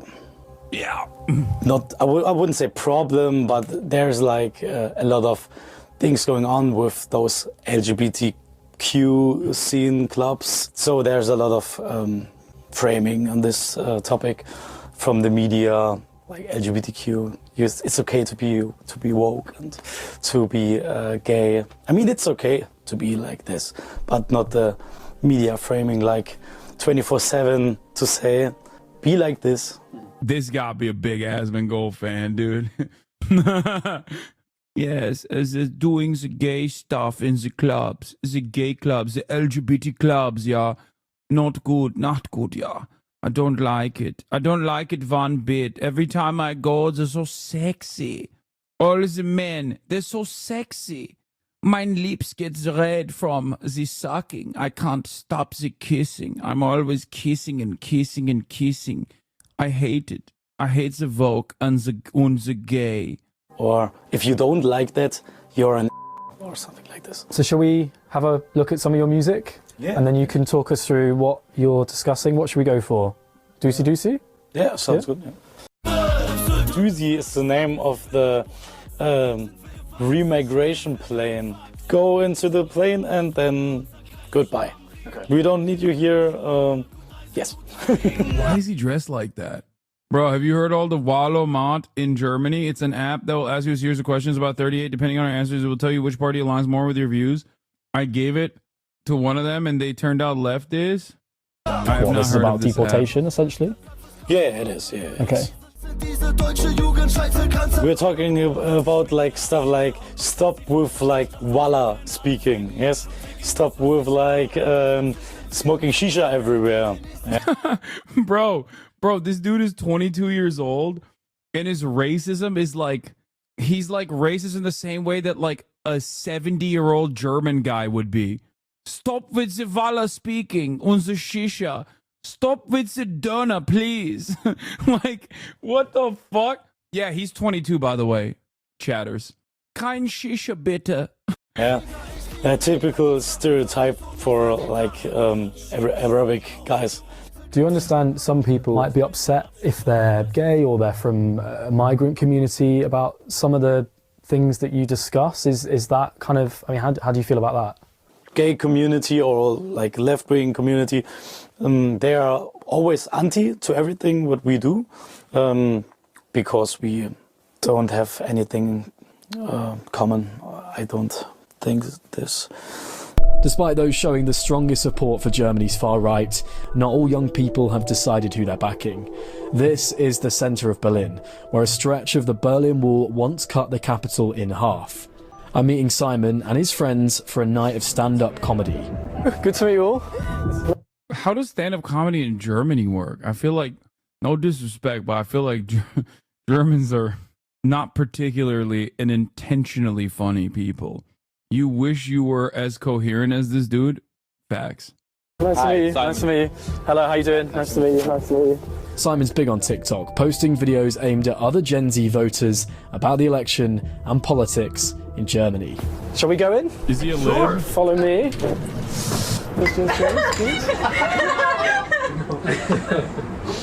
Do you know how you're all going to vote? Or are you still undecided? You really have to convince people to vote in order to stop something you don't want to happen. It feels like there's a lack of... I feel like a lot of German progressives are just straight up libs, right? Voting for something because you believe in it. I don't know, like it's very difficult, and that's I think a big problem in Germany. What sort of issues do you care about? What things are important to you at the moment? I think the most important thing for me, and I think also for a lot of young people, is social inequality. I think most, if not all, young people feel that the upwards social mobility is basically gone to zero. You can study as EU is very left in general. Come on, brother. No, they're not very left in general. They're very lib in general. Many European Union politics is so insanely slanted to the lib center, which is part of the reason why there's a massive resurgence of far right politics now. as long as you want, and if you don't inherit the wealth of your filthy rich parents, then you're probably not gonna ever have the chance to buy an apartment or something. Oh, sorry. When I'm talking about lib, I mean like liberal from the American perspective. I don't mean liberal and like European. The European left is like American liberals. It's not an issue that we're scared of immigration, really, but scared for our friends. Okay. Because America is pretty much 70% left, right? Yeah, totally. What sort of experiences? We're such a fucking famous. We're famously very leftist in this country. Our left party wanted to do, like 30% less deportations. So that's the best position you can get to. If your friends had bad experiences in the run up to the election? They had a sticker in their house with remigration, like in their area everywhere, and just like talking badly to them because they don't speak German that well. Stuff like that happens all the time. And it's people that have been here for generations and just have like a last name that doesn't sound German or don't look German, and those are the ones that all the anger is directed towards, which is so unjustified. Yeah. They feel this chaos and they can't really place it. Mm-hmm. And then the AfD swoops in on TikTok and tells them, it's the foreigners, it's the feminists, it's the it's the communists, it's the people in Berlin, the people up there that caused this. And this might swing young people. How is the European left like the American liberals, or did I mishear you? No, I'm saying that a lot of the European progressives, a lot of the European progressive youth they have a lot of American liberal style tendencies, especially when it comes to European, like Europe foreign policy, or even now. I mean, I guess like maybe not on attitudes of immigration. They're like Ezra Klein style liberals. Yeah. In one, in one direction. I totally get why someone who maybe is not living in central Berlin or in Munich or whatever. You view everything from the lens of America. It's not about America. Yeah, because I'm an American and my audience is mostly Americans. I'm trying to explain to Americans what European politics resembles. Also, make no mistake, do you think I have this false notion that America KKK is in any way, shape, or form progressive or left-leaning? Hello? What left alternative is there in the United States of America? Like, I spend probably 6 out of the 8 hours of the day shitting on every fucking facet of American politics.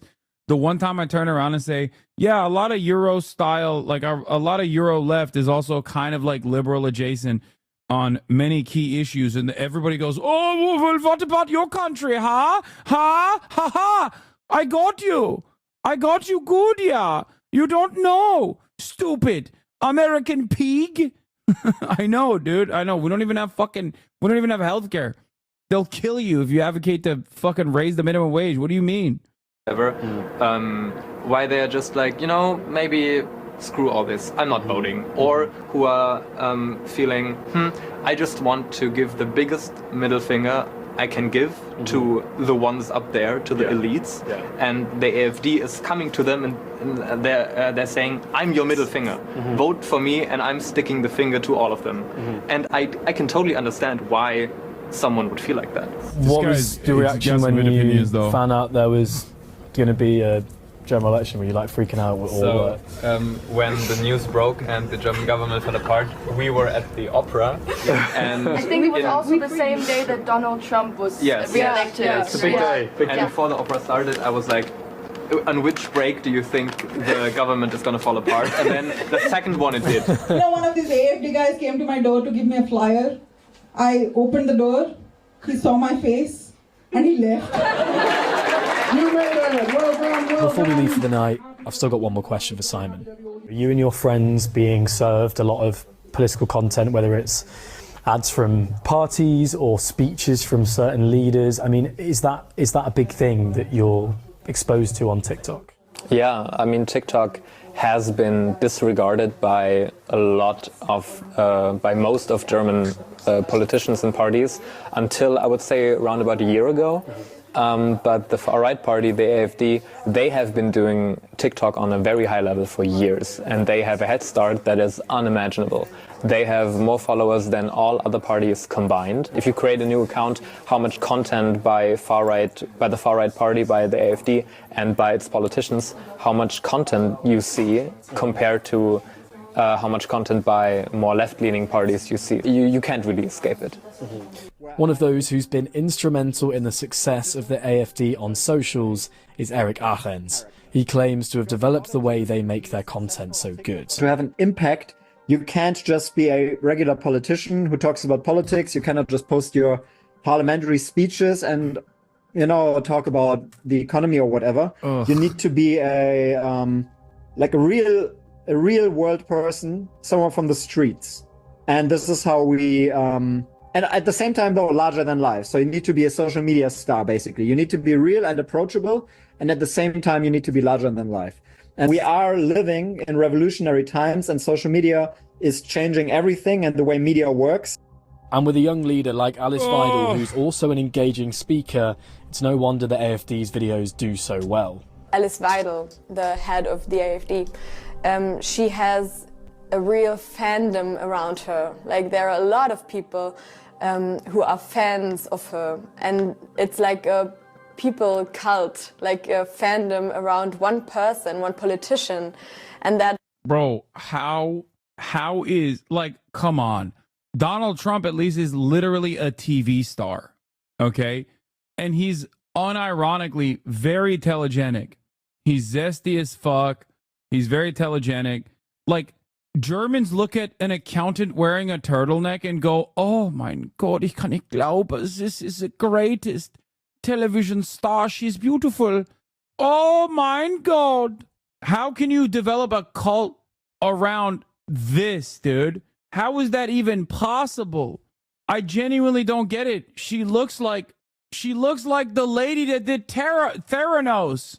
The one that fucking changed her voice, Elizabeth Holmes. Like, what is this?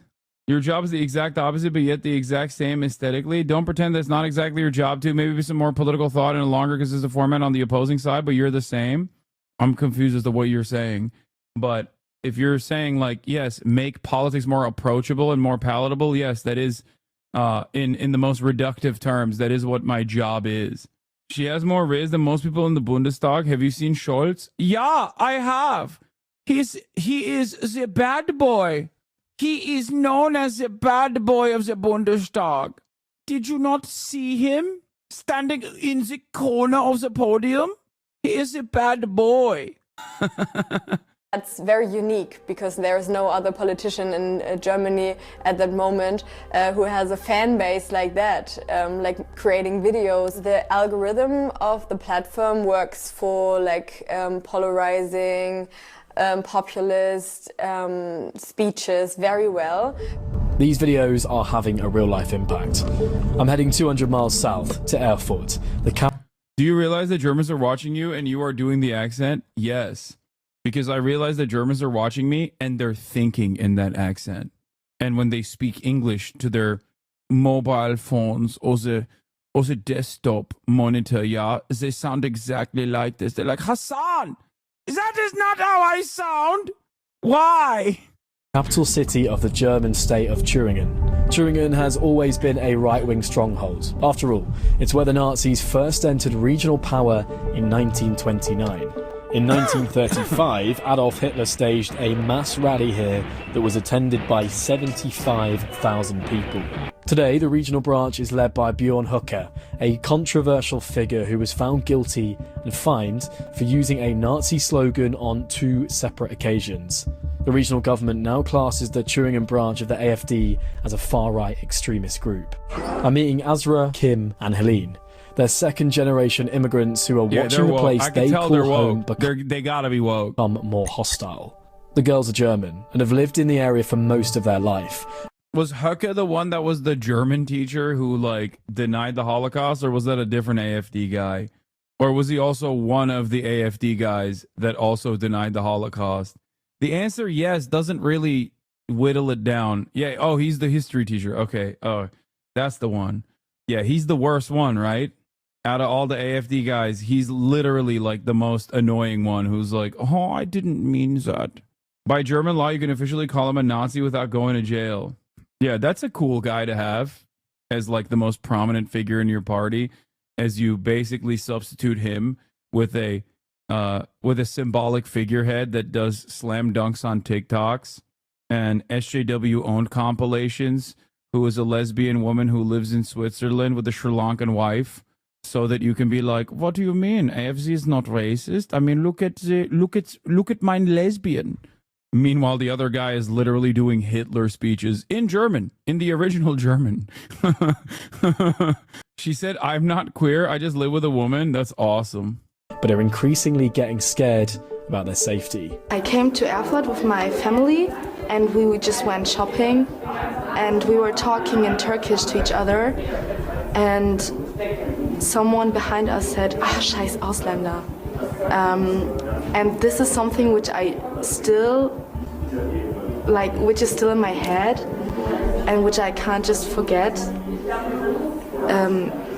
And what's hurting the most is because I was born and raised here. This is my home. This is what I know, and I'm not foreign here, even if I maybe look that way. But so, what's that like when someone basically makes you feel like you're not German? And the song that they were playing, the reason why it got popular for the AfD crowd is because they sing lyrics to it. And the lyrics associated with it is what is it, like Ausländer aus, right? Like foreigners out, or like foreigners out, Germany for Germans, foreigners out. That's what they sing at the protests as well. Like they briefly showed it without really explaining it. But yeah, immigrants out. Immigrants out, Germany for Germans, immigrants out, which is straight up a fucking Nazi, a Nazi take. Now, the reason why I say this for Germany specifically is the same reason why, for example, the AfD is very careful about its language. They specifically don't say deportation. They don't use the term deportation. They use the term remigration. The reason why they use the term remigration as opposed to deportation is because deportation is the Nazi policy. So considering that they're in Germany and a lot of that stuff is either directly illegal or reminds people of Nazi policy, that they have to do this like very funny song and dance around it. Yeah, libtard Hitler shit. Exactly. They're woke Hitler. They rebranded deportations. You're German. You've lived here your whole life. Yeah, like, I mean, it's putting me into another identity crisis somehow. Right now in the election, we have people on the top who are praising to taking away the citizenship of people.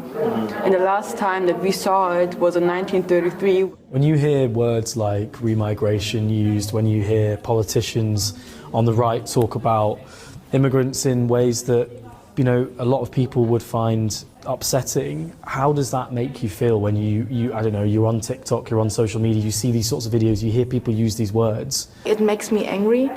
Of course I'm asking myself, okay, my mom doesn't have a German passport, what can happen, or things like this. Of course I get these things into my mind, but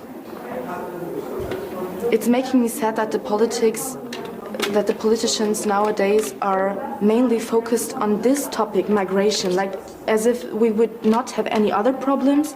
And all the problems we have is because of the people which are trying to survive, to come to Europe. And this is what I will never understand. I want to show you a video. So this is from a rapper called Cavalier. Here, what do you think about this hate crime rapper? That's so funny. Hey, I want to show you this hate crime rapper that says you ain't shit and you should be killed and remigrated. Yeah. His name, Foji Autobahn. But you know shit as fuck when one of the popular German parties has to use a thesaurus to avoid sounding like they're copy-pasting their speeches from Mein Kampf. Yeah. But also not changing the language that much. You know what I mean? That'd be really funny if he showed them not the fucking 22-year-old German idiot and instead showed them Tom McDonald. What do you think about this guy? And I just want to get your reactions.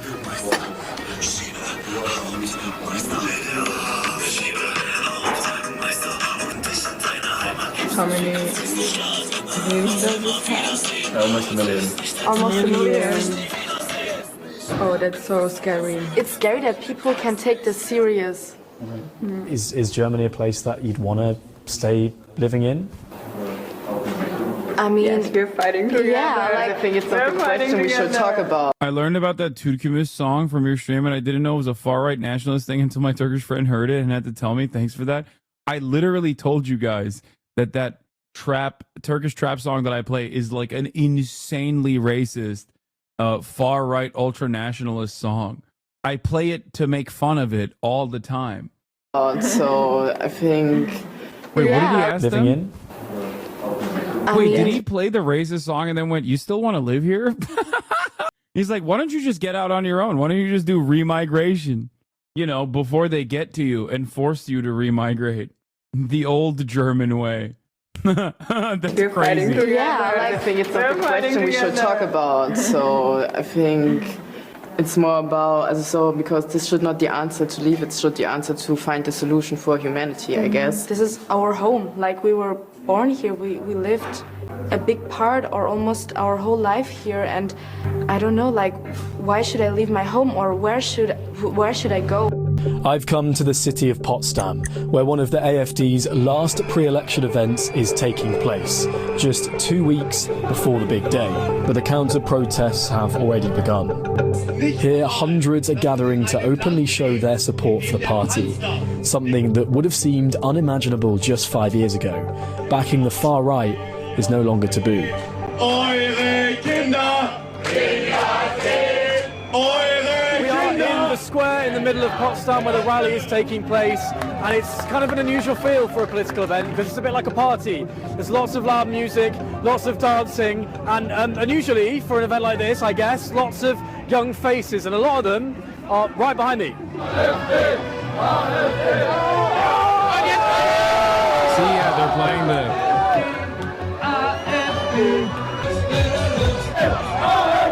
Migration ist das Wichtigste, weil schon seit Jahrzehnten die Geburtenrate kind of crazy. This is in the former East Germany. It's not that crazy at all. It is the same principle that I maintain all the fucking time, which is that when you don't actually develop areas and you basically leave them behind, and there is insane economic inequality, that creates a perfect opportunity for radicalization. That's all this is. Like, fuck you mean German birth rates drop, bro? Look at you. You're the reason. You're unfuckable, Hans. Look at you. You're fucking gross. Anyway, listen, my point is, it makes perfect sense. It makes perfect sense for an area like East Germany, that even after reunification did not like adequately develop to basically create this perfect environment, this perfect volatility that causes causes people to be hostile to liberalism and react in this way.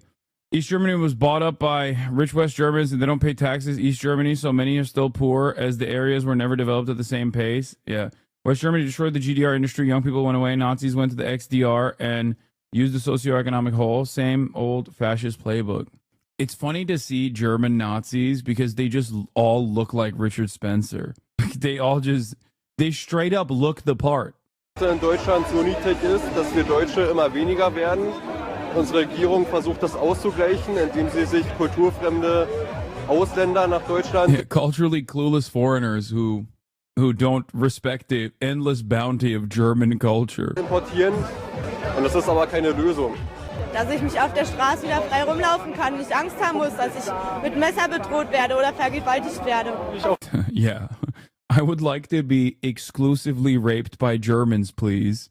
I do not like to be fearful of the concept of migrant sexual assaults.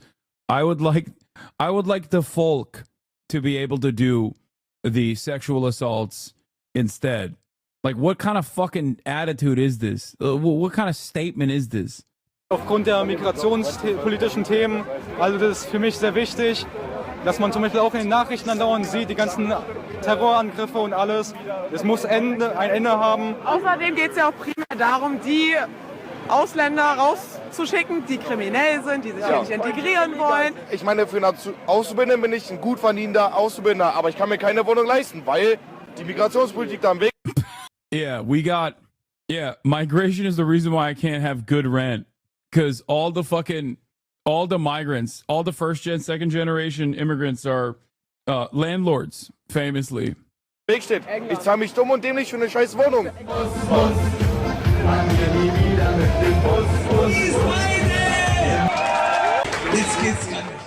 Just a day after the rally, hundreds of thousands of Germans marched in cities across the country. It's actually unbelievable how many EU races believe this. It's literally what American races also believe. They unironically think that their rents are going to go down if there's mass deportations because they're fucking stupid. Their anger and frustration is valid if it's directed towards the actual financial problems that they're experiencing. The issue is there aren't that many active or popular parties, or at least in America, there isn't really any party that actively addresses those problems and offers solutions. So guys like this come around and they're like, yeah, your rent is fucked up, isn't it? Yeah, it's because of the kebab shops. That's what it is. It's because of the migrants. How long have you had issues with your recording device? Ashish? What? What issues do I have? It's fine. Am I crazy? Does it look different on screen or something? Like, I don't understand. Yeah, the camera is like, yeah, the frame rate is bad. I know the frame rate is bad. It looks weirdly pixelated when the cam is small. Wait, does it? Is the camera overheating? Wait, well, let me see. Just with the quality on 1080p by 60. Oh, it does look like there's like a weird artifacting happening. It's like too sharp. I mean, it's fine. It's not the end of the world. I think you guys are exaggerating. I can't fix the camera because I can't access the program that tethers the camera to my computer. It just like doesn't work for some fucking reason. So in order for me to change the settings of the camera, I would have to manually do it on stream, and that's going to be incredibly complicated. I don't know why it says connect Lumix to the PC. It just like doesn't even read it. It doesn't even read that the camera's connected to the PC, which is odd. Oh wait, it worked. But I can't use the other. Yeah, the other camera doesn't even read. It basically doesn't exist. It's only this. It's only the second camera that actually. It only reads the second camera. I'm gonna fix it after stream. You probably can't pull info because of OBS, right? No, that's not the reason.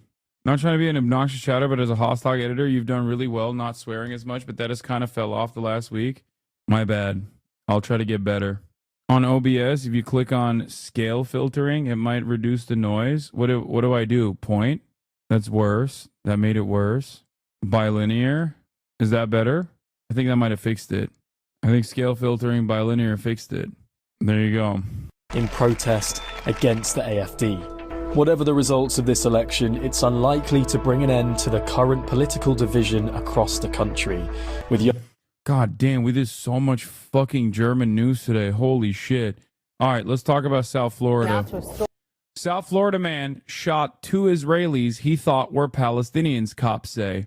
Now, this is somewhat of a ridiculous story because initially they thought that the 2 Israelis that were shot, they thought that they were shot by someone who is of Palestinian descent.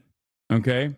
The victims, who were Israeli tourists, right after being shot, took to social media to chant, "Death to Arabs." Okay?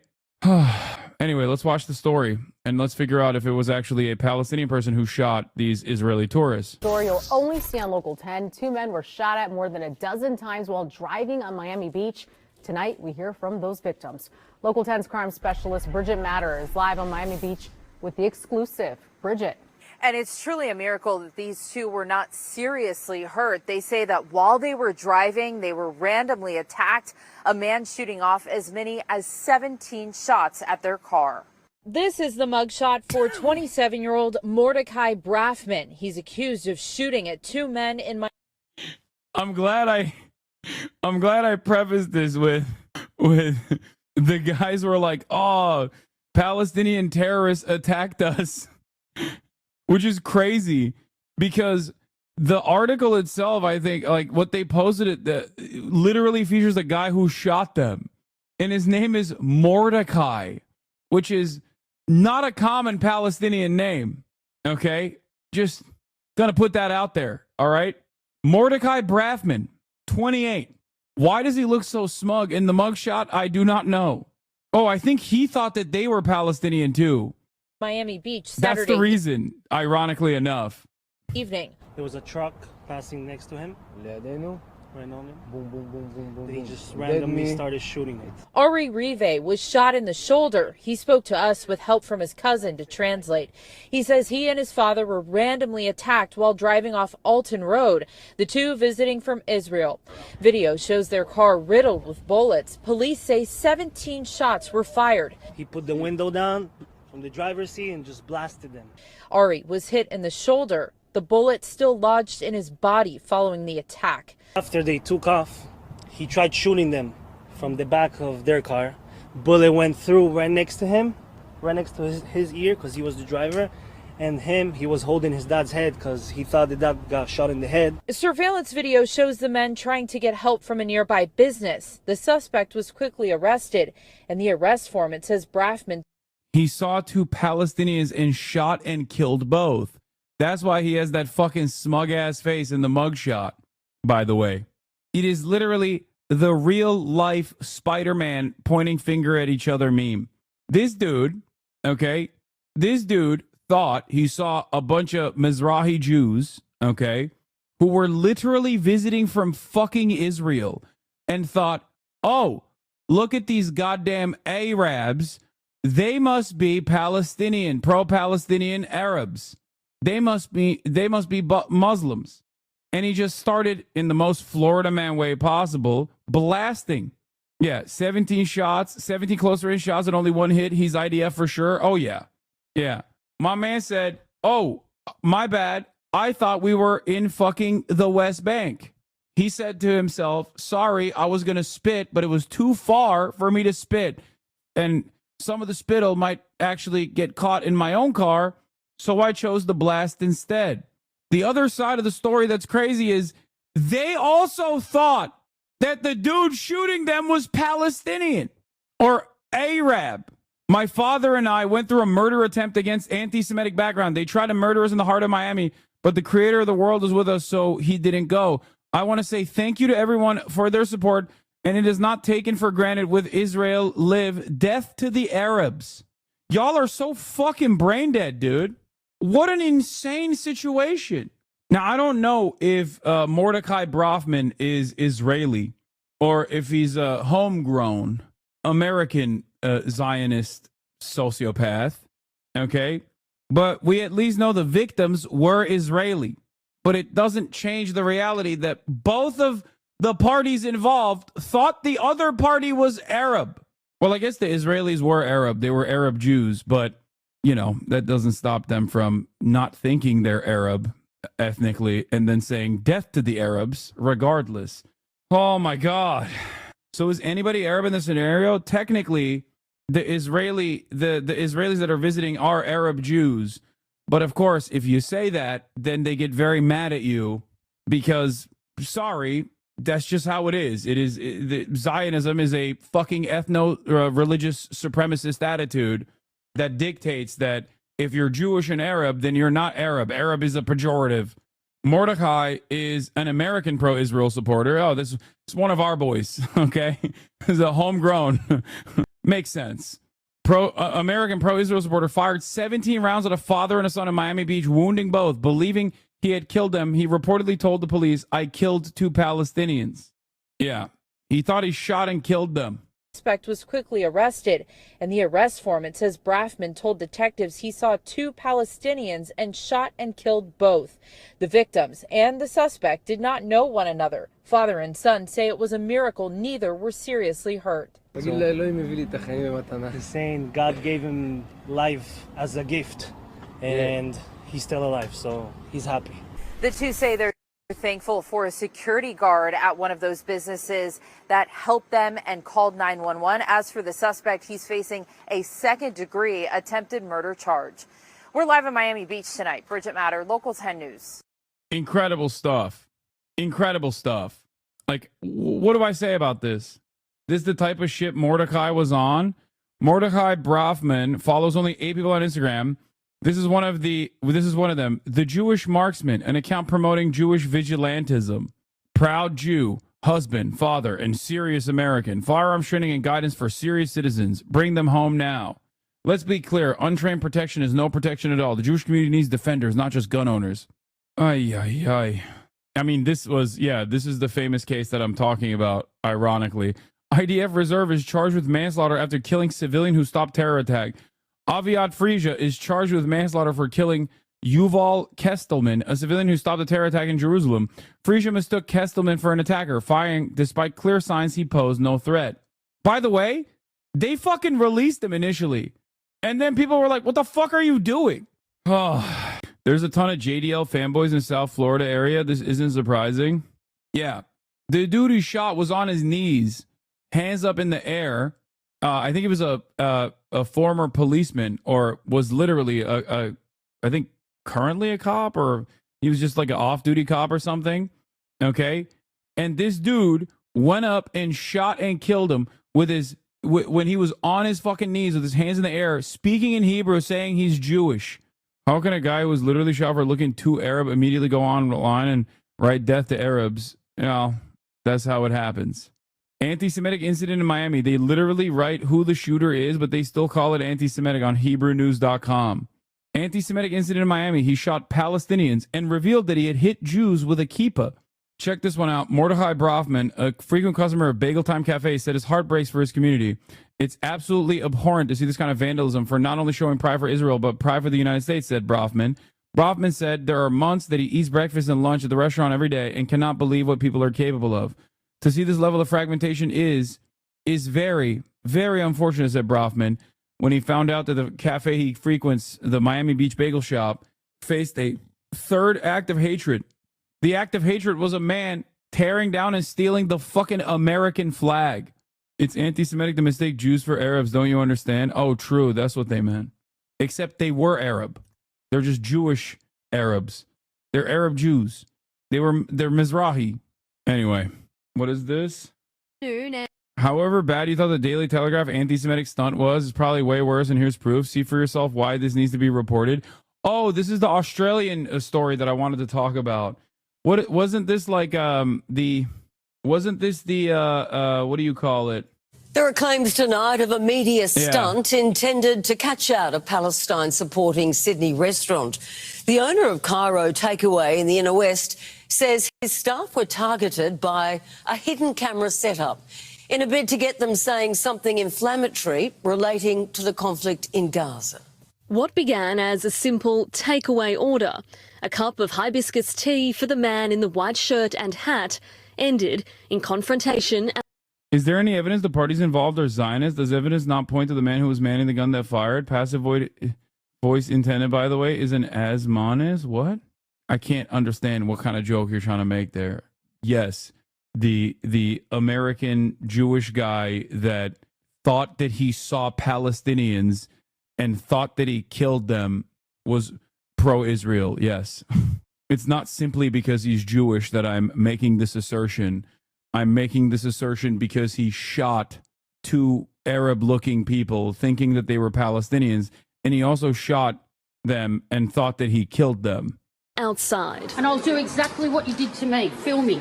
Danielle Gusmaroli is a reporter from the Daily Telegraph. With her is a camera crew and a Jewish man who ordered the tea. Workers at Cairo Takeaway in Newtown say a staff member served him just like they would any other customer, but he tried to provoke them.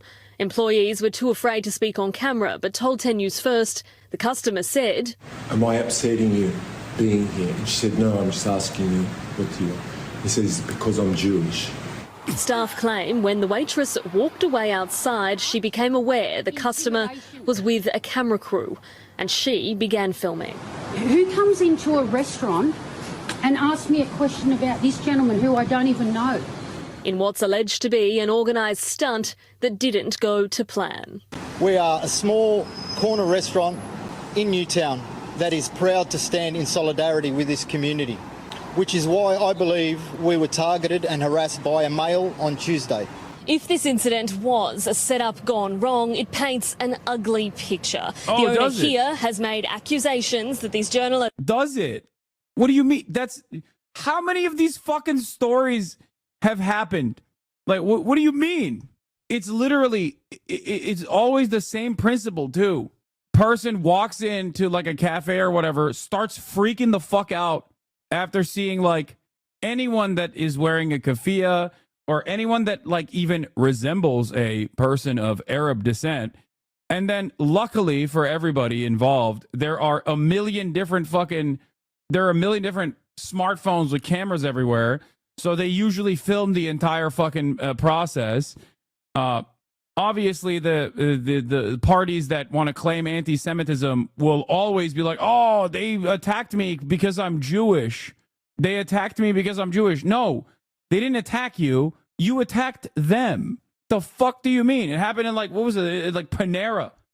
Tried to manufacture a story and stoke division. Who is they? They is literally anyone and everyone. Could be a Mexican dude that happens to look kind of Arab. Okay. Could be a dude wearing a shirt that says, "Say yes to peace."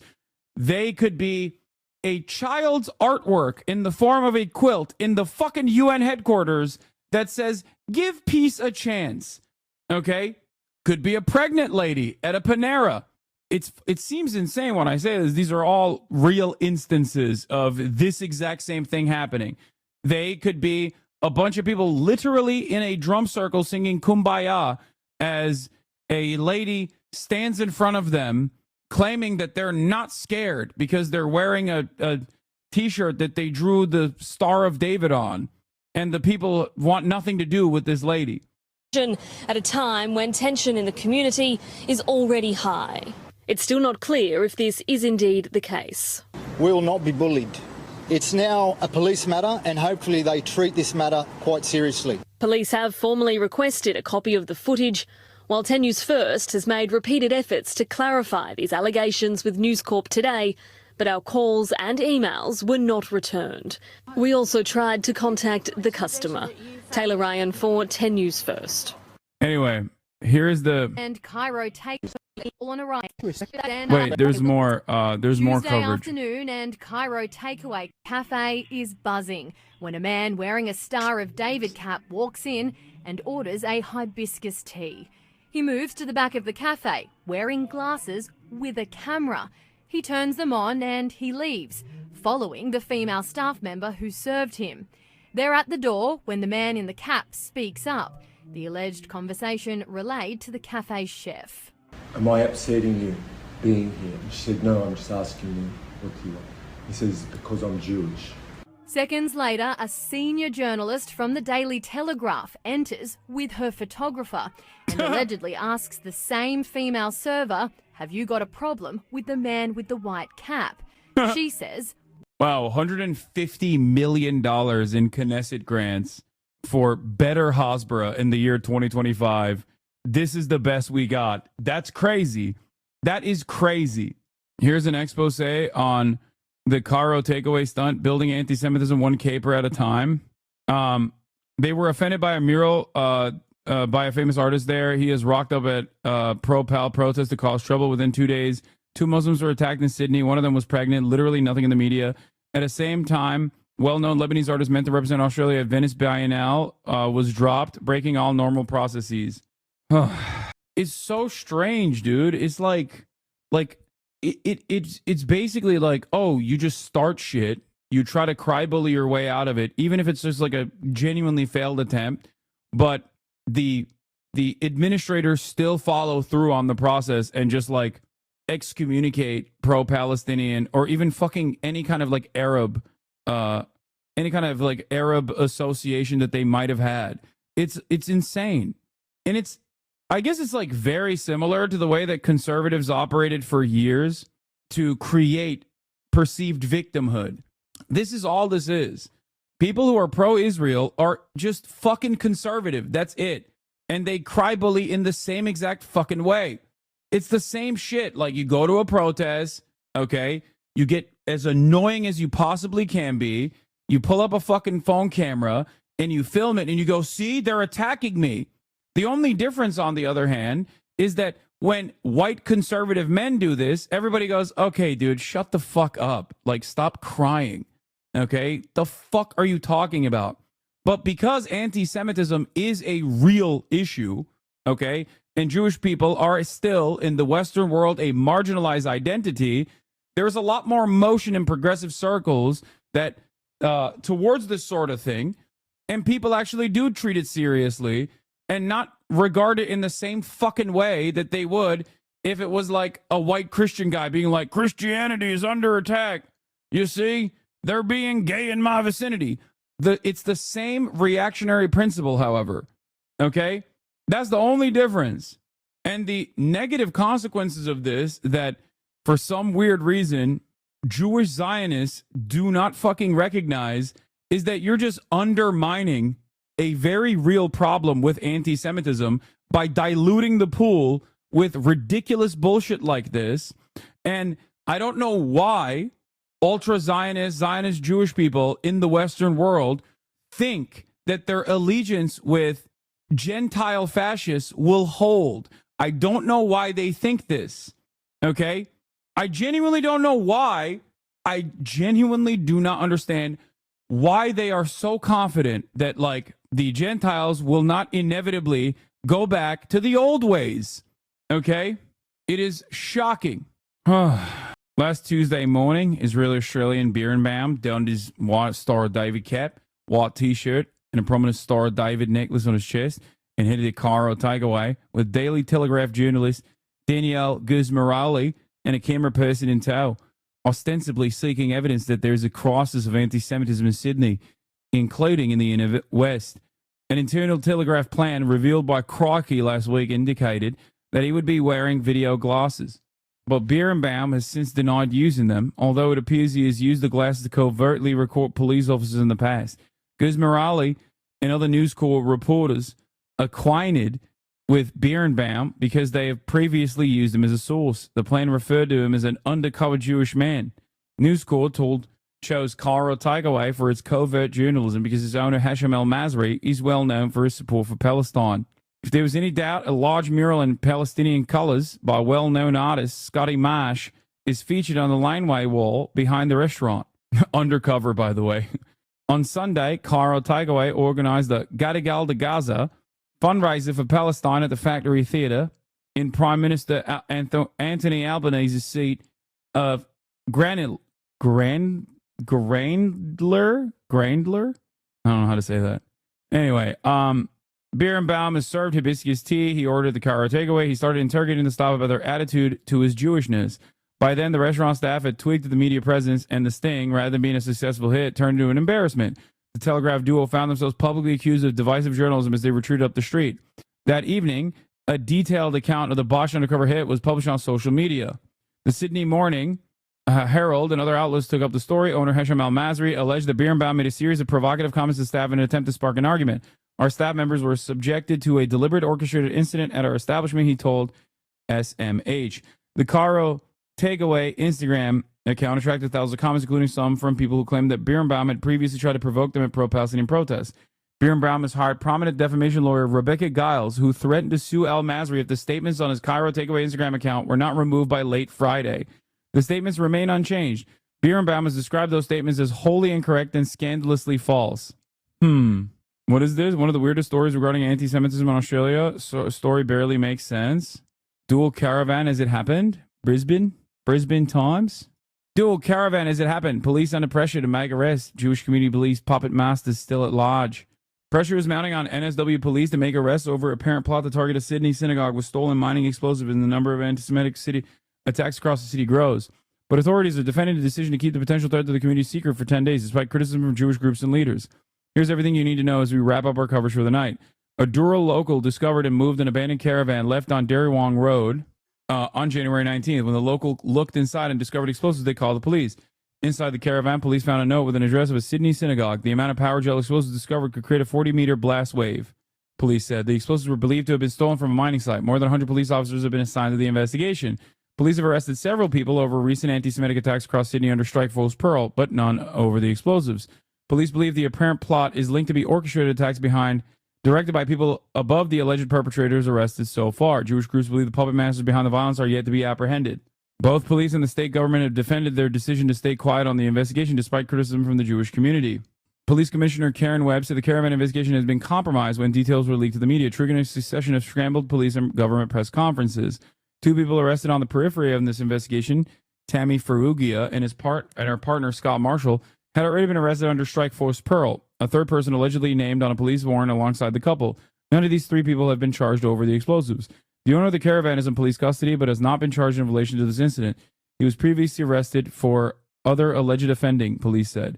Prime Minister Albanese paralleled the perpetrators of anti-Semitic attacks cowards who would be hunted down and locked up as he defended his government's handling of the matter. They reported in an article that police found a cache of like 40-year-old bombs to try and spread more anti-Arab hate. I mean, this doesn't make any fucking sense whatsoever, especially considering a guy stole the caravan. The 2 people arrested have nothing to do with the van. They're just weird druggos who apparently have done anti-Semitic graffiti. Albanese has faced calls from the coalition to reveal when he was briefed on the caravan investigation and why details of the suspected terror plot were not made public. Keep reading the other story. It gets worse. Last week, Birnbaum closed his LinkedIn account and switched off his Offer from Instagram account, which he has more than 4,000 followers. He grew up in Israel, served in the IDF. According to his recently deleted Instagram account, he graduated from Rupin Academic Center in Israel. By 2021, he was in Australia working as an AI consultant. AI. He joined a multinational human resources development sources company, Dayforce, as a solutions architect. As soon as Israel's war in Gaza began following Hamas' October 7 accounts, Birnbaum became intensely involved in campaigning in support of Israel and Australia. He has been designated as a friend by right-wing Australian Jewish Association and is campaigning with Advance Australia to starve the Greens and Teals of preferences by putting them last in all elections. Birnbaum has also been an active committee member in Together with Israel when it was founded in October 2023 and represented them as a motivational speaker with the message, One Nation, One Heart, One Land. Birnbaum was one of the organizers of a rally by Together with Israel in December 2024. Speakers of the rally included Rabbi Benjamin Elton, Great Synagogue Sydney Senator Dave Sharma, Wallara Maya, Sarah Swan, and Ofer Birnbaum himself. Campaigning for better councils, rallies galore. Meanwhile, Birnbaum was attending was attending lots of rallies in Sydney, Melbourne, photographing Greens and other activists. He was at the Supreme Court when the Palestine Action Group was appealing against the police refusal to permit to a march. He was at Sydney University during the camp and protest. He even did his own graffiti there, which was captured on video.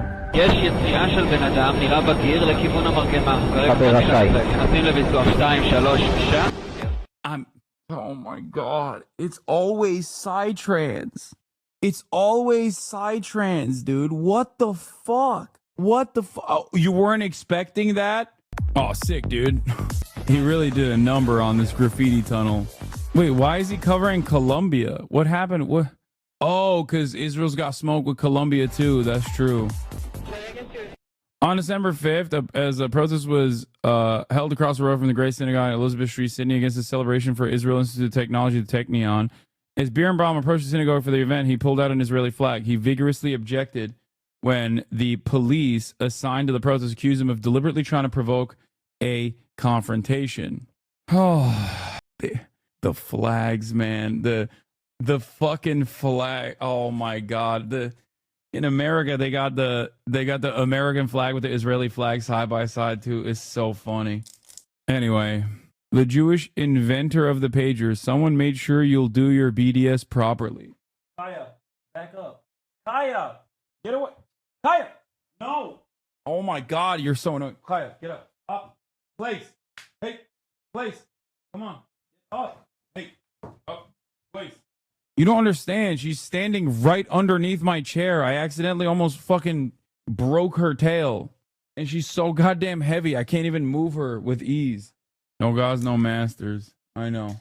What's wrong with the video? What do you mean? Have you reweighed her recently? I have not. The motherfuckers saying PETA are the type of motherfuckers whose dogs can't be around others? Yeah. Anyway, those were the two separate stories about the madness that has ensued. Is she a mix? I can't remember. Yes. Okay. Why do you think Israeli/Jewish Americans get so upset when people condemn Israel for their actions versus American attitude when Canadians boo the national anthem or shit talk America for imperial ideology? I mean, Americans get upset too when you do that.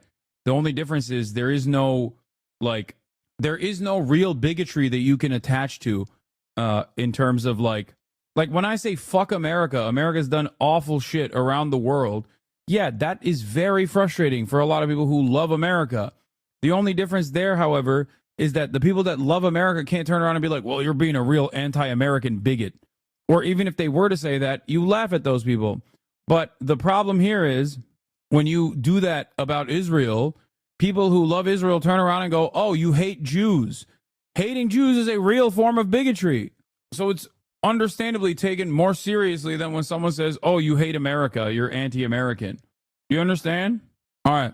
The last story of today, before we move on to other stuff, is at least 3, including child, critically injured after Delta planes crash landing in Toronto. I covered it briefly in the morning when it first happened. You already know. Planes go up, they're going to come down and crash. Okay? Why? Because we're in the age where there's no DEI, ladies and gentlemen. That's right.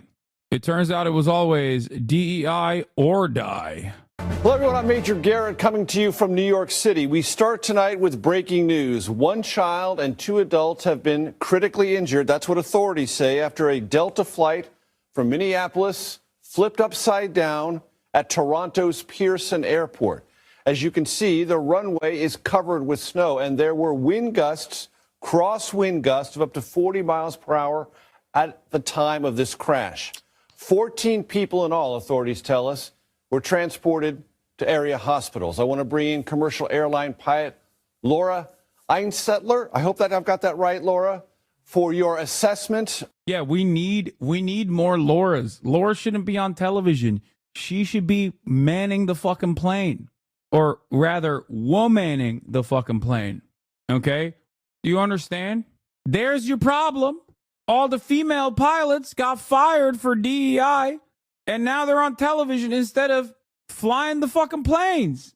Of what we've seen, and as people look at these astonishing pictures of a commercial airliner upside down on a snowy runway, your initial thoughts? We're in Toronto. But the situation is very tragic, of course. The great part about this in the sense that the cabin is mostly intact, but we will have to determine exactly what it is that happened and why this happened.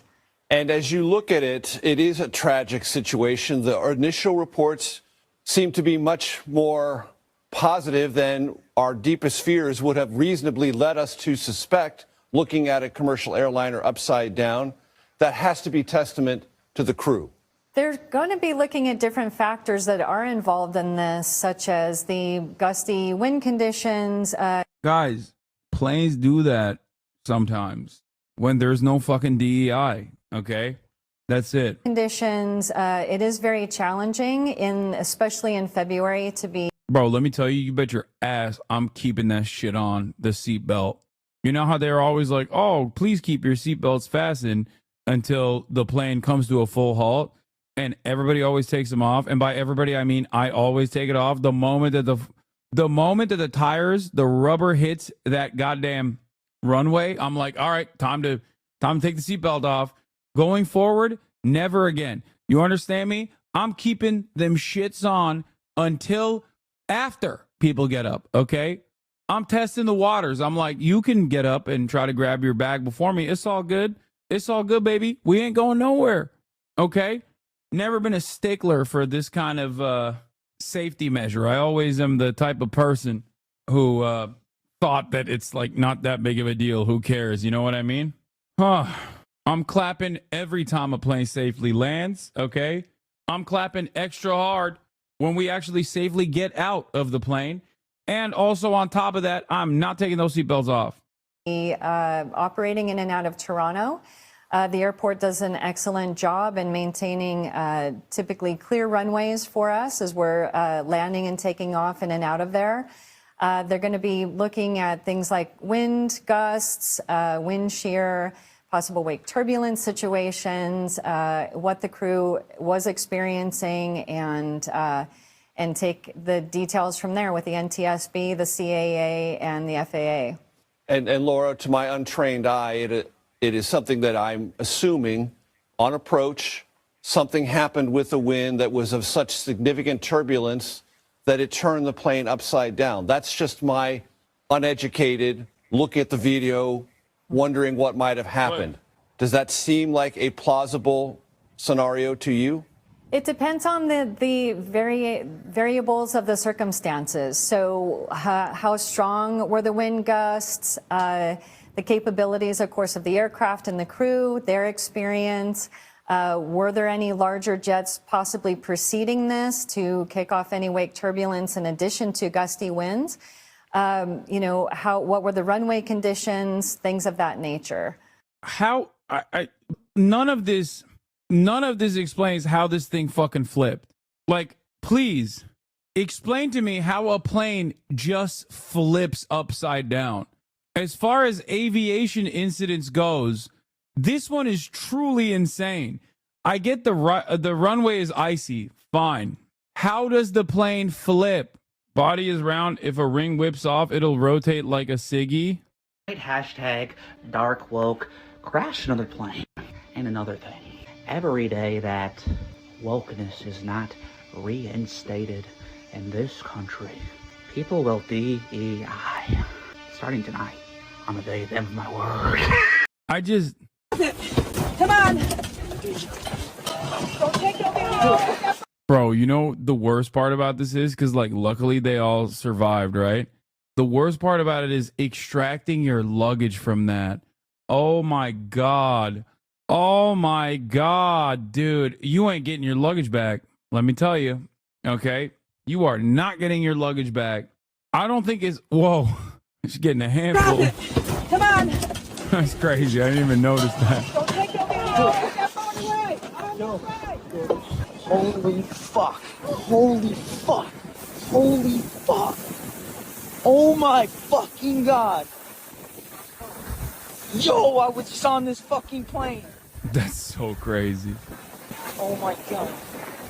21 KT crosswind component at the time of landing. That's 0.8 KTs below the max allowable crosswind for the aircraft and runway conditions is an excellent explanation of the technical side of what happened.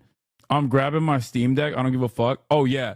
You bet your freaking ass, dude. That's why I have if my stream backpack is up above my head and now I'm like closer to it, I'm grabbing it. If you think I'm not grabbing it, if you think I'm not grabbing my stream backpack and my remote desktop setup, both of which are carry-on items for this reason, you are out of your dang mind, okay? I'm grabbing it and I'm basically turning it on. I'm live streaming the process. I'm like, what's up, guys? It turns out that DEI fully caused this incident. Now that we don't have DEI, planes are falling out of the sky and we're here. I'm here. I'm live. I'm alive. Luckily, no time for personal news. Yeah. Yo, I was just on this fucking plane. Holy fuck. Everything. Yeah, you're right. Chat was still complaining about the lighting.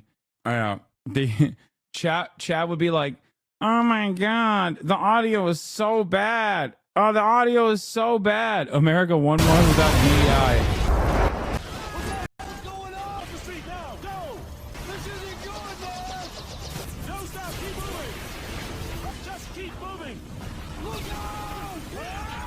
Yeah, they don't make games like this anymore. All the games are now gay and woke.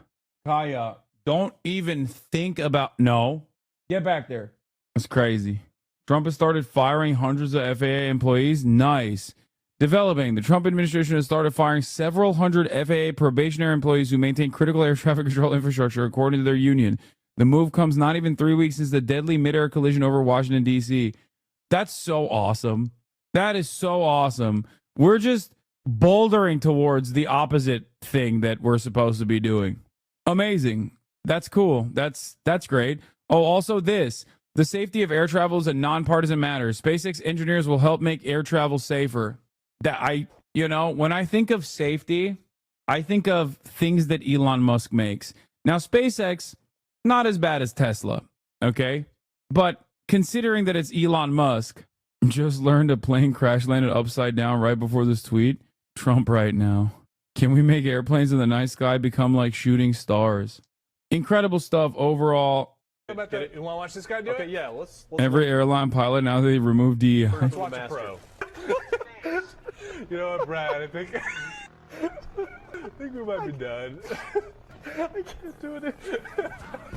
How you feel about that? You want to watch this guy do it? Okay, yeah, let's learn from the master. Pro.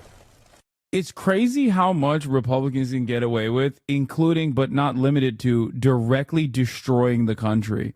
Like they actually are committed to the project of undermining America piece by piece. But on the other hand, you know what time it is. It's time to play Avowed. The woke libtard game Avowed. Wouldn't say they're getting away with it. I mean, they are getting away with it. What's going on? They're not. Nobody's stopping them. I'd say they're getting away with it. Virtually the only thing stopping them is their own incompetence.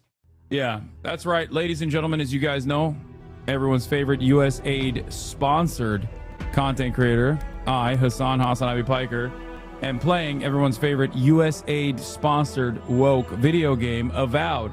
Now, for those of you who don't remember, last time you checked in, we're still with the tutorial. I am Godsend, which means that I have weird fucked up things on my face like this, like fungus on my face. Our ship gets hit, and then I survive the shipwreck. So does this guy Garrick, who's weird, furry, and blue, who's not very good at actually hitting people, my enemies at least. And change category! I will. Calm your fucking tits. They, calm down. Okay, and there's this Irish lady who is suspicious. At least you got around to trusting me eventually. All right, Laura. Seems to me like you've killed this person. Don't know what they did, but all right. I blew up this area. I blew up that thing to make sure that this area opens up, and now we're here. Now you've done it. You're gonna regret this. Wait, did that not work? Done. Boom. Dude, I'm clapping. Kind of. Where are you going, Garrick? Can you do the accent, please? I will, of course. What do you mean? This is a Hassan Abi gaming session. Obviously, I will be doing the accent. The deer and soldiers don't massacre each other. They just Garrick, I'm gonna... I kind of feel like you're wrong about that. I'm killing all the woke gay lemurs too, because they're spreading woke mind virus. None of that for me. No thanks. Ooh, let's see if there's anything cool behind this. Nope, seemingly nothing here. Oh wait, is that noise? There's always something underneath the chests. There's always something underneath the waterfall.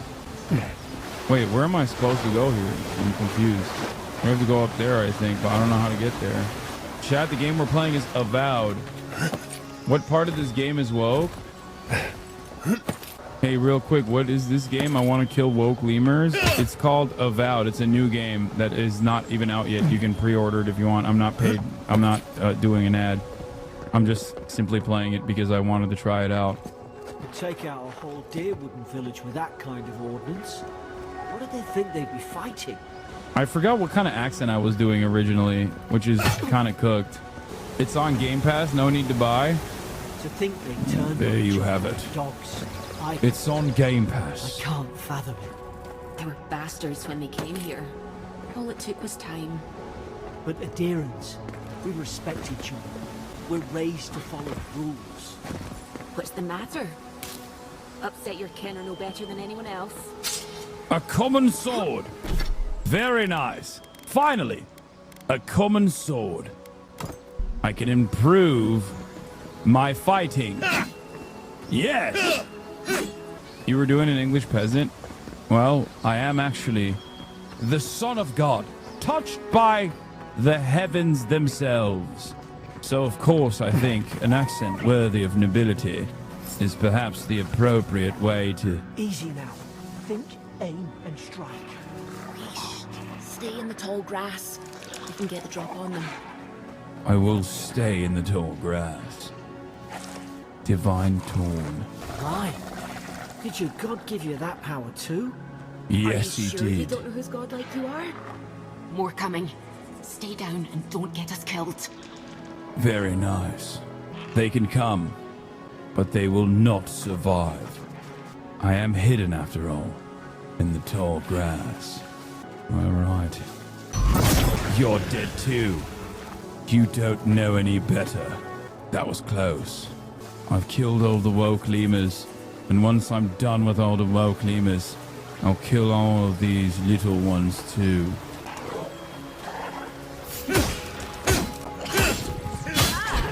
You're dead. Oh no! Oh my god, I cooked them. Oops. Okay, maybe not. Wait. You're dead as well. Ah! We have bested all of our enemies.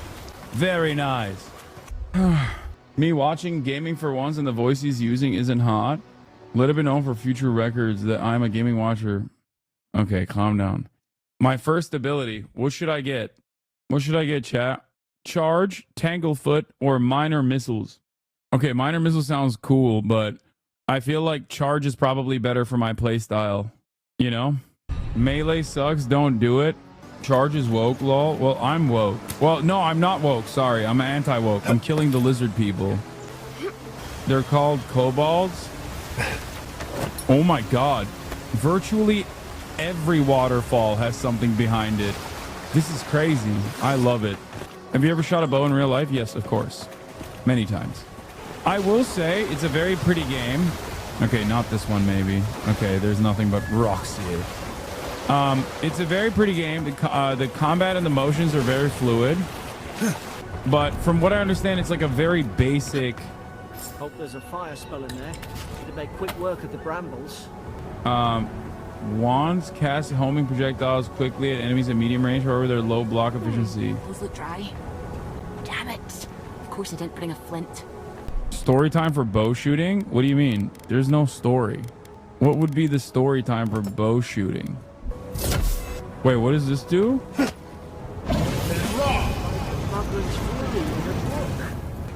Wow, that's kind of sick. Whoa, maybe I should have done magic. Maybe I messed up by not doing magic, because the magic looks cool. This is like a whole magic game, isn't High it? ground. How should we do this? Magic's the flashy choice, I suppose. Then rock. Now Wait. you've done it. You're gonna regret this. What does that do? Cheap and easy to respec? I'm not gonna do that. Oh god, they got smoked for me. Headshot. What, does that blow up? No, I guess not. Whoa, whoa, whoa, chill, dog. Chill. Dead. You're dead too. Ah, blocked you, heathen. Oh! Never mind, I was wrong. I couldn't get away. Pop it. Wait, let me try to. Oh, I don't have the other thing. Oh my god. He messed my shit up, dude. How do I dodge? Is there any way to dodge? You're also dead. Be gone, heathen. I will best you. Good thing Hasanabi is a political streamer and not a gaming streamer. I am a gaming streamer. Combat is pretty good. It's very fluid. I've seen ruins like these. Wonder what they are. Maybe. Is there anything different than in these gloves? No, I guess they're the same. Maybe nobody knows. Hold space and hold back. Oh. So this game is, people were saying that this was going to be a spiritual successor to Skyrim, but I think it's in, is it in the Poe universe technically or something? I remember going this way. The devs never said that. Very nice. All right. All right, men. I will lead us into battle. I tried to tell them. Why wouldn't they listen? You can't kill me. No one can kill me. I'll swim across the sea. Pillars of Eternity? I knew it. Whatever's on their faces, it gets into their heads. I'm no expert on soul plagues, but whatever you came here to find, I'd say you found it. Okay, I'm going to be real quick. Dev said the opposite of that. It's a more action-focused RPG. Okay.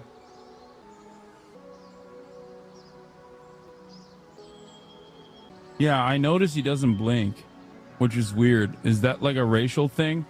I didn't realize that I was leaving you with a fairly humanoid face of a demon that just simply doesn't. Is that racist to ask? He's the commander. He must have answers. Aye. Maybe we could still get through to him. Good luck with that. Who disturbs us? I had dreams. Fabulous dreams. They tried to silence them. Steady yourself, please. We're only trying to help. You're wasting your breath. He's gone. You tread in the orchard. Your log mentions desertions and siege equipment. What started this? They sent orders for fire. I should have been fit to drink of the land. They thought they could stop me. Vipers! Their venom stains my blade. He can barely string a thought together. How could he have killed everyone? He couldn't. Not like this. He's just the last one standing. Trespassers! I've seen soldiers with scarred minds. This is something worse. Scars? What scars? They brought axes to cleave into the wood. And you return death to us. Envoy, this could come to blows. Keep your guard up. Shut up, Garrick. The roots. Kill the rot. Now you've done it. Oh my god. That's how you dodge, baby.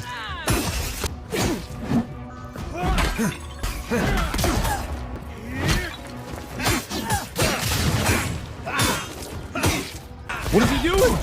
Whoa, what was that? Wait, let's charge.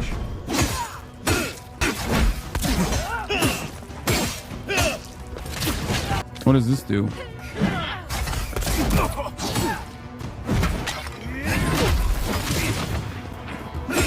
Now that I know how to dodge, I'm unstoppable, dude. Wait, what does that do? Oh, I broke its crit.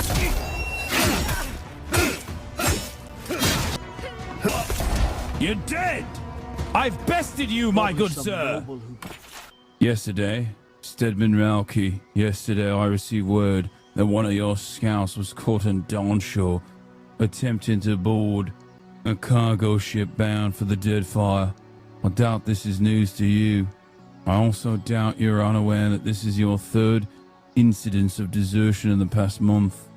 I realize your post grants you greater responsibility than your position as a third son accustomed to you, but there will be consequences if you cannot keep your troops in line.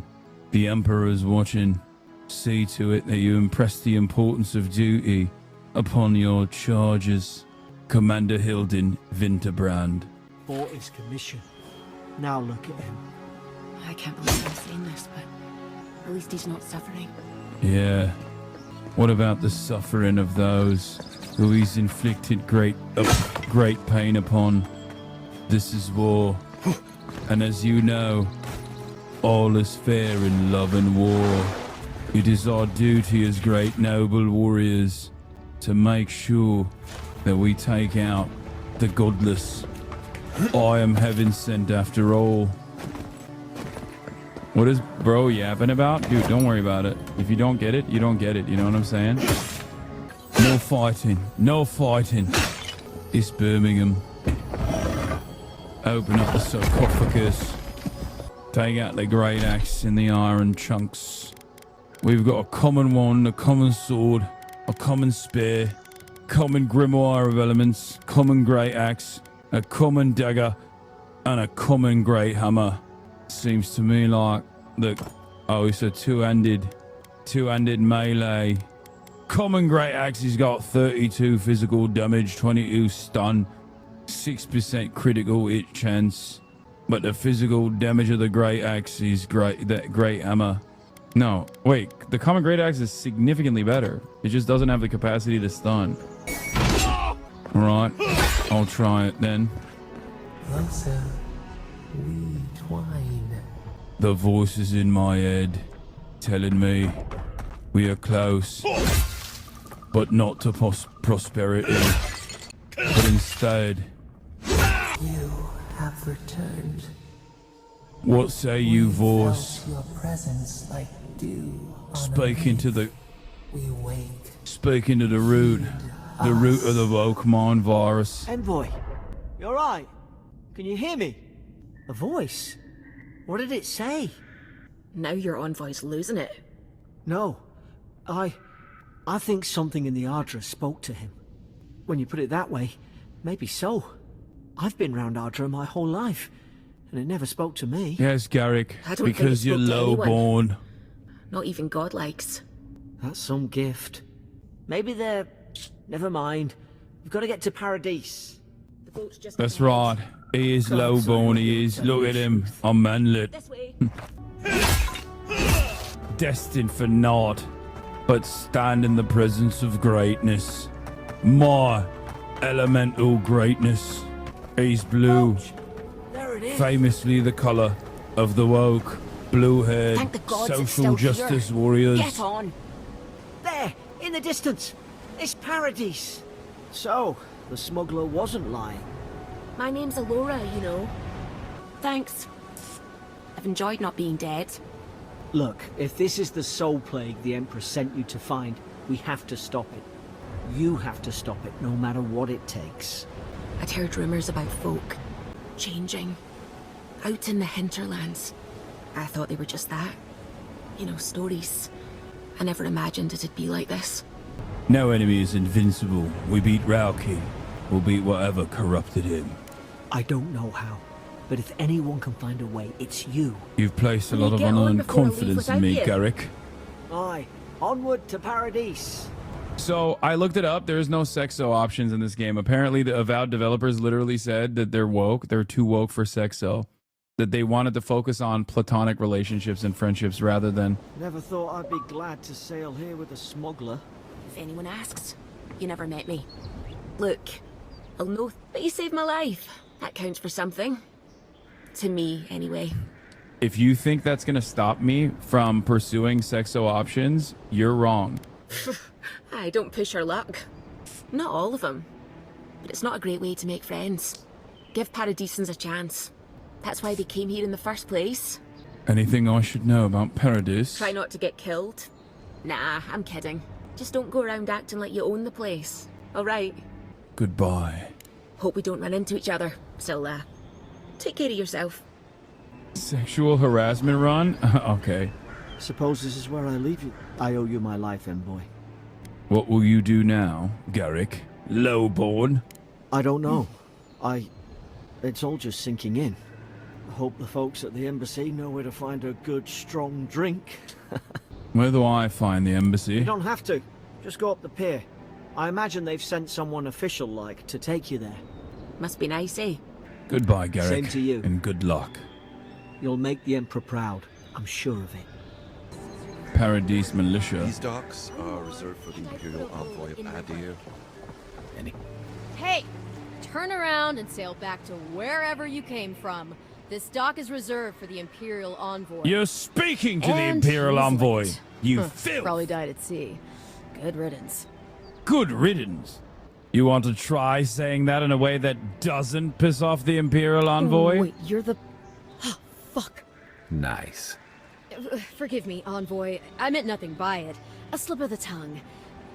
Can we start over? Name's Cynric, captain of the local militia. We're a scrappy bunch, but we know our way around Paradise. Unlike most Adirans who couldn't find their ass with both their hands. Oh, present company excluded.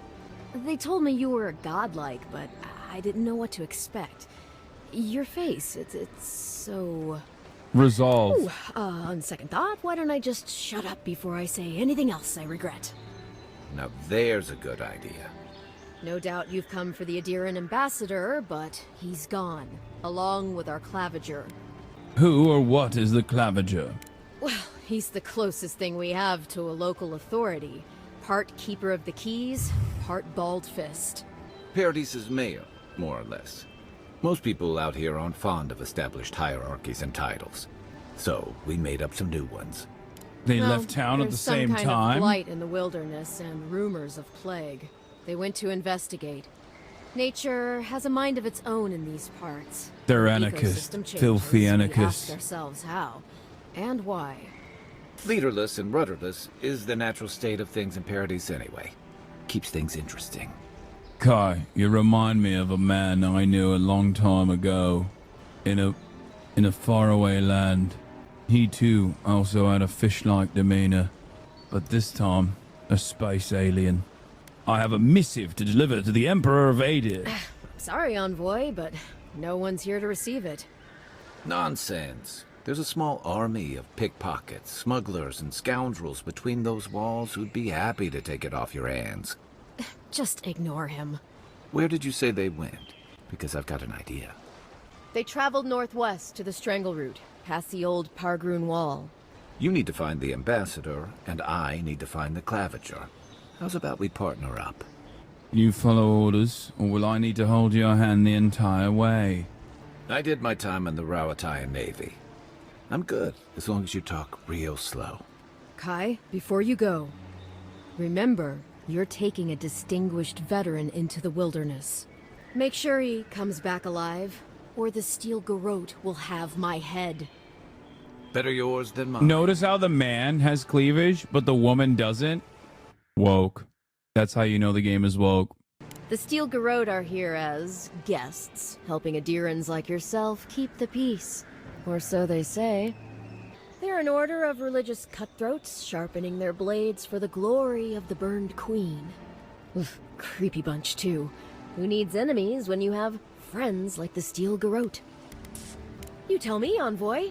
The Adirans came to our shores with their soldiers, their bureaucrats, and their asking a lot of nosy questions is a good way to end. Speaking of the Steel Garrote, fair warning, their leader, Inquisitor Ludwine, is eager to greet you. Ludwine. Or possibly interrogate. Ludwine. No one told me she was here. Wait. We fought side by side, but that was a long time ago.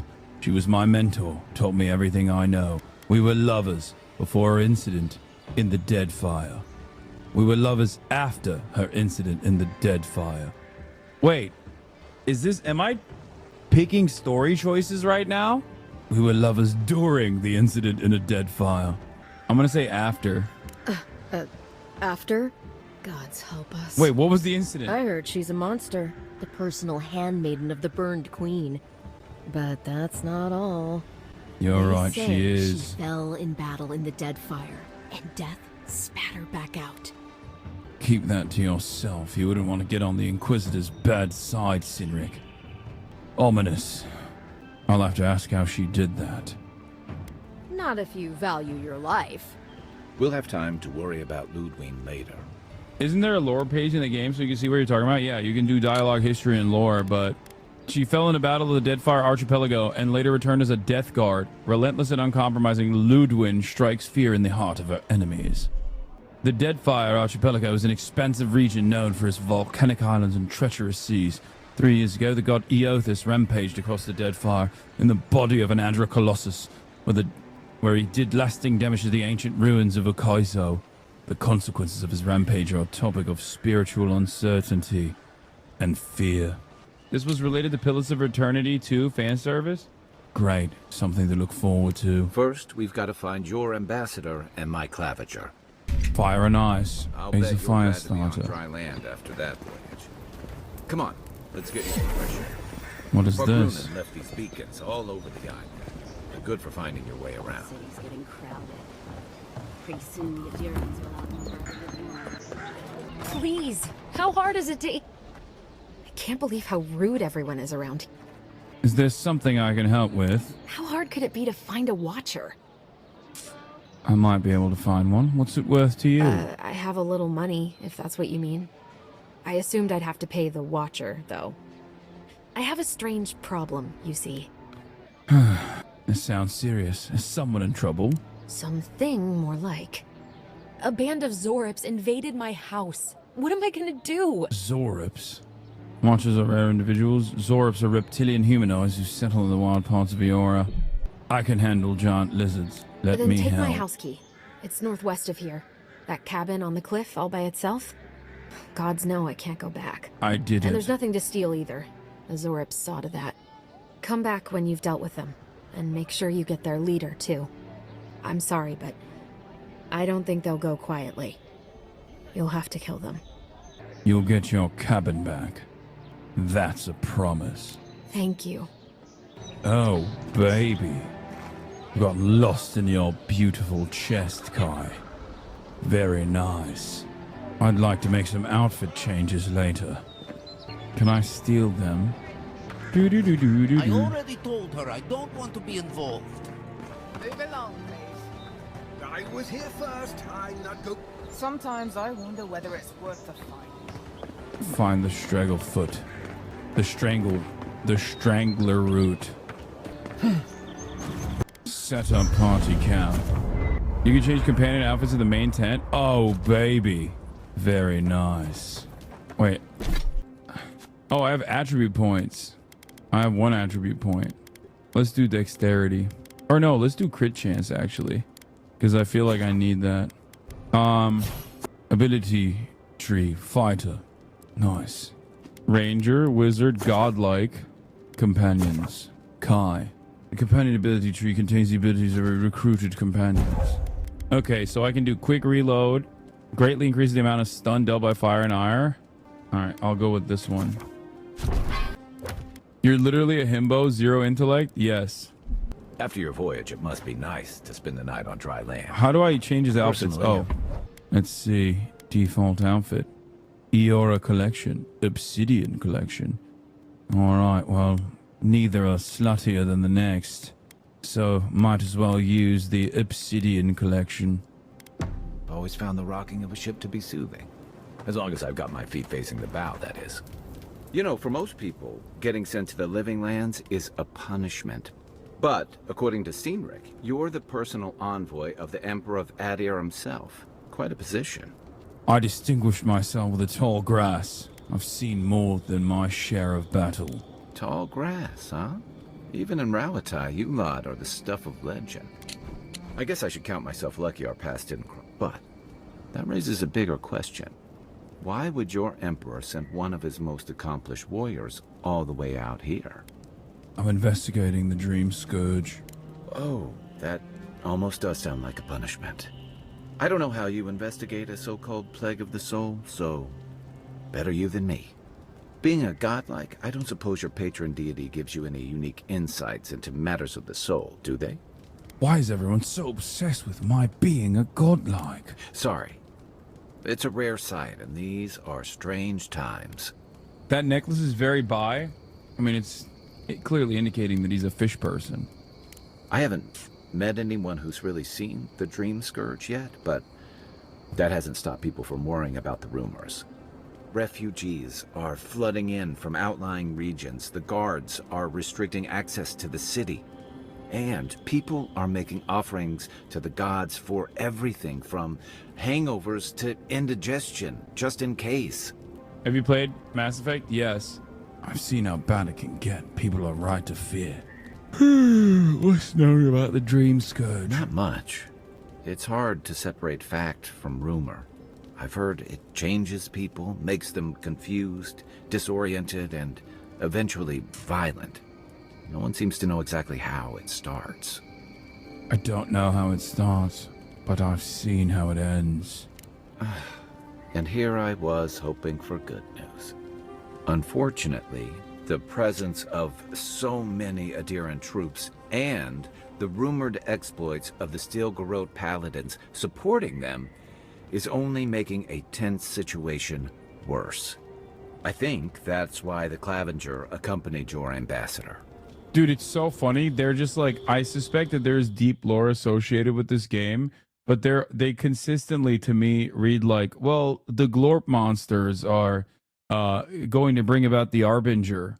And it's crazy that the Schlurpos have decided to also join in on the battle. And I'm like, what the fuck are, like, I don't know any of this. I'm just lost in Kai's pretty eyes. You know what I mean? There's so much lore in here. Do I need to read a book? What's happening? I can understand the tension. Foreign troops are rarely a welcome sight. Exactly. Paradise has been quiet lately, but... Internet drama about YouTubers you've never heard of? Literally. You're talking about an island that has been largely settled by nomads, exiles, and dissidents. People who tend to be suspicious of authority. But what about you? What's your stake in things? Besides your orders, of course. My stake in things. I want to help. I'm going to stop the Dream Scourge. One way or another. Everyone's heard the tales of the Living Lands. I came for the adventure. Something here calls to me. I don't know what it is. I'm going to stop Someone once told me you need more than a little crazy to last out here. I get the feeling you'll fit right in. Thanks, Sky. I'll let you get some rest, but thanks for talking. It's good to be part of a squad again. Even if it's just for a while. What can you tell me about Paradise? Kai's got some titties? Yeah, he does. Alright, that'll be all for tonight, chat. I know that you're going to be like, oh my god. We should be safe enough. You're going to say, oh my god, you didn't do enough today, but I have to fix this camera. So, like I said, that will be all for tonight. But you live to see another day, and hopefully the next day you see, you'll be able to see clearly. All right. All you do is tease. What do you mean? I played some gaming. There's a little bit of gaming at the end of the day. There'll be more gaming to come. Anyway, love you guys, and I'll see you tomorrow.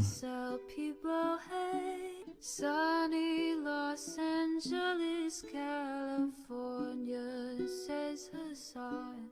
The starlight to the starlight to the topic just begun.